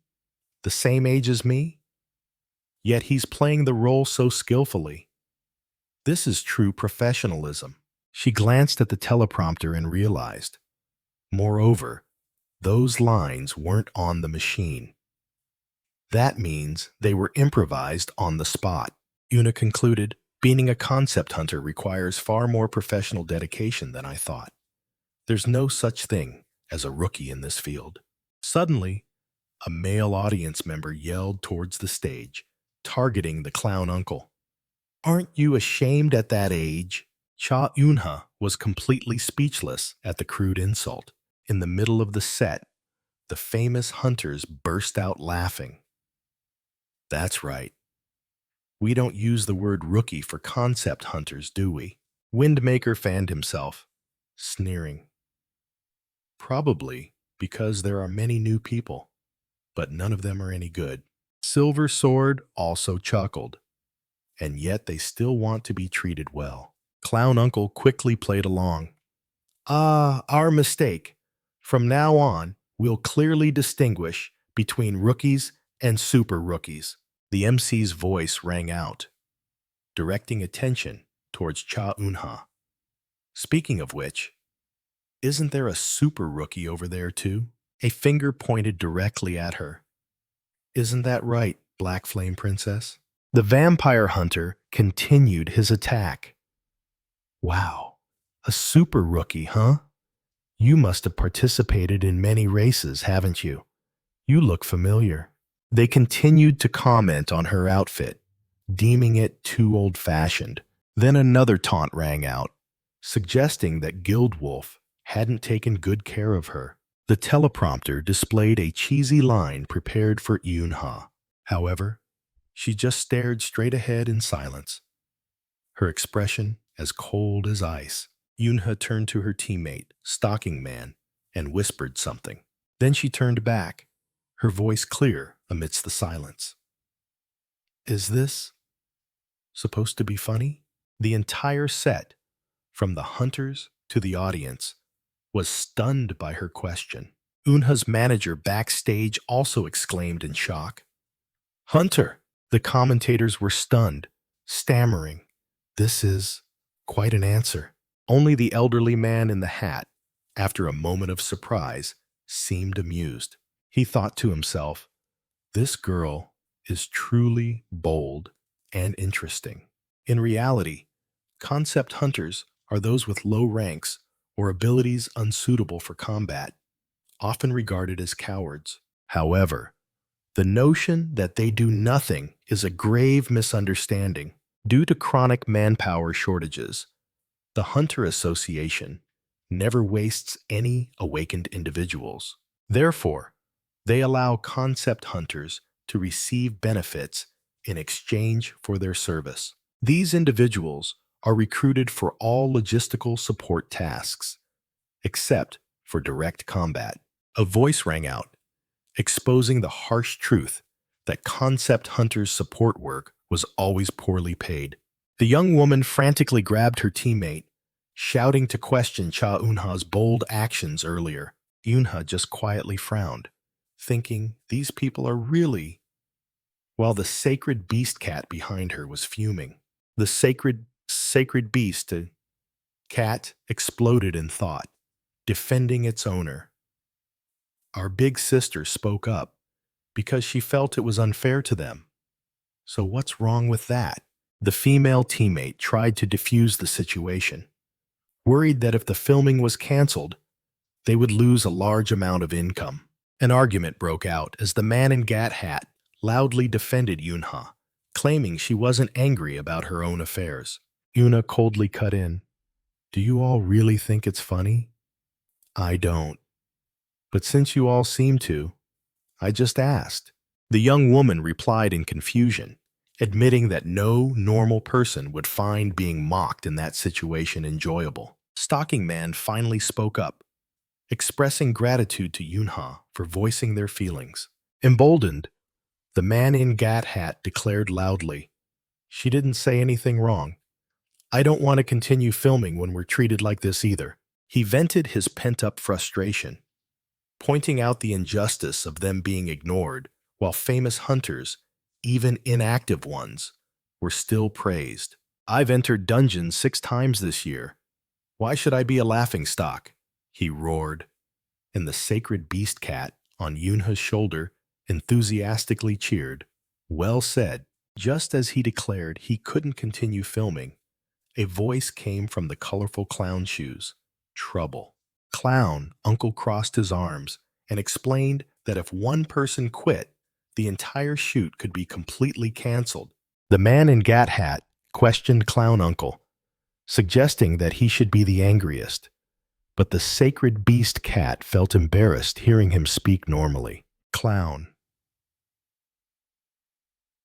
Uncle advised everyone to be realistic, that this was a rare opportunity to earn money and fame, and he needed money to buy a warm coat for his daughter. He delivered the final blow.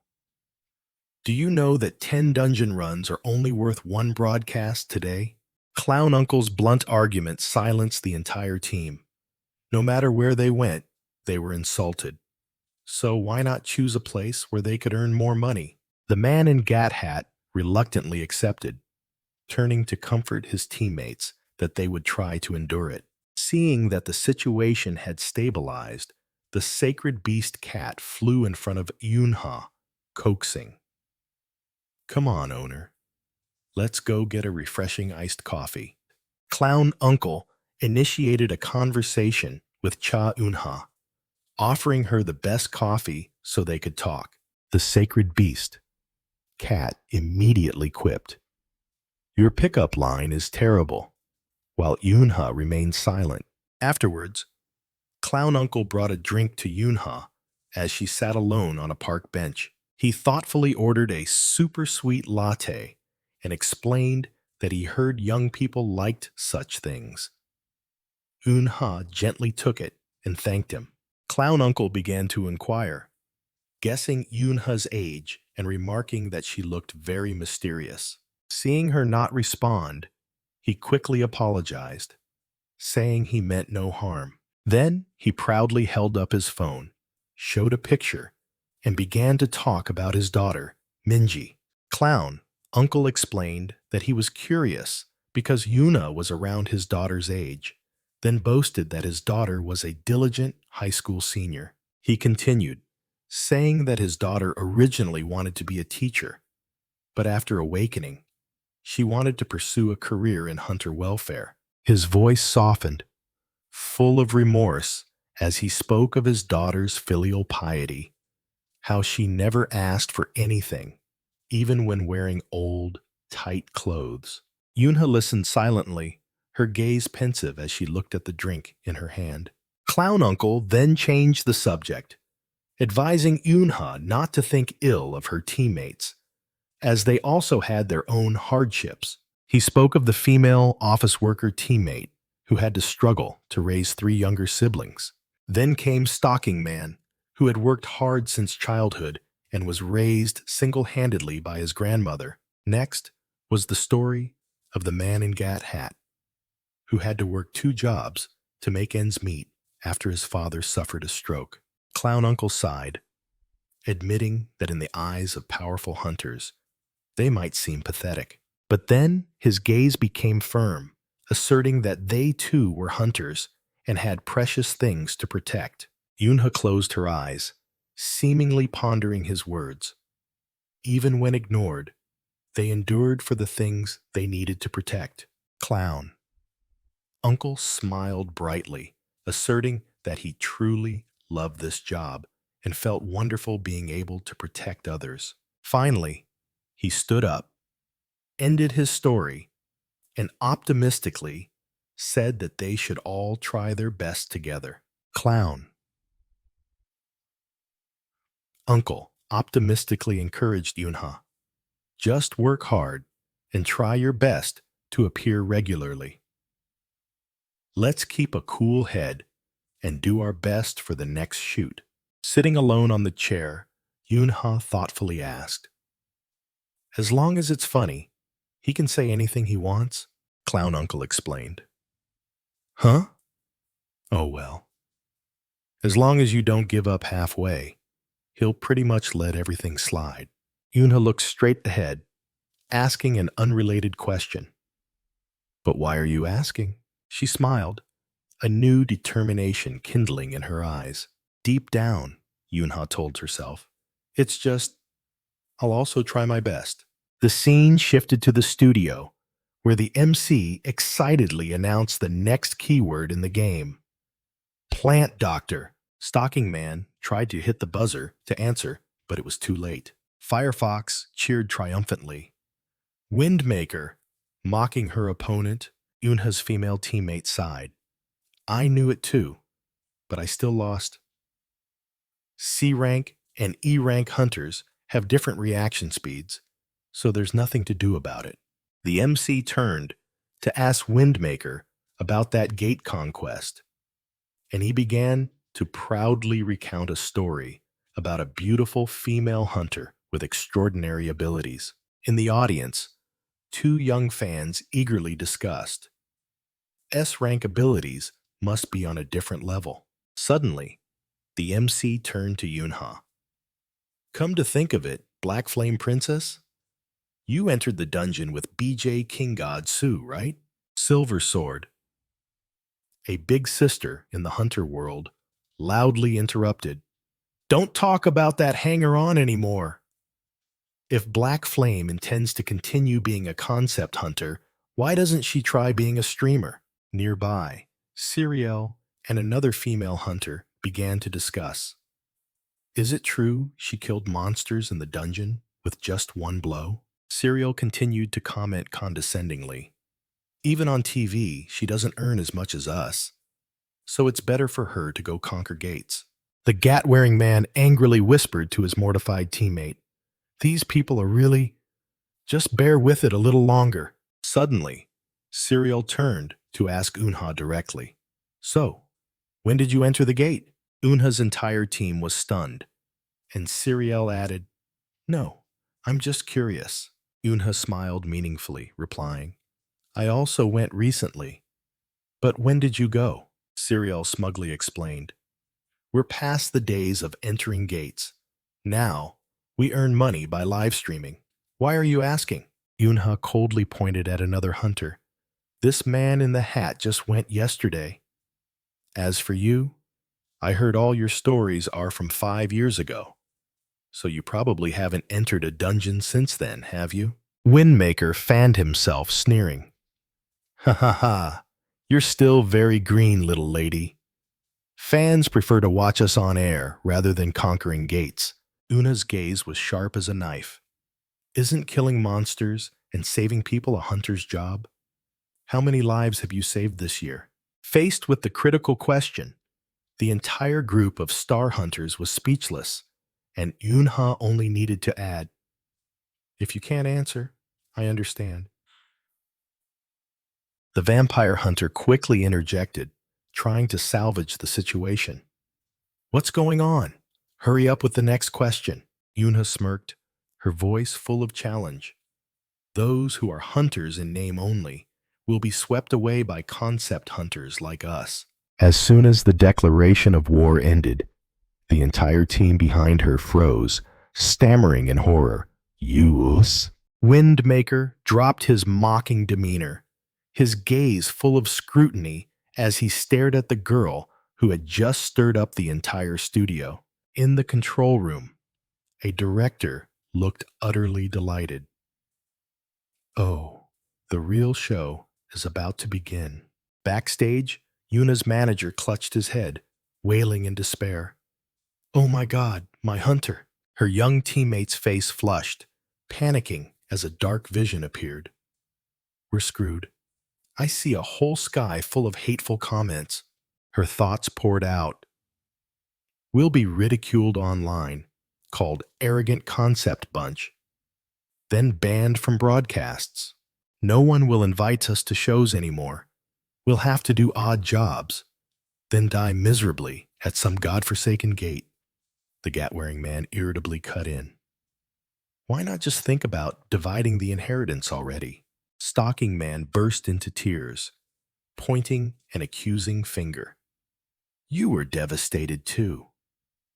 When Black Flame answered incorrectly, you looked utterly desperate. Just then, an image of the gat-wearing man frantically hitting the wrong buzzer appeared, and his teammate yelled at him, "If you don't know, why hit it so fast?" "Why?" he retorted, his neck veins bulging. "I only reacted that way because I was penalized. I saw her confidence and thought she had a plan." Clown Uncle tried to joke. "What's wrong? It's a good scene, isn't it?" But the gat-wearing man snapped. "What's good about it? This is humiliating us. It's not just about making money." He continued to yell in helplessness. "Our image will only be further ruined." Meanwhile, the manager clenched his fists, his mind torn. "I really want her to tone it down, but the CEO said to just let her do her thing." The manager knelt on the ground, begging Cha Eun-ha to act within his limits of endurance. He explained that according to the show's script, concept hunters like her were only supporting roles and always had to lose. Regardless of the filming results, the show would be edited so that the regular hunters would win. Therefore, he only hoped she would compete moderately so as not to tarnish her image. Yunha smiled mysteriously, replying that she understood and would act moderately. Immediately after, in the arm wrestling match, Yunha easily crushed her opponent to everyone's astonishment. The manager and the studio staff were speechless, unable to believe what was happening. The host's voice rang out, announcing another victory for Black Flame Princess. With a final score of 5-0, Yunha single-handedly swept the opposing team in their complete defeat. Serial roared in anger, asserting that Yunha could not possibly be F rank and that Guildwolf had definitely deceived them. The other hunters were also in a frenzy, believing this was a measurement error because a C rank hunter could not lose to an F rank. The leopard print female hunter fearfully recalled Yunha's speed in the games, so fast it was like a still frame. From paper, rock, scissors, whack-a-mole, to even rhythm games, Yunha had won them all by herself. Siriel tried to reassure his teammates, reminding them that in the final round, they would be able to use their individual abilities. But fear had taken over. If Yunha wasn't F rank, they would truly lose everything. Amidst the chaos of the losing team, Windmaker quietly observed with a look of keen interest. Meanwhile, backstage, the atmosphere was also incredibly lively. A staff member approached and called the program's director. The director cheerfully greeted Windmaker, praising his hard work. They, along with another staff member, discussed the the strange staged turn of events, laughing because it was the first time they had seen hunters lose so miserably. Backstage, the director and Windmaker discussed the program, believing that the hunters needed to genuinely win to maintain their image. Windmaker smiled meaningfully, suggesting, "Don't you want to make it more interesting?" Meanwhile, Stalking Man was overjoyed, shouting, "This is the first time in my life I've won like this. Did you see their faces? It's hilarious." The whole team cheered excitedly, hailing the Black Flame Princess and Guild Wolf's discerning eye. But the girl on the team quickly brought everyone back to reality. "Actually, we didn't do anything. It was all thanks to the Black Flame Princess."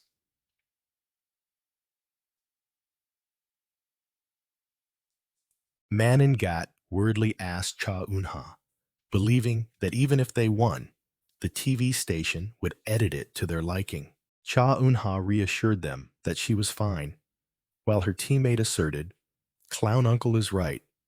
We'll manage the final match."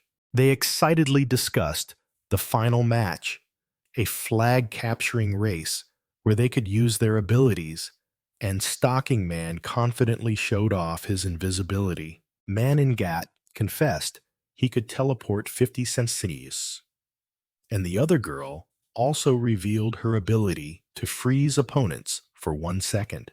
Cha Eunha realized this was the first time she had heard about their abilities, and Man in Gat explained that because they were insignificant, they had never had a chance to mention them. The girl on the team smiled happily, feeling that only now were they truly hunters. Clown. Uncle immediately protested passionately. "What are you saying? We've always been hunters. Now that it's come to this, let's show them our strength."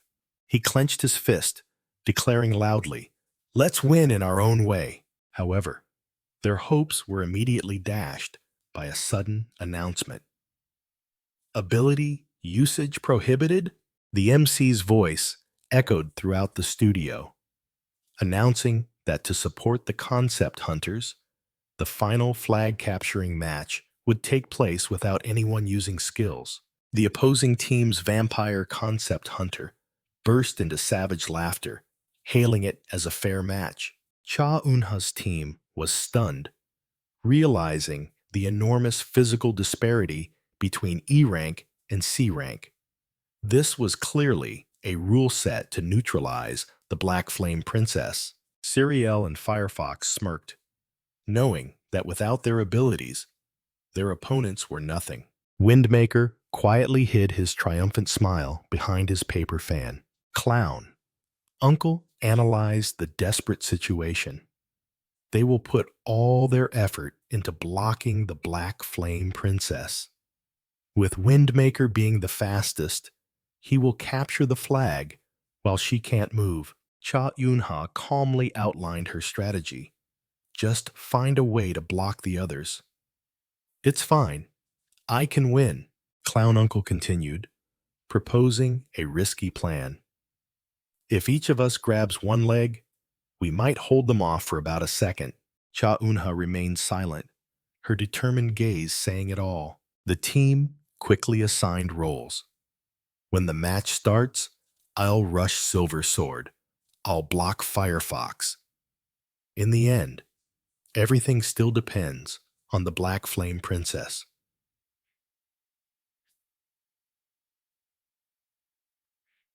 Clown. Uncle patted Stalking Man's shoulder, trying to boost morale.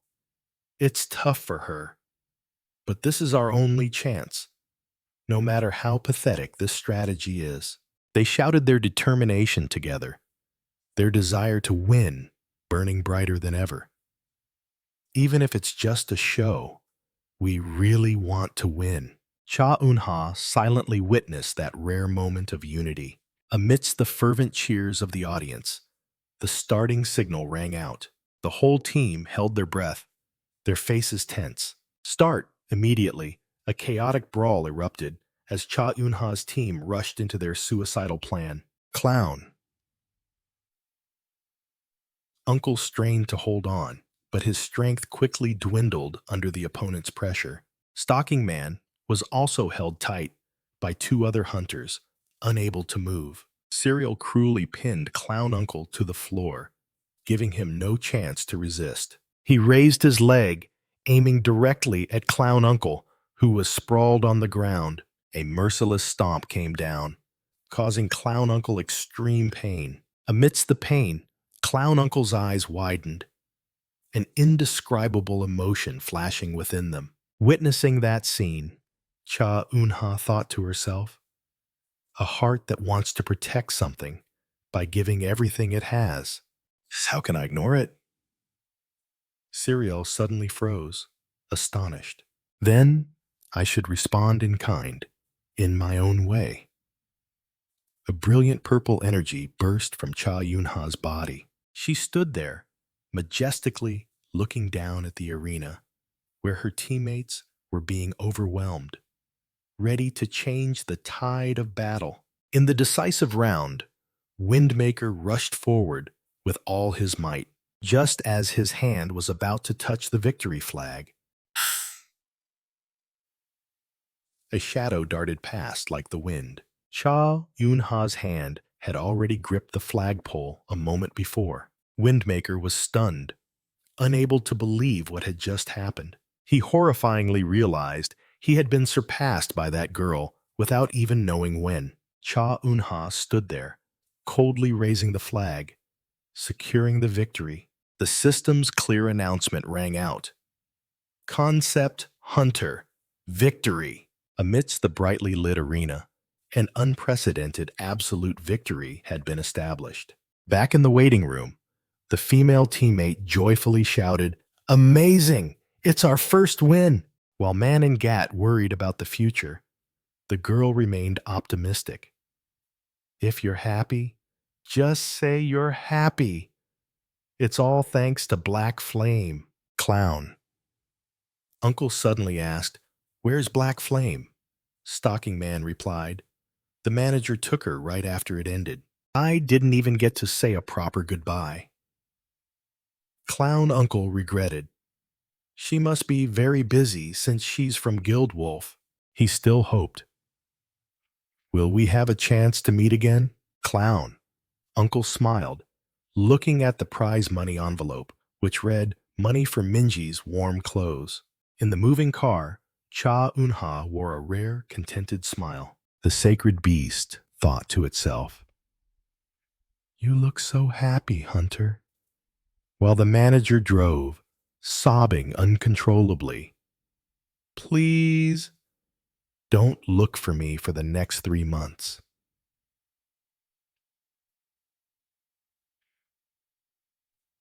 At the same time, on social media, a broadcaster began. I'm sure everyone has seen the video, right? The showdown between the Star Hunters is the hottest topic, with countless articles and comments. The high-ranking official slammed the table and roared, "Exactly! All sorts of complaints are pouring in, asking if this is real. Do you find this funny?" The official sneered. "You're very excited, aren't you, team leader Kim Gwang-hyun? Your mouth is about to split to your ears," he snapped, while Kim Gwang-hyun stammered denials. The official firmly asserted that there was no way the measuring device could be faulty, as that would shock the entire hunter community. He pointed out the absurdity of Shin Se-woo bringing an F-rank hunter without requesting a re-evaluation. Sensing an opportunity, he ordered, "From now on, gather all information about her. If she's a trump card, we must use her." Kim Gwang-yeon asked in surprise if he thought she was S-rank, but the official merely mumbled that her skills were definitely not F-rank. That means she's capable of deceiving even machines, the official deduced, then suddenly narrowed his eyes suspiciously. "Don't tell me you're investigating just because of that ghostly rumor, are you?" he roared, causing Kim Gwang-hyun to frantically present the tablet. The official began reading the personal information of Black Flame Princess, whose real name was Lee Yura, currently a trainee of Batch 126. Suddenly, he paused when he read the name Pacheon Hunter Training Center. Didn't that place close down due to a catastrophic disaster? He asked, and Kim Gwanghyun confirmed she graduated right before the incident. Kim Gwanghyun explained that all records at the center had been incinerated, making verification almost impossible. The official mused, realizing this was the perfect cover for identity fabrication, and the Wolf Guild was more than capable of doing it. When Kim Gwanghyun complained about the difficulty, he brushed it off. The documents burned, but the people are still alive. Find all the former trainers for me. He slammed the table, ordering, such a rare natural type hunter. It's impossible for no one to remember her. Find out everything immediately. His voice rang out with urgency. Who knows what secrets she's hiding? Meanwhile, at a barbecue restaurant, Cha Eun-ha confidently held the tongs. Let me grill it. I'm really good at this. Shin Siwoo could only respond with a stunned "I understand," causing the cat holy beast beside him to explode. You're turning the beef into a mummy. Don't you know how to grill meat properly? The holy beast's voice screamed in his mind. On the grill, the expensive beef slices had been charred black. Shin Siwoo looked at Cha Eun-ha, his eyes full of admiration. You're truly amazing. Eun-ha was a little flustered, while the cat holy beast beside her looked smug. Sorry, I'm usually good at grilling, Eun-ha hastily explained. But this is my first time grilling beef. Siwoo quickly replied. No, it's not that. I just feel bad that our victory celebration meal has burnt meat. He excitedly asked, Have you seen the news? Public opinion is rapidly changing thanks to you. Siwoo explained that their victory had sparked a wave of heated discussion, forcing the public to reevaluate concept hunters. People are starting to talk about the hardships of concept hunters and the injustices they suffer. He looked at her, his face flushed with sincerity. This might just be the beginning, but you are truly an incredible person. Eun-ha brushed off the compliment, her expression thoughtful. Speaking of ranks, there's something I'd like you to take a look at. She handed him an old measuring device, wondering. My experience points don't seem to be increasing at all. I'm not familiar with this, so I didn't pay much attention. A thought flashed through her mind, recalling a teammate's words. Black Flame also entered the dungeon and killed monsters, so how can she still be F rank? Another voice echoed in her memory, advising her to request a rank adjustment. The gat-wearing teammate explained, Ranks don't update automatically. You have to request it. If you even dealt with the boss, you should at least be D rank. Back in reality, Eun-ha concluded. But nothing has changed. It must be broken. Manager Park told me to ask you. Siwoo took the device, his expression serious. He began to explain that the hunter ranking system was primarily for administrative convenience. Therefore, this device only suggests a reevaluation of abilities and doesn't provide absolutely precise information. But then he froze. Even so, for no data to be recorded at all is completely illogical. I checked it thoroughly. Siwoo's thoughts raced. The only reason could be the device is truly broken, or the amount of experience gained has reached its maximum. Eun-ha was bewildered by his reaction, while the cat holy beast yelled, Don't be so stingy, you S-rank grilled fish. Siwoo was stunned, sweat beginning to pour as he realized the terrifying implication behind his hypothesis. In the midst of the tension, he suddenly yelled, breaking the atmosphere. The meat's burnt again, Ani, startling Eun-ha and the holy beast. The holy beast screamed a warning, while Shin Siwoo continued to explain his hypothesis about Yunha's experience limit. He concluded that because she registered under a new identity, her old experience had not been transferred, causing Yunha extreme panic. Seeing this, Shin Siwoo immediately took the tongs, offering to grill for her. Yunha shyly admitted it was her first time grilling beef, while Siwoo kindly asked if she wanted it well done. He suddenly remembered, "No, that's not it. You once said you hated the smell of blood." Siwoo's gaze became focused as he recalled that small detail. He gently asked, "Is this level of doneness all right?" Yunha was astonished, unable to believe he remembered something like that. "I said that?" Siwoo firmly confirmed it, making the holy beast growl angrily, feeling ignored. "Ignored?" the holy beast yelled. "How dare you look at my elder sister like that?" Shin Siwoo paid no attention at all, lost in his own thoughts. Yunha then picked up a piece of meat, curiously asking in return, "So, is there anything you hate?" The holy beast desperately screamed, trying to stop the increasingly intimate conversation. "It's just, I want to remember too," Shin Siwoo replied sincerely. The atmosphere suddenly became strange, leaving even the holy beast bewildered. Siwoo casually mentioned oyster kimchi, then asked about a famous soup restaurant. Completely sidelined, the holy beast frantically screamed, while the other two continued their conversation. "You two split up quickly!" The sacred beast's shout faded into nothingness. Intrigued by the story, Yunha immediately called the restaurant and learned it had been passed down for 3 generations. The person on the other end said the restaurant was very popular and there would be at least an hour's wait, but that didn't seem to deter Yunha. Over the phone, Shin Siwoo asked if Cha Eunha was home. She replied that she had just stopped by her mother's grave for a moment. Siwoo suddenly realized her location was very close to Hwangryong Market. He then suggested she come to the soup restaurant right away so she wouldn't have to wait. Yunha asked, back in surprise, unable to believe he was actually queuing there. On the other end, Siwoo awkwardly admitted it was true. The girl suddenly felt guilty, telling herself she shouldn't bother someone as busy as him.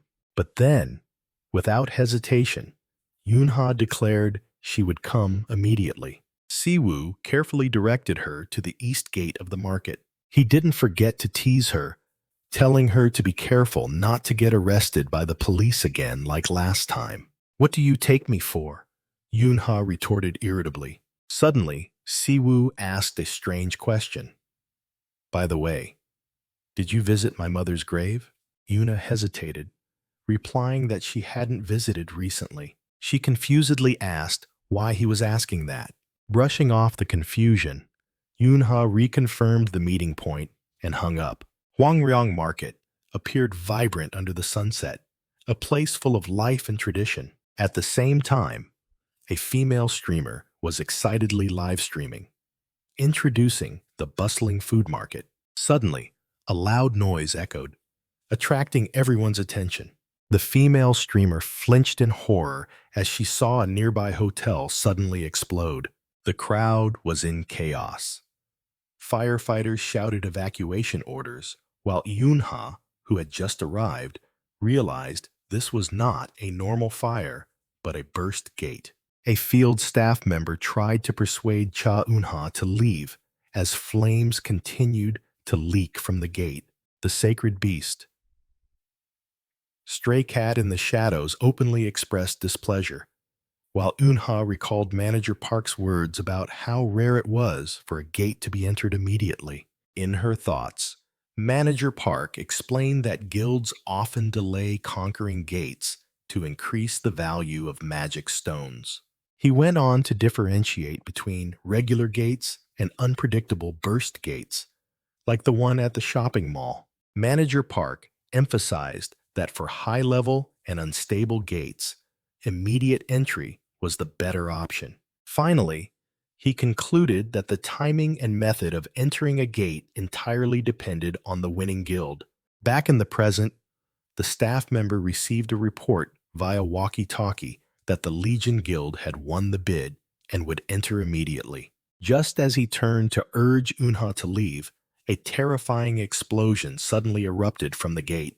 Amidst the chaos, the staff member and another civilian screamed in panic, trying to evacuate from the rapidly spreading flames. Firefighters cried out in despair as the water pressure was at maximum but still couldn't extinguish the flames. A brilliant purple energy surge erupted, completely overwhelming the firefighters' efforts. A firefighter stood frozen, horrified by the destructive power bearing down on them. The magical flames exploded violently, pushing everyone back. Amidst the devastation, a firefighter collapsed, supported by a comrade while a desperate hand reached out. Cha Unha didn't hesitate. She stepped forward, extending her hand to block the wall of fire. With resolute eyes, she confronted the unfolding disaster head-on.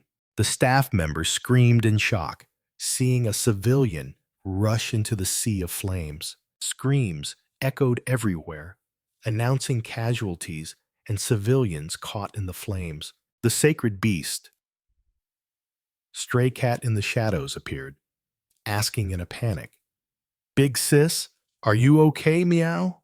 Una calmly replied, "I'm fine," her gaze still fixed on the ferocious flames. The sacred beast, Stray Cat in the Shadows, cried out in alarm, "You keep coughing and saying nothing. I'm worried sick. Meow." Amidst the sea of flames, Cha Unha replied, "The smoke is too thick." She walked across the ashes, remarking, "I thought it was inside the hotel, but it seems this is a fire attribute dungeon." Unha checked her phone, muttering, "As expected, no signal." The sacred beast, Stray Cat in the Shadows, grumbled, seeing her calmly calculating, "Big sis isn't stressed at all. Is all you can think about soup? Meow." Unha clenched her fist, asserting, "Because there's no reason to be stressed." She assessed the situation. Looking at the level, it seems this is a B-rank gate. Suddenly, level 22 blazing fire fairies appeared and began to sing towards her. Unha summoned flames in her hand. "Even if I can't use black flame because I'm not wearing a dress, it doesn't matter."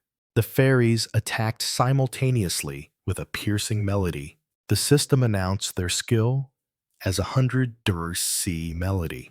"My flame alone is enough," Unha confidently declared. A massive flame erupted from her, completely overwhelming them. Terrifying heat enveloped the space. Suddenly, a strange voice rang out. "There are still 3 more." The notification panel for the fairies' skills reappeared, but this time they were attacked by a blue surge of icy energy and screamed miserably. A large gun barrel appeared, its operator remarking, "They're swarming out from the entrance." 2 hunters in military gear entered, the younger one saying, "If we don't finish them off, they seem to split and multiply."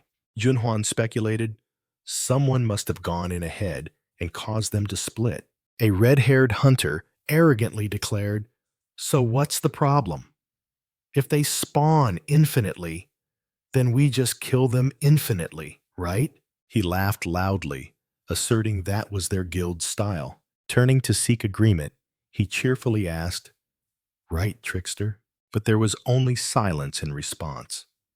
Trickster had vanished without a trace, leaving only a faint after-image.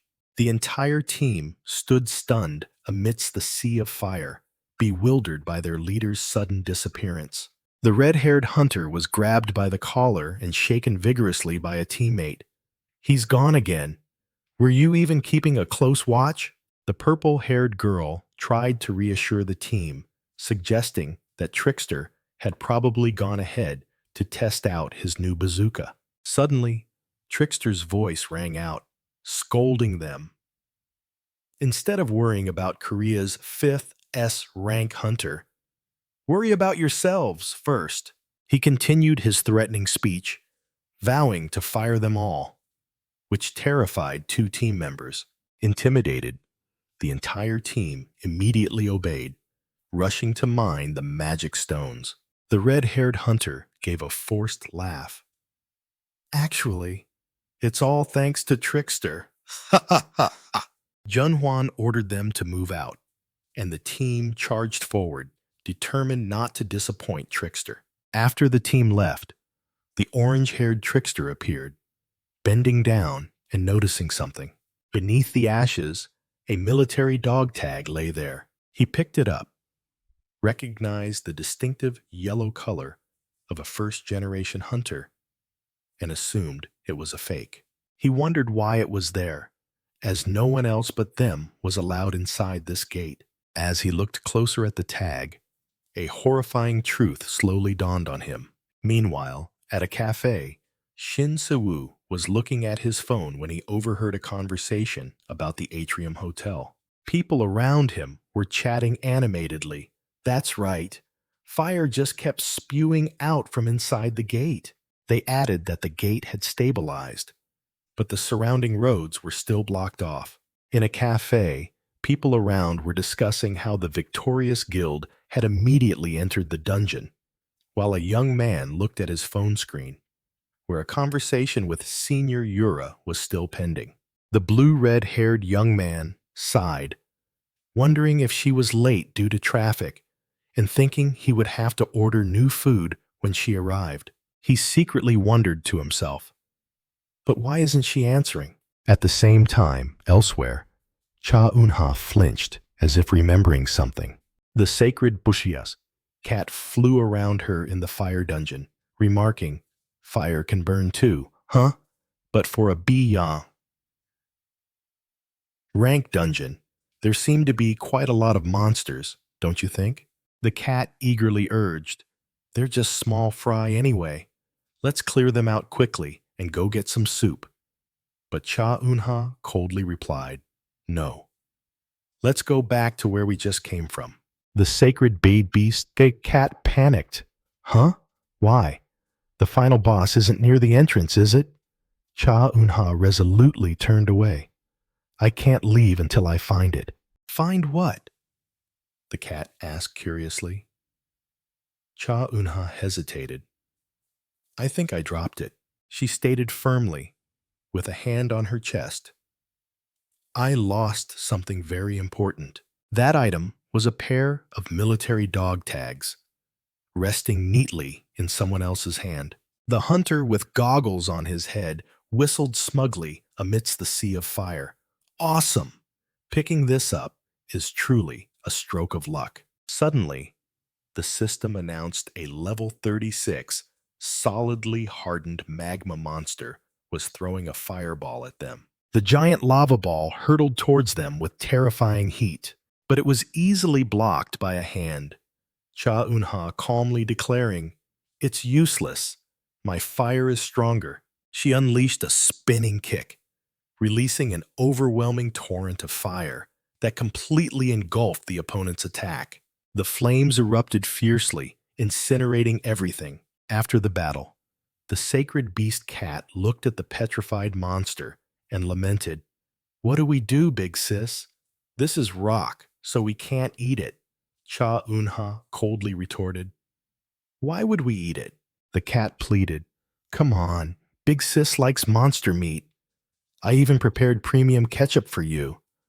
But Cha Eun-ha flatly refused. "No need. I used to have to eat monster meat to survive." The sacred beast cat sadly said, "I specifically prepared it to watch you enjoy your meal." Cha Eun-ha ignored it. "Instead of ketchup, help me find what I'm looking for." The cat began to lose patience. "We've come this far and still haven't found it. What did you say you were looking for?" Cha Eun-ha replied curtly, "I already told you." Cha Eun-ha insisted, My military dog tag. I must have dropped it during the fight. The sacred beast. Cat grumbled while she searched, but Cha Eunha asserted, I have to find it before the gate closes. The cat suggested going back to look, as it was surely still inside. Suddenly, a terrifying explosion ripped through the space in front of Cha Eunha. She flinched in alarm, realizing it wasn't a monster, but a human. Cha Eunha thought to herself, who would even come all the way to this place? From a distance, a voice excitedly cheered. Jackpot! A military boot stepped onto the rubble, the stranger calmly remarking on the devastation. A young hunter with vibrant orange hair appeared, proudly carrying a bazooka on his shoulder. He laughed gleefully, praising his baby weapon and his rare stroke of luck. Then he held up a gleaming golden item, Cha Eunha's dog tag, and declared that what he found was his. As he was gloating, a towering giant fire moth appeared behind him. The system announced the presence of the level 40 boss. The orange-haired trickster didn't flinch, aiming his weapon directly at the monster. Just as he was about to fire, a cold voice rang out from behind. Kid, move! An extremely powerful force flung him aside. The impact created a fiery shockwave. The hunter sat up in a daze, still not understanding what had just happened. He stammered, asking who his attacker was, only to see Cha Eunha's blazing fist. Yuna stood there, her gaze sharp, her fist still burning, completely overpowering the one who had just stolen her item. The young hunter stood frozen amidst the sea of fire, astonished and wondering about the identity of the newcomer. He witnessed an unbelievable sight. Cha Eunha tore off the fire moth's wings with her bare hands, rendering it completely immobile. He secretly analyzed, realizing her power far surpassed any enhancement type he had ever known, and considered intervening. The hunter worried that if he didn't act, the valuable item might be incinerated along with the monster. The system warned that the level 40 fire moth was summoning its final embers, preparing for a destructive blow. A terrifying fiery explosion erupted, engulfing the entire area where Eunha stood. Hey, back off, the hunter yelled, hastily raising his bazooka, intending to shoot down the boss. However, from the heart of the flames, a hand reached out and began to absorb the entire sea of fire. Yuna stood there, completely unharmed, the raging flames now obediently swirling around her. The hunter was stunned, realizing he was facing a natural-type hunter capable of controlling fire. While he was still reeling from the existence of such a hunter, Eunha's cold gaze locked onto him. A flash of purple energy appeared, and the bazooka in the hunter's hand was immediately disabled. Did it have to go this far? He muttered, looking desperately at his weapon. Completely defeated, he secretly plotted his escape while blurting out, Are you okay? Don't worry, Eunha replied calmly. All the monsters are dead. She bent down, gently placed her hand on the kneeling hunter's cheek, and asked, Are you hurt anywhere? Eunha's cold, battle-hardened face suddenly broke into a gentle smile. Completely flustered by the sudden change, the young hunter stammered, blushing, no. When the system announced the exit was open, Eunha suggested, Let's go. I'll take you back to your parents. The hunter looked up, his expression turning melancholic as he replied, But I don't have parents. Cha Eunha calmly asked, I see, but how did you get in here? The orange-haired hunter was stunned. Hey, that's what I should be asking. This gate was conquered by our legion. Who are you? He brandished his weapon, accusing, A gate thief who specializes in breaking in and stealing things? Hey, you're a hunter, right? Eunha just smiled in response. Yes, that's right. Just then, she reached out her hand, startling the hunter. A brick was stopped right in front of them. Eunha said coldly, I'll take you out. The gate is about to collapse. Grabbed, the hunter blushed, thinking, this person really doesn't know who I am? He couldn't believe that the master of the Legion Guild, Korea's 5th S-rank hunter, would one day go unrecognized. While he was still confused, Yunha had already turned to collect monster cores and said, wait a moment, let me get this core, then we'll talk. Desperate, he pointed to his uniform. Look at this jacket and hat. It's Legion's. Even with this, you still don't know who I am? He suddenly remembered something. I'm the 5th. Wait. He pulled out a military dog tag, but Yunha stared at it and declared bluntly, I think that's mine. In a deserted restaurant, the ceiling and cold dishes appeared. A voice rang out, asking the young man, hey kid, your soup's all cold. Has your companion still not arrived? The proprietress said sympathetically, it's been hours. She's not coming. You've been stood up. Let me pack it up for you to take home. The young man replied sadly, his voice full of stubbornness. No, they'll be here soon. But his phone screen revealed the harsh truth with a flurry of anxious, unread messages. Back in the dungeon, Yuna's eyes were sharp as daggers as she repeated her assertion. She stepped closer, her voice full of authority. Where did you find it? The young hunter was completely speechless, unable to utter a word. The young hunter spoke up, flustered. Sorry for startling you. Cha Eunha held out her hand, her eyes sharp. But that dog tag is very precious to me, so I want it back.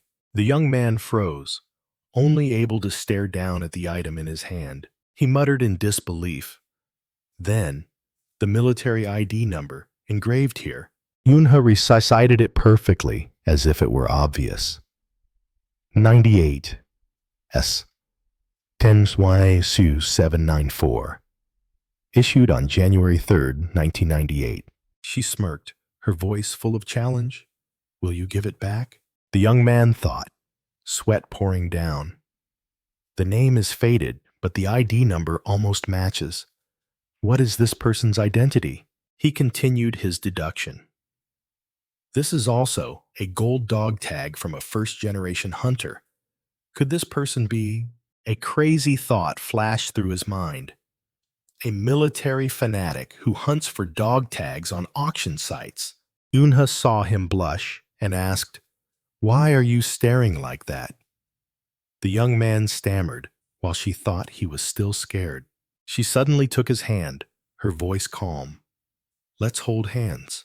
She even offered to carry him on her back, making the young man frantically refuse, secretly realizing she had no idea who he was. His hand held by her soft one. He secretly thought he should say something right now. But instead, a silly question blurted out. You like military personnel? Yunha looked bewildered, while he continued to explain his deductions about the uniform and weapon models. Suddenly, the young man shouted excitedly, That's right.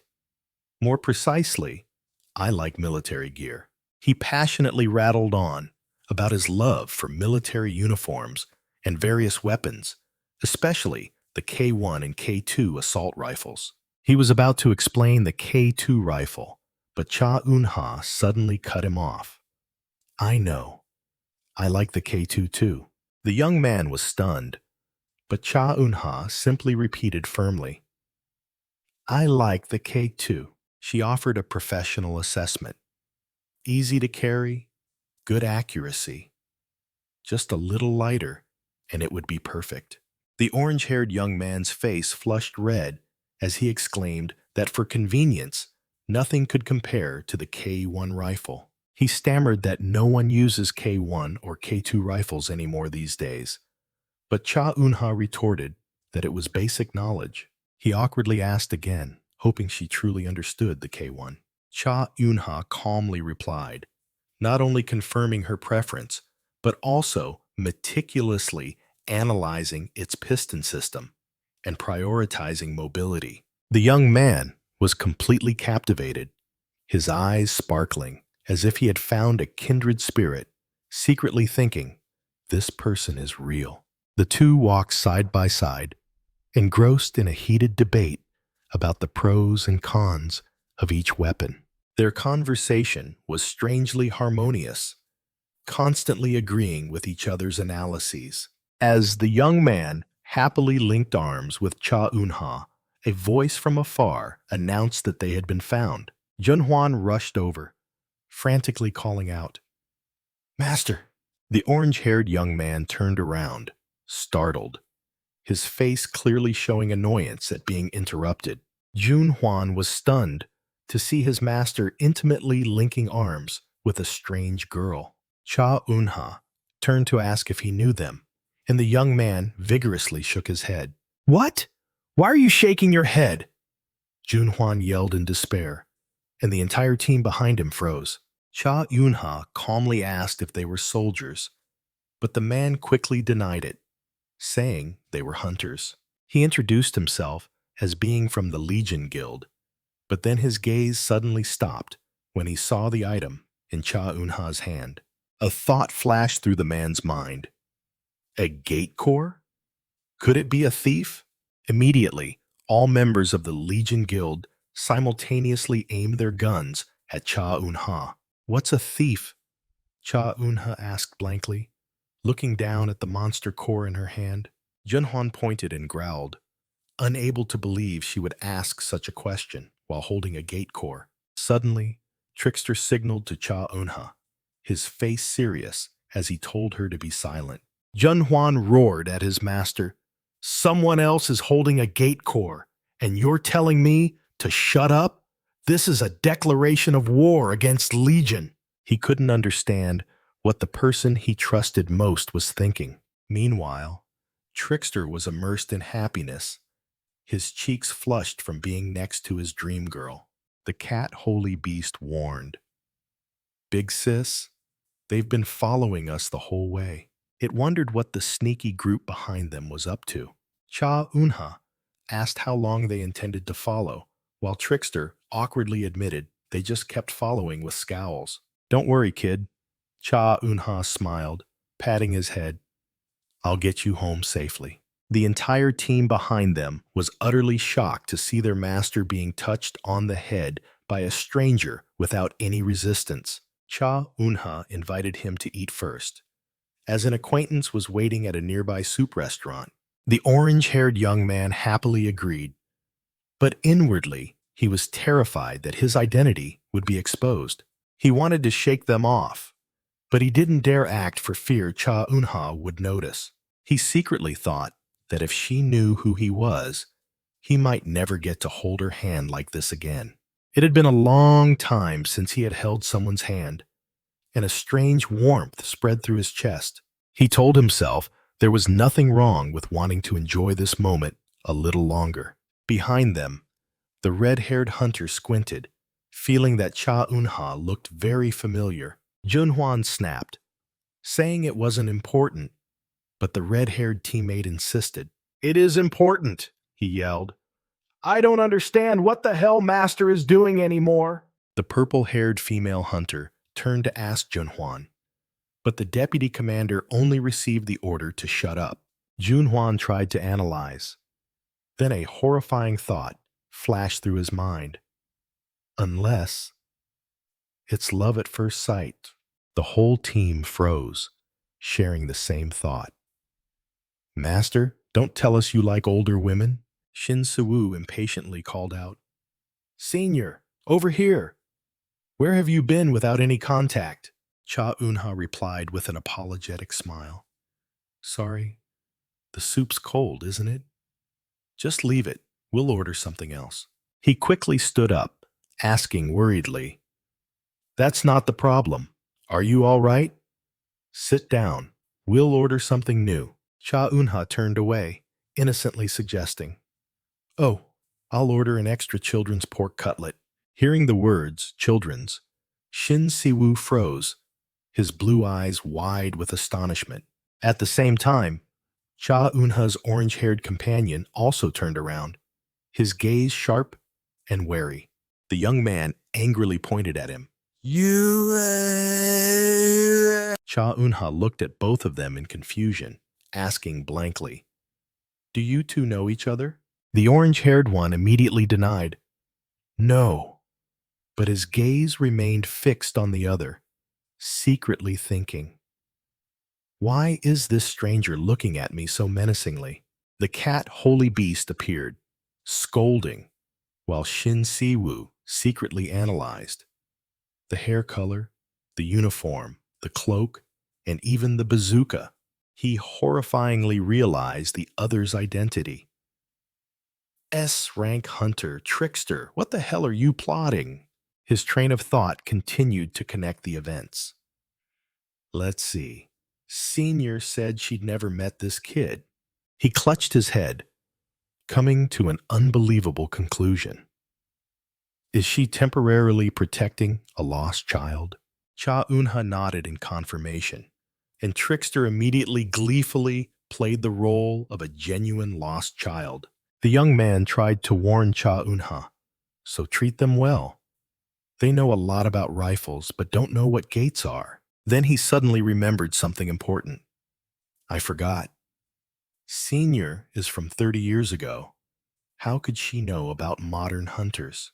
Amidst the tense atmosphere, Trickster held out a paper crane, making Cha Eunha exclaim in admiration, while the young man could only clutch his head in helplessness. He silently cursed the other person for continuing to act when Cha Eunha recognized the second model, M36, Jackson Tank Destroyer.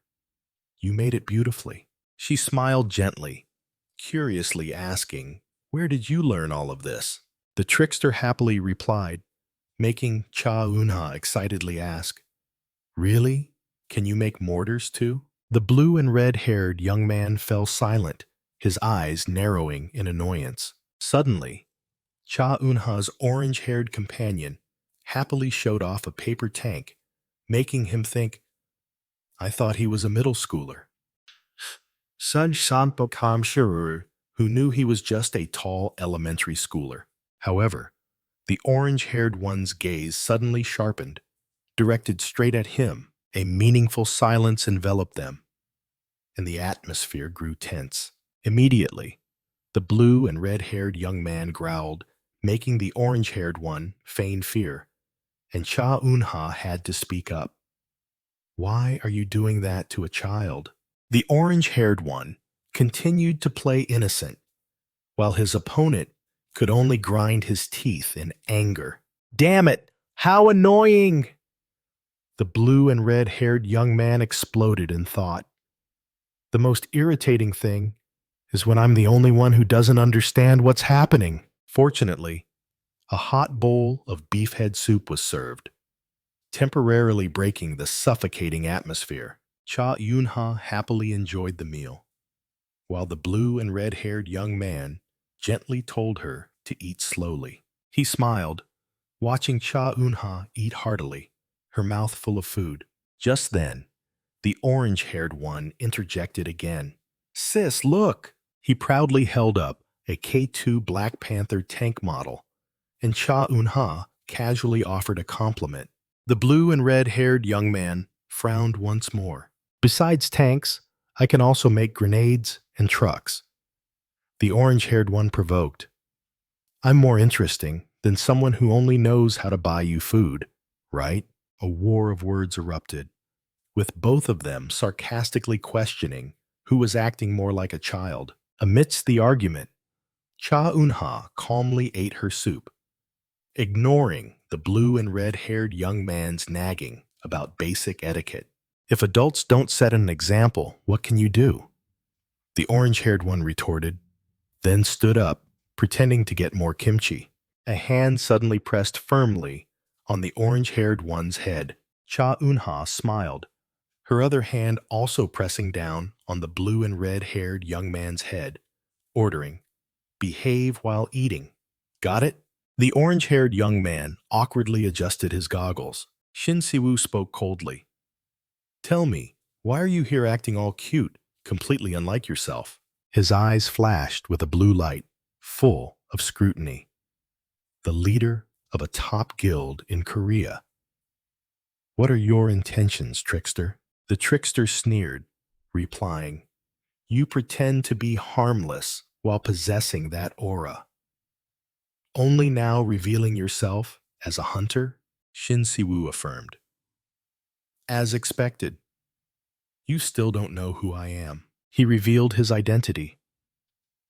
You must know about White Wolf, but you wouldn't know that's me, the only son of Shin Gui-hun, whose identity is absolutely confidential. The trickster showed interest. Your name is Si-woo? This is the first I've heard of it. A hunter with an aura like this, yet almost no information. He glanced meaningfully, then asked, Which guild do you belong to, big brother? Today I've met nothing but strange people, including that older sister. Shin Si-woo lightly tapped his finger on the table, his voice deepening. Speaking of that older sister, he released a powerful blue aura, warning, it's best not to approach her more than necessary. His gaze was sharp as a knife. Do you understand what I mean? The trickster laughed defiantly, so confident against Legion. Big brother, are you from Wolf? Or do you have a deep connection with that older sister? Shin Si-woo was silent for a moment, his eyes flashing with determination. He calmly looked up, replying to the provocation. So what? The trickster was completely stunned by the blunt answer. Huh? Really? He blushed, awkwardly mumbling, Ugh. Regaining his composure, the trickster said, All right, then don't worry about us anymore and mind your own business. That older sister stole the gate that our legion won. Shin Si-woo was speechless, while the trickster continued to explain. You know you're a hunter too, right? The right to punish and retaliate belongs to the guild that was robbed. Don't lie. Senior isn't like that. Si-woo slammed the table in protest, but the trickster calmly recounted the story of meeting Cha Eun-ha. He concluded, If you really don't believe me, check that older sister's bag, sending Shin Si-woo into a confused train of thought. Shin Si-woo thought to himself, worried about the prospect of disputes between guilds if the trickster held Cha Eun-ha accountable. However, the trickster casually replied, But I won't hold her responsible for anything, so don't worry about me. Shin Si-woo was astonished by the other's attitude. The trickster continued, What? It's understandable that you don't believe me, since stealing a gate is a sensitive matter. But you've realized it, haven't you, brother? That there are members of the Legion Guild over there, he said, pointing towards his teammates who were trying to hide. You knew and still pretended? Do you think those people won't be noticed in those outfits? So don't worry about me. The trickster continued to taunt. Cornered, Shin Si-woo angrily grabbed his collar, growling, I understand less and less. Why are you covering for Senior?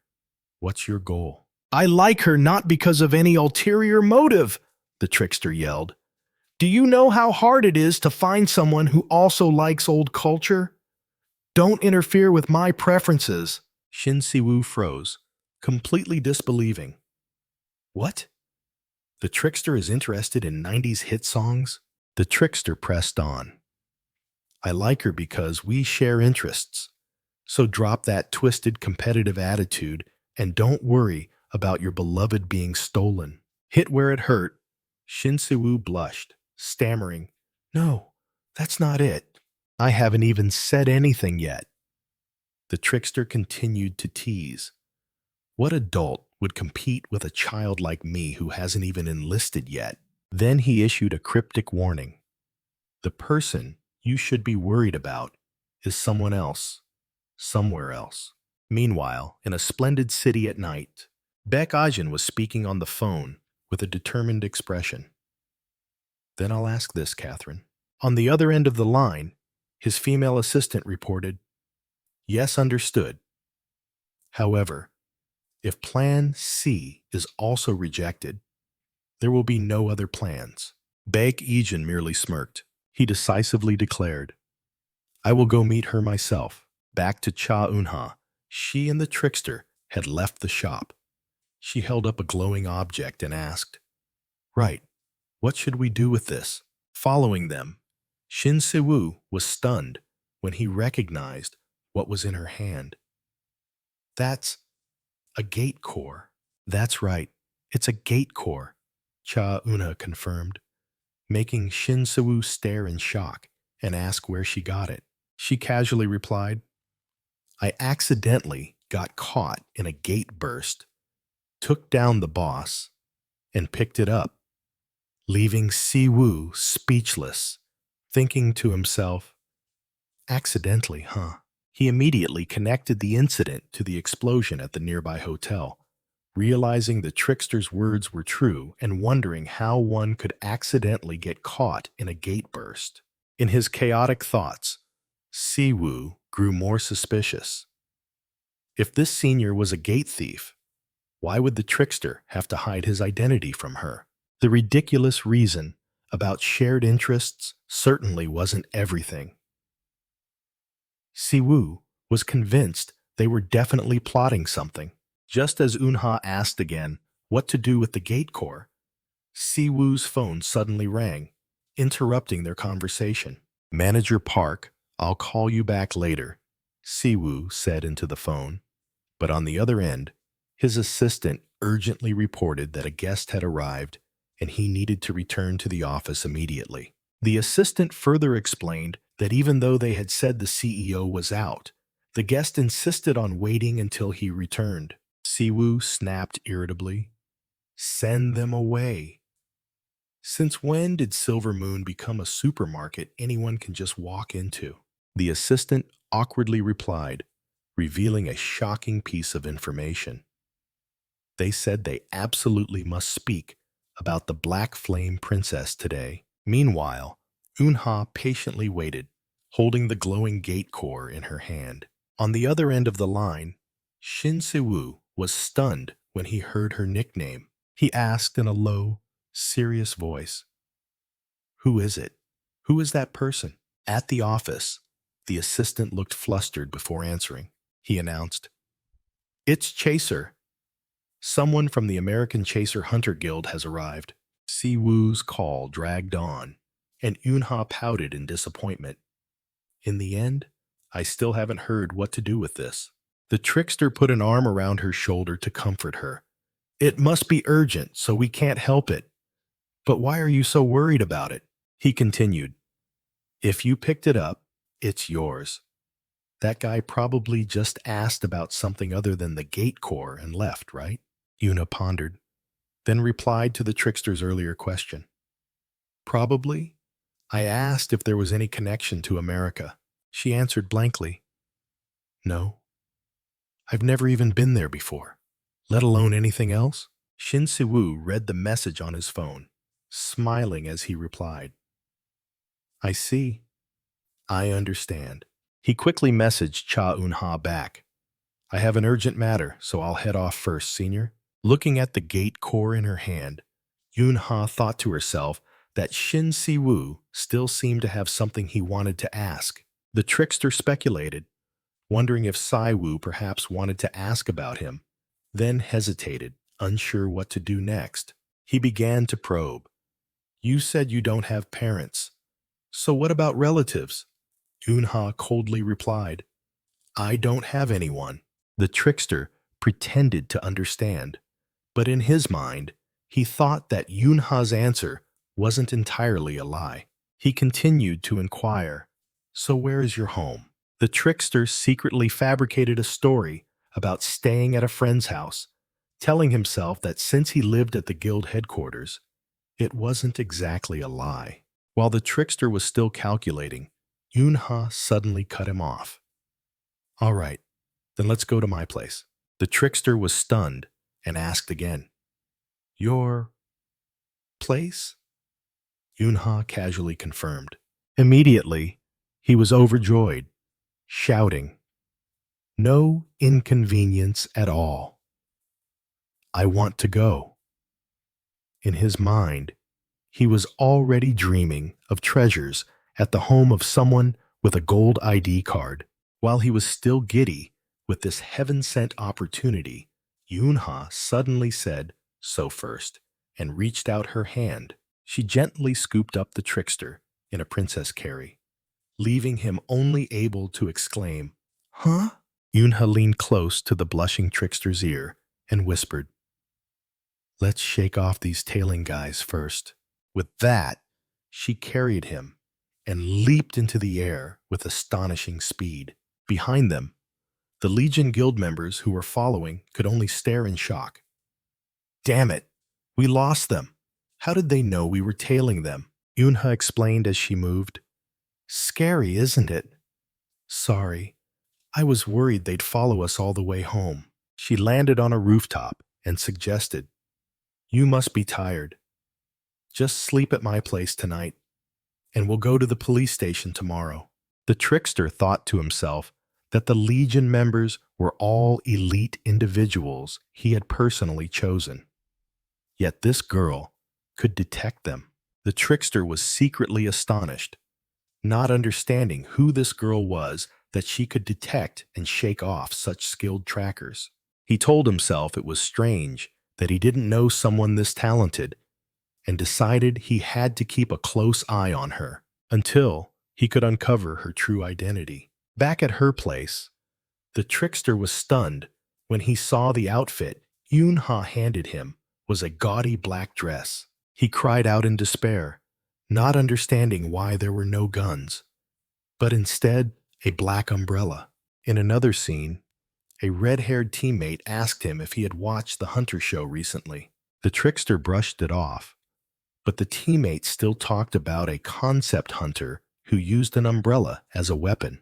The red-haired teammate seemed interested, but the trickster thought it was just an edited video. He asserted that his gun was more interesting than some ridiculous black flame. Returning to the present, the trickster was stunned to realize this girl was the Black Flame Princess, and he had been thoroughly tricked. He realized he had mistaken a genuine otaku for a military otaku. The trickster collapsed, shouting that the difference between Rococo and military styles was greater than the distance to the stratosphere. He lay sprawled on the floor in frustration, sighing and wondering if he should just leave. He regretted following her home if he had known things would turn out like this. "What a waste of time. What the hell is this?" he muttered. Suddenly, the trickster flinched in surprise. Cha Eunha walked in, carrying a glass of water, while the holy beast cat grumbled about her attitude. "After you shower, I'll prepare your bed," Eunha said, then handed him a new outfit, making the trickster stare in shock and ask where she bought it. Trickster was ecstatic, praising every detail of the military uniform from its color and fabric to the epaulets. Trickster was stunned, stammering as he asked Cha Eunha where she got the uniform. He burst into joy, shouting that this was the first-generation military uniform. Meanwhile, in a skyscraper in the heart of the bustling city, an assistant politely offered the guest another cup of tea. He reassured her that the director was on his way, but the blonde guest just smiled and replied that it was fine. She confidently declared that if it was for the Black Flame Princess, her guild could wait as long as needed. It was Chaser, an American hunter guild famous since the early days of the Gates. Nevertheless, it remained a mysterious guild with very little public information. The guest admitted her guild had many secrets, but said she herself didn't know much about Chaser. The assistant nervously broke into a sweat as he took a sip of tea. The guest suddenly spoke, explaining that despite wearing the Chaser emblem, she actually belonged to the subsidiary Clamp Management, which startled the young man. She explained her role was to assist the master and manage the guild, then offered her business card.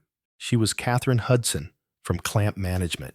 The assistant awkwardly took the business card, secretly amazed by her background and her ability to speak Korean. Catherine showed empathy for his managerial work, making the young man force a smile and blurt out that he also wanted to discipline his boss. Just then, the door burst open and Shin Si-woo walked in, asking if this was the meeting place. He glanced at the guest with cold eyes, muttering about the so-called guest. Shin Si-woo crossed his arms and sat in the opposite chair, his attitude clearly unwelcoming. He cut off his assistant's introduction, directly asking Catherine what brought her all the way from America. Shin Si-woo showed annoyance and even mentioned a specific hunter from our company. The assistant was sweating as he tried to calm his boss, while Catherine Hudson politely spoke up. "I apologize for this sudden visit, Hunter Shin Si-woo." She introduced herself. "I am Catherine Hudson from Clamp Management, a subsidiary of the Chaser Guild." Shin Si-woo thought to himself, wondering why a major American guild like Chaser would be interested in an F-rank hunter. Catherine got straight to the point, stating that she was here to make an offer regarding the Black Flame Princess. "But why did you come to me?" Si-woo retorted, making Catherine just smile cryptically. "She didn't sign a contract with Wolf," Catherine asserted. "But with Hunter Shin Si-woo, right?" Si-woo's eyes sharpened. He hated being seen through by others, and at the same time, wondered how they knew this secret. He glanced at the only other person who knew, causing his assistant to vehemently deny it. "You may doubt," Catherine said, "but numbers don't lie," then placed a check on the table. The assistant's jaw dropped when he realized it was a blank check, with no amount written. The check shimmered on the table. "An unlimited offer," Catherine declared bluntly. "My superior hopes to bring the Black Flame Princess to Chaser." Before the assistant could mention compensation, Shin Si-woo decisively cut him off.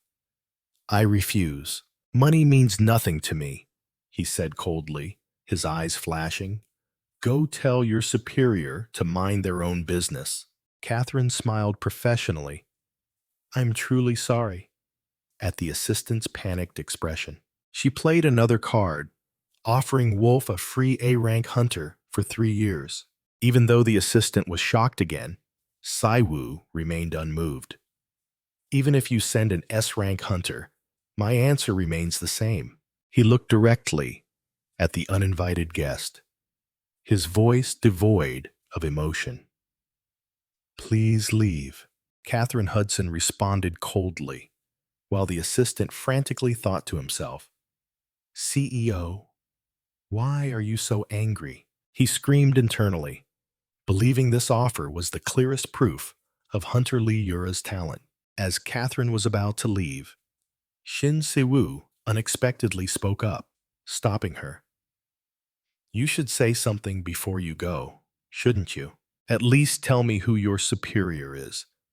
"The one digging into the past and trying to steal my hunter," Si-woo growled. The assistant hastily waved his hands to explain, but Catherine just smiled. "Don't worry. That person will introduce themselves directly, not me." She turned and left Shin Si-woo with a cryptic remark. "See you soon, Hunter Shin Si-woo." The scene shifted. Trickster raised his camouflage phone, and the flash lit up. He was taking pictures of an old-style military jacket hanging on a rack. Lying sprawled on the floor, Trickster enthusiastically photographed the jacket from every angle, as if it were a treasure. The cat divine beast grumbled at Cha Eun-ha. "Big sis, are you just going to let him? He's been taking pictures this whole time," making her suddenly realize. That's right.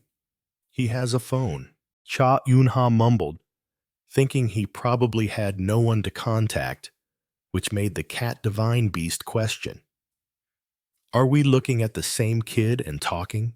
Seeing Trickster engrossed with his phone, Cha Eun-ha asked, "Do you like this military uniform that much?"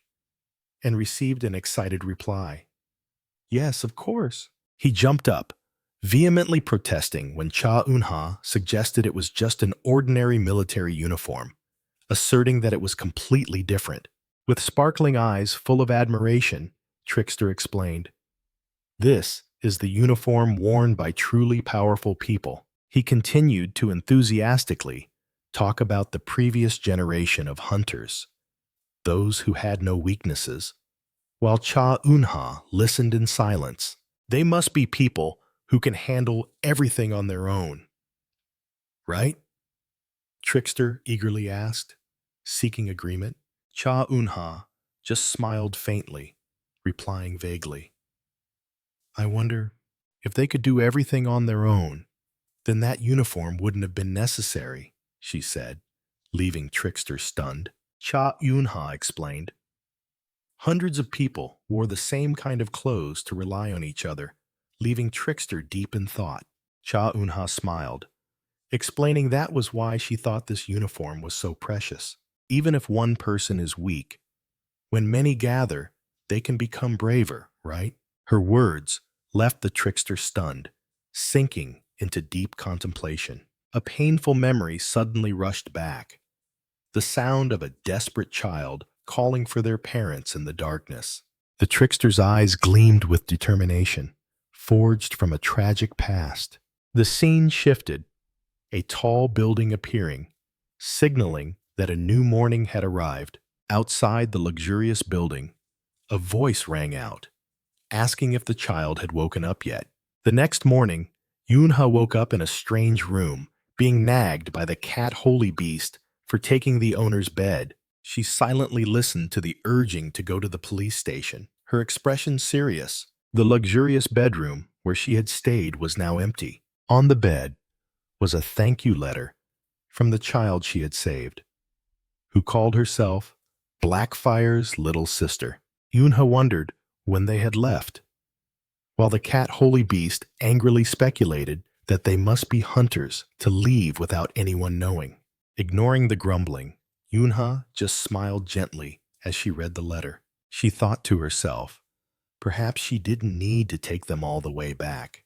At the same time, elsewhere, a skeptical question was asked.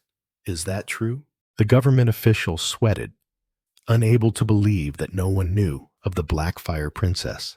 The former director of Pachon Training Center confirmed that even he had no memory of that name, and neither did the trainees. He came to a shocking conclusion. Not a single person in the last batch of trainees remembered a trainee named Lee Yura. In the tense meeting room, the mystery of Cha Eunha's true identity grew increasingly dense.